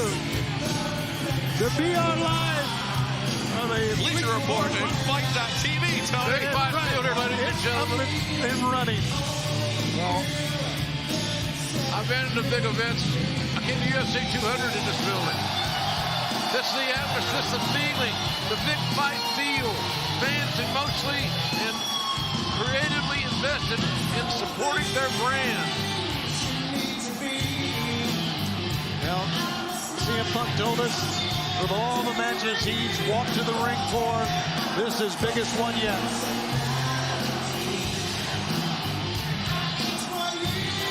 Is he the best in the world? Is he the man to dethrone the AEW World Champion, Hangman Adam Page?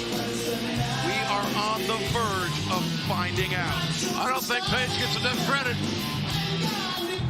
I really don't.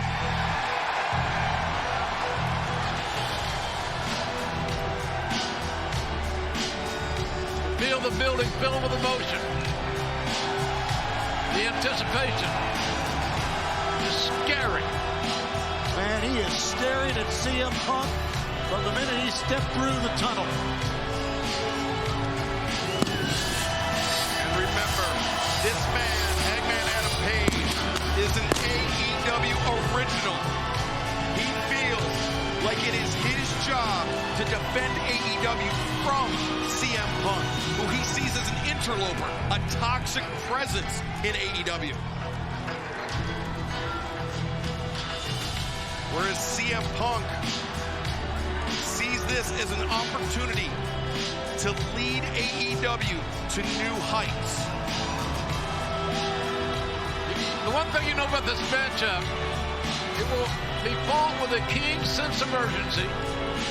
You will see strategies employed that will tell you exactly where the next move is, which I think is a great thing. And it will be physical. You like your pro wrestling intense? The guys bring it. They don't insult your intelligence, they bring it. That's what these two men are going to do tonight. And one of them is going to leave here as the heavyweight champion of the world. And senior official Paul Turner drawing the assignment for this World Championship title match. And now let's throw it down to the fourth member of our broadcast team, Justin Roberts. The Dapper Yapper. Introducing at this time, the challenger. From Chicago, Illinois, weighing 218 pounds, CM Punk.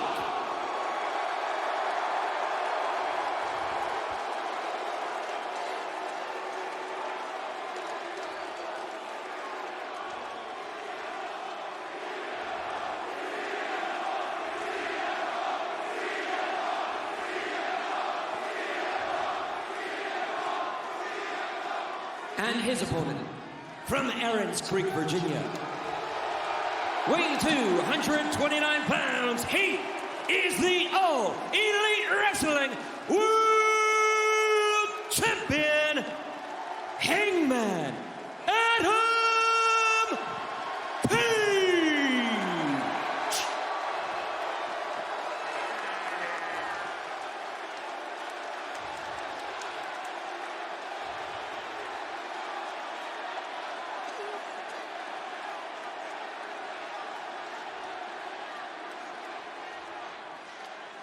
Your referee, Paul Turner. Now, gentlemen, I was in the ring on Wednesday when these two had their face-to-face, and that got out of control.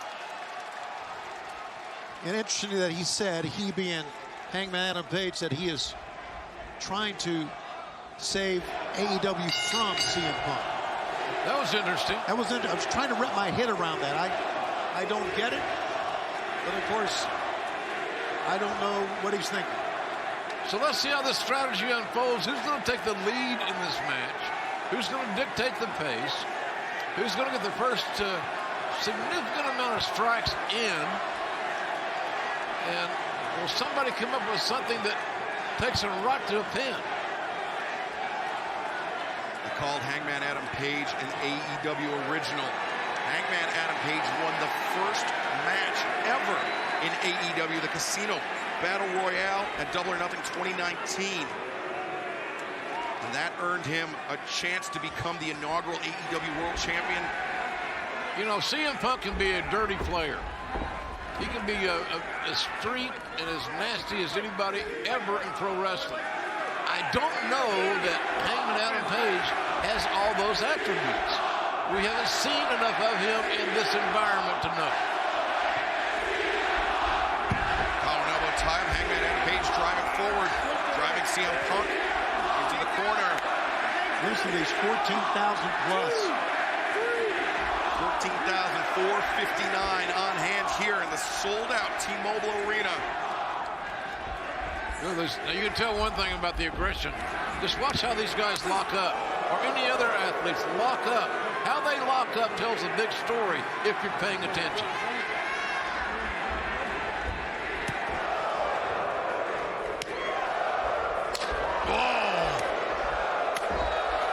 I would say Hangman getting the better of the exchange because that's why CM Punk snatched the headlock. Clean break, Punk.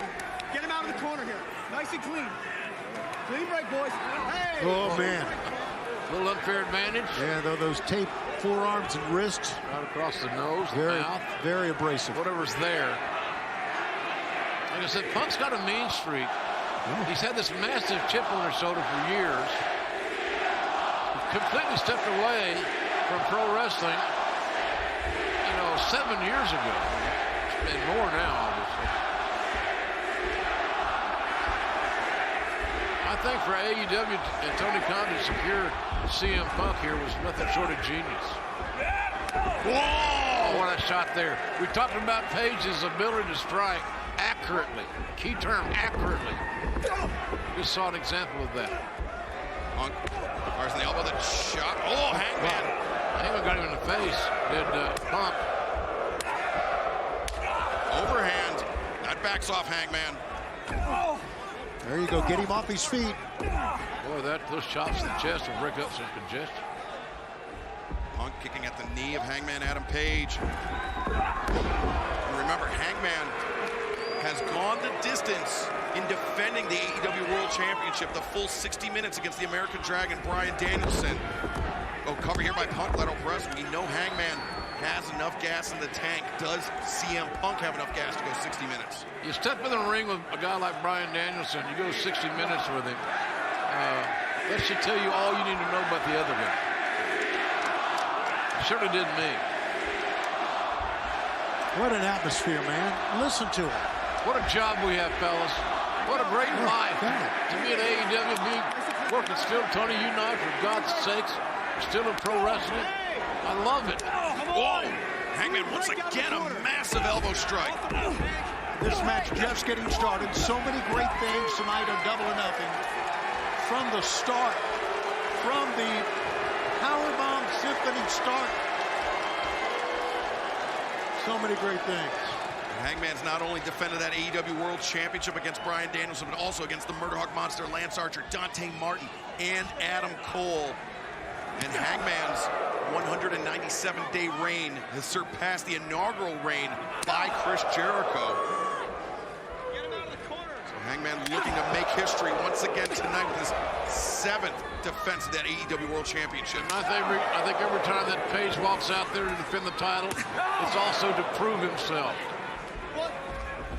In his own mind, to gain that respect and credibility that he feels like he's earned and deserved from all the fans. Well, it's no secret that Hangman Adam Page has struggled with anxiety issues, self-confidence issues. And I mean, it was only late last year that he was really able to overcome that. That's what legs right. Punk floats over, lateral press. Overcoming those issues is what allowed Hangman Adam Page to defeat his former tag team partner, his former friend, Kenny Omega, at Full Gear. Punk pleased to hear his fans voice their opinions, supporting him. You could think a guy that's a veteran, 23-year vet like Punk, that wouldn't move the needle, but it does. You can hear the crowd. I mean, how they react to his music. Yeah. How they chant his name. I think he loves that. Why wouldn't he? This is the biggest crowd we've had in Double or Nothing. It's a record-setting crowd. Well, JR, I mean, maybe Punk is less concerned with how the crowd perceives him, but what their cheers are doing to the confidence of Hangman Adam Page when the world champion comes in is getting booed. Very good questions that only one guy can answer. He just got body slammed. So now we're in a situation where CM Punk, if he doesn't make any silly mistakes and take unnecessary chances that don't pay off, he's in the driver's seat.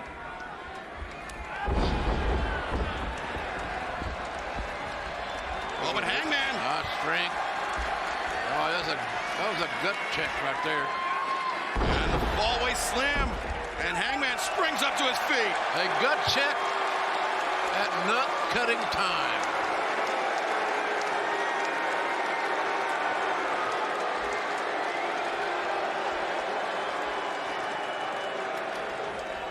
What is going through the mind of the world champion. You got to get back to work would be one thing I'd be thinking. You don't want to give that. Over the top. I'm surprised that CM Punk allowed himself to get into a position to get cross-bodied over the top. I think that lariat springing off the middle rope may have rocked CM Punk a little bit. Yeah, you see Punk as he rose up. Pescado landed right on CM Punk, driving him down.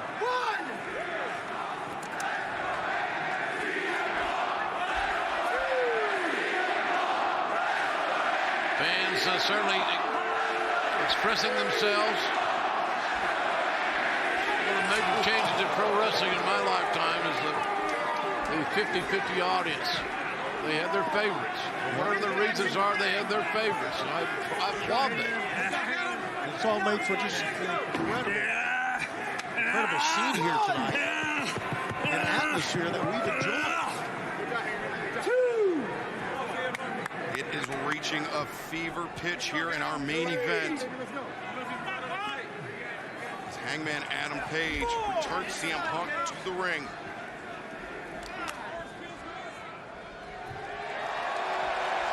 Punk just expressing some discomfort there around his mouth or nose, I'm not sure what. Hangman Adam Page right now is that, only in my opinion, fellas, he's wasting some time. Yeah, it's valuable. I agree. Well, it seems like whether it's Punk or Hangman, whoever appeals to the crowd is on the receiving end of some boos. I think these fans want to see this fight. They want to see this settled inside the center of the ring. Hey, when you come to a AEW pay-per-view, you've got a main event, it's for the world title. You're owed something. You're owed a great match, and what a shot. That rolling elbow may have put the lights out on CM Punk. I'm surprised he didn't just try to roll him over and cover him here. That says a lot to the mindset, Tony, to me, of Hangman Adam Page. Well, I don't know what that mindset exactly is, but he's wasting time intermittently here for no major reason that I can see, Excalibur. It's almost like he wants to show him up. Look at this rolling elbow strike from Hangman Adam Page, reminiscent of an elbow delivered by the American Dragon, Bryan Danielson, in Danielson's match with Hangman. Sternum first. And Hangman sent Punk hard into that top turnbuckle. Hear that one all the way in Calgary. So, let me ask you guys, is Page so comfortable in his skin and in this match that he's taking the foot off the gas and just kind of... I think it's his disdain for CM Punk. Hey, I think that's a riding factor in why he's doing all this. Hangman Adam Page gets reversed in the corner by CM Punk. And now... Here we go.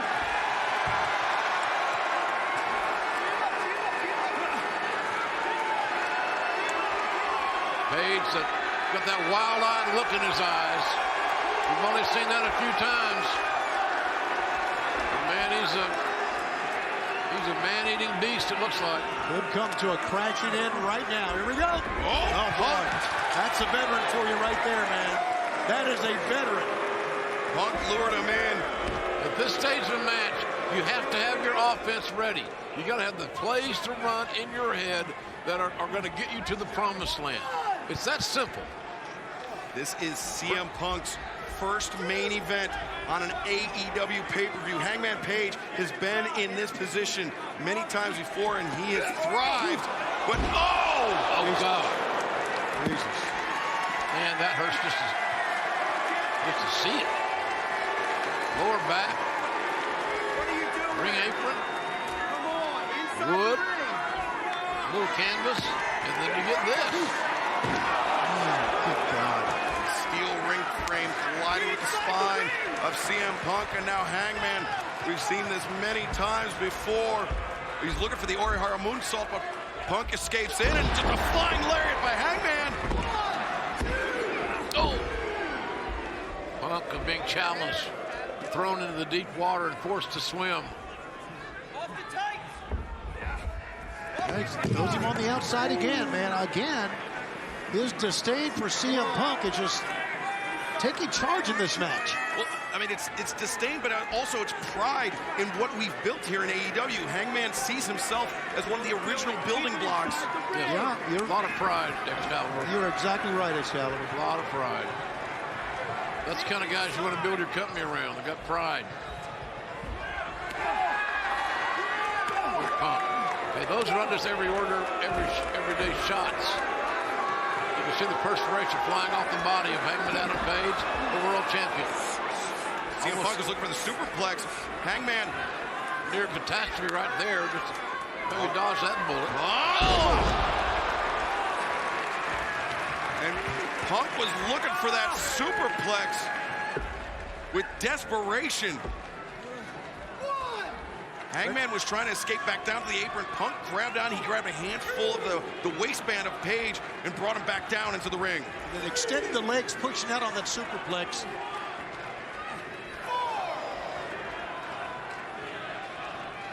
Paul Turner giving the 10 count. And he's being very deliberate. I think on purpose and smartly so. Punk, big elbow strike. Hangman answers. Now we start exchanging. Who's going to bite their tongue first? Who's going to blink? Punk sends Hangman into the rope. Leg lariat caught Hangman right underneath the chin.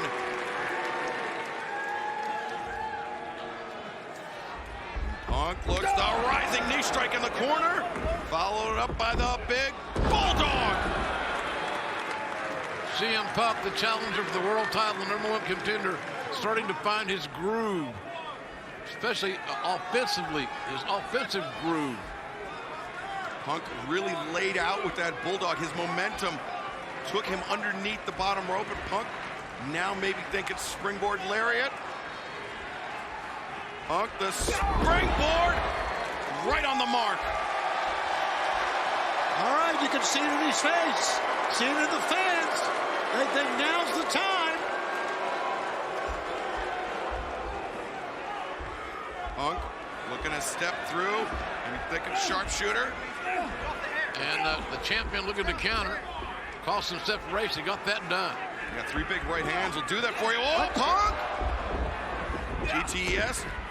Punk, the neck breaker. Oh, great counter move by Punk. Old school neck breaker might not get it done with this, and he got a near fall, did CM Punk, who's challenging the champion, Hangman Adam Page, for the AEW World title. And here's where the conditioning becomes a factor as we approach the deeper waters of this match. We know Hangman can go the distance. Can Punk?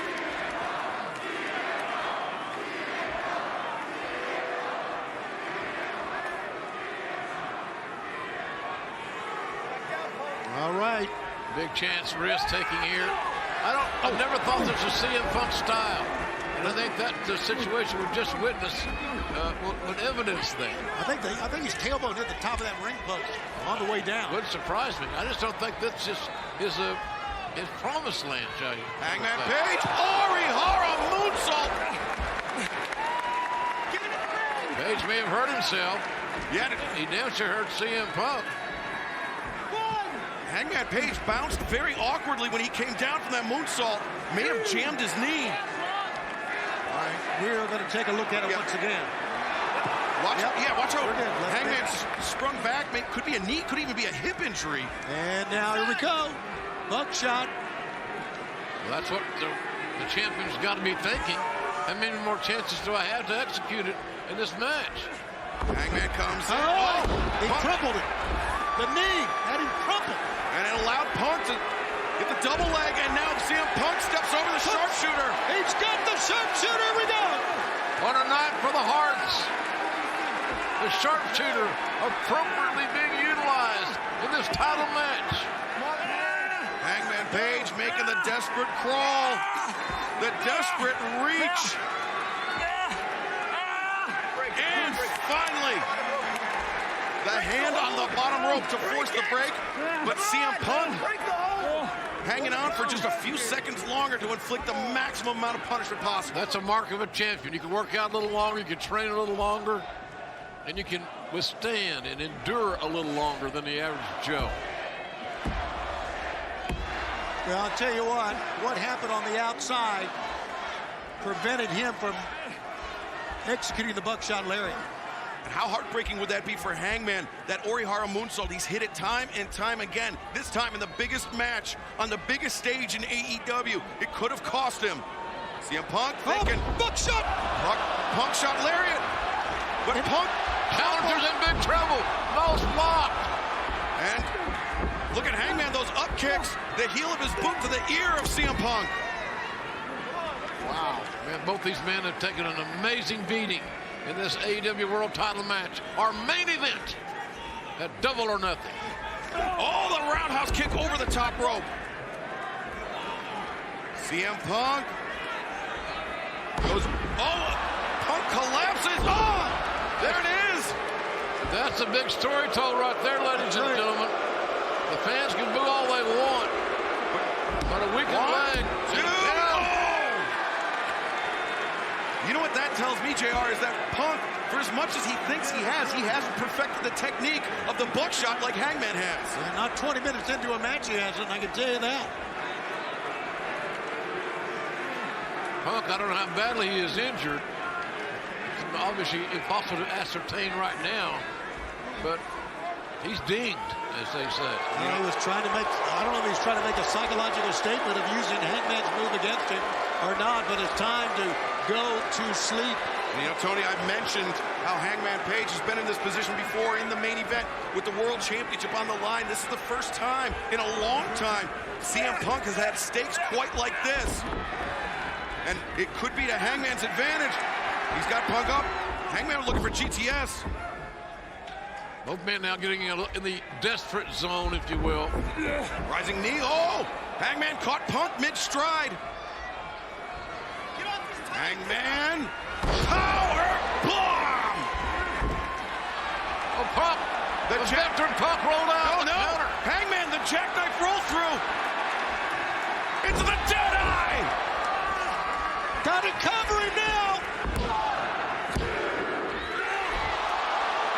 Man, what a series of events using leverage and every other damn thing you can think of. 2.999 ad infinitum. Fans don't like it, but it was what it was. We don't use instant replay here. I'll tell you what, we got fans arguing with fans about that. But nonetheless, our main event continues. These both guys are in deep water now. They are pounding on each other. They have hurt each other. We may look back at this, fellas, and say that interlude right there we're witnessing didn't do the champion any favors. He has lost his momentum, and now he wants middle revenge, right? Look at this. And the Punk fans are booing the Cowboy.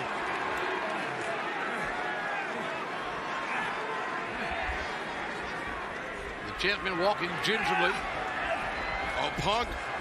Is he just swimming to that top rope? Grabs the grip on the top rope. Punk and Hangman struggling mightily. Punk roundhouse. Big time roundhouse. And I believe Punk got all of it. Oh, but Hangman. Oh, he got him.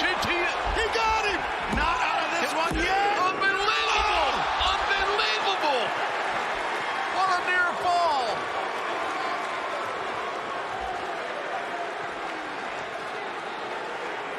Hangman Page, the GTS. That was well executed too, guys. It was, boy. But you know what? It was with the left knee. The problematic left knee of Hangman Adam Page.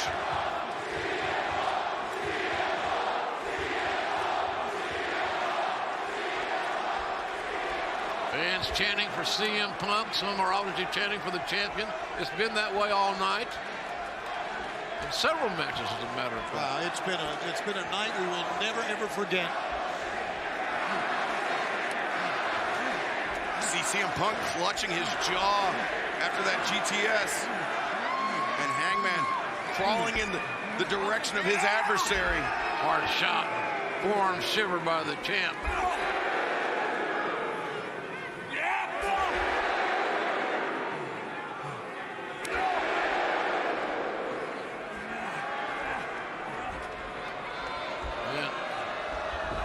Champion able to tee off on Punk.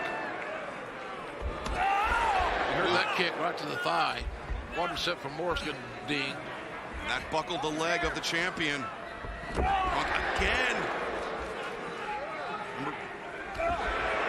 Punk's got that MMA technique as well as his pro wrestling technique. Well, we've seen Hangman Page go 60 minutes before. These guys are pressing each other, pressing the issue here. Man, smart strategy going after the legs. Yeah, I think so. You're right, man. I agree with you, buddy. You saw how Hangman, it was a bit of a stutter step into the rope, and now he and Punk both spill the outside.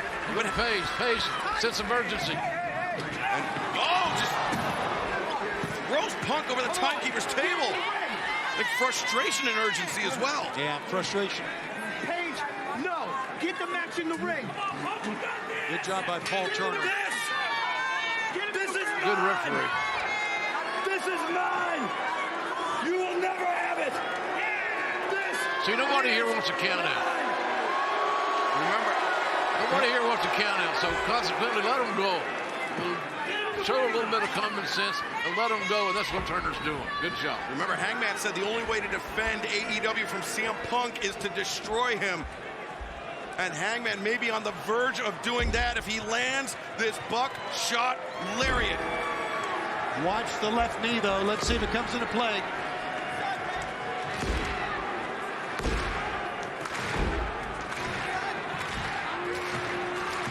Right in the face of Punk's idol Bret Hart. Symbolic gesture right there. There goes the ref. Paul Turner just got clipped. Hangman lands the lariat. What a horrible break. The most inopportune time one could imagine. Referee goes down.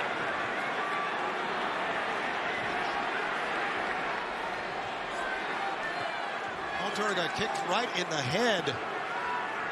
I want to get another referee out here. That'll be an idea. Shimani, get your ref shirt? No. CM Punk got leveled with that lariat. Reminds me of another cowboy. Stan the Lariat Hansen. And now wait. What's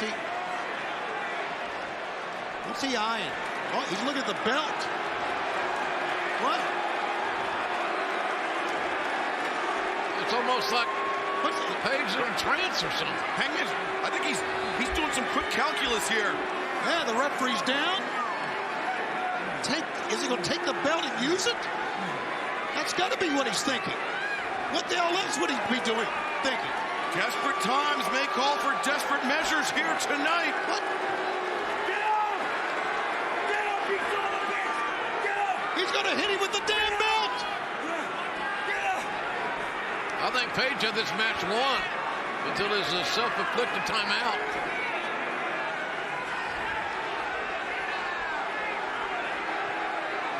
I think he's conflicted, don't you? Hangman, I think so, yeah. He doesn't... He's not sure what he should do right now. He was sure about... But he's the champion of the world. You got to pull this together. He's not going to do it. He's going to win the honorable way. He's going to land that buckshot lariat and put Punk 6 feet in the ground. Buckshot. Oh, countered. CM Punk. GTS. Right to the face. It connected. Punk with a cover. Leg hook. Count of 3 has gone down. We have a new AEW World Heavyweight Champion. His name is CM Punk. New All Elite Wrestling World Champion, CM Punk. We just witnessed Hangman Adam Page have a crisis of conscience right before cost him the biggest prize in our sport. Hangman Page made a lifetime decision professionally. Was it the right decision or no? Well, we'll play that out. We'll find out. But the bottom line is that man, on this very, very emotional night, has won the AEW World Heavyweight Championship. You had CM Punk with DraftKings tonight. Congratulations. I'll tell you this, JR, we have seen many matches, and we've been a part of many events.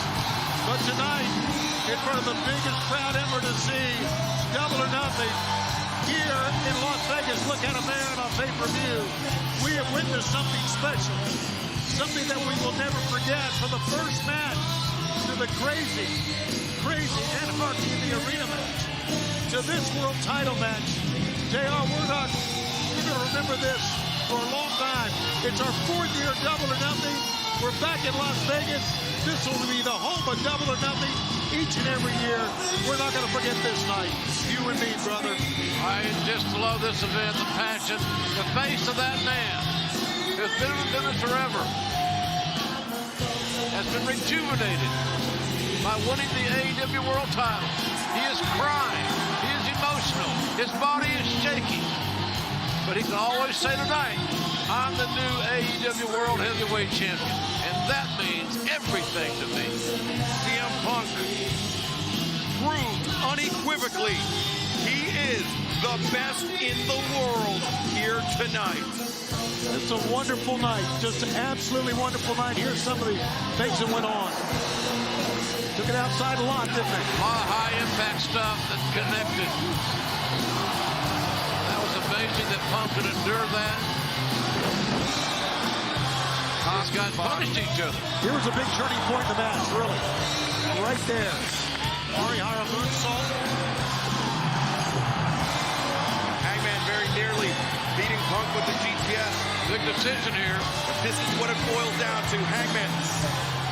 Well, he did the right thing. He did. But he spent too much time debating about it internally. He was a great champion, man. Hangman was. And then if you notice, actually, on that buckshot attempt, Hangman, his knee buckled for a second before it landed the lariat. Tricky game in that regard. Who's hurt, who's not. There's going to be a lot of medical treatment, I'm believing. Not sooner than later. Emotional night for CM Punk, for his fans. Many of them are crying here in the arena. This was top to bottom. Guys, little fist bump on that, man. And Tony, this means that CM Punk walks into Wednesday, walks into the fabulous Kia Forum in Los Angeles as the new AEW World Champion for one of the biggest dynamites ever. Ever in history, ladies and gentlemen. Thanks so much for inviting us into your home once again. For Tony Excalibur, I'm JR saying thank you again and so long, everybody.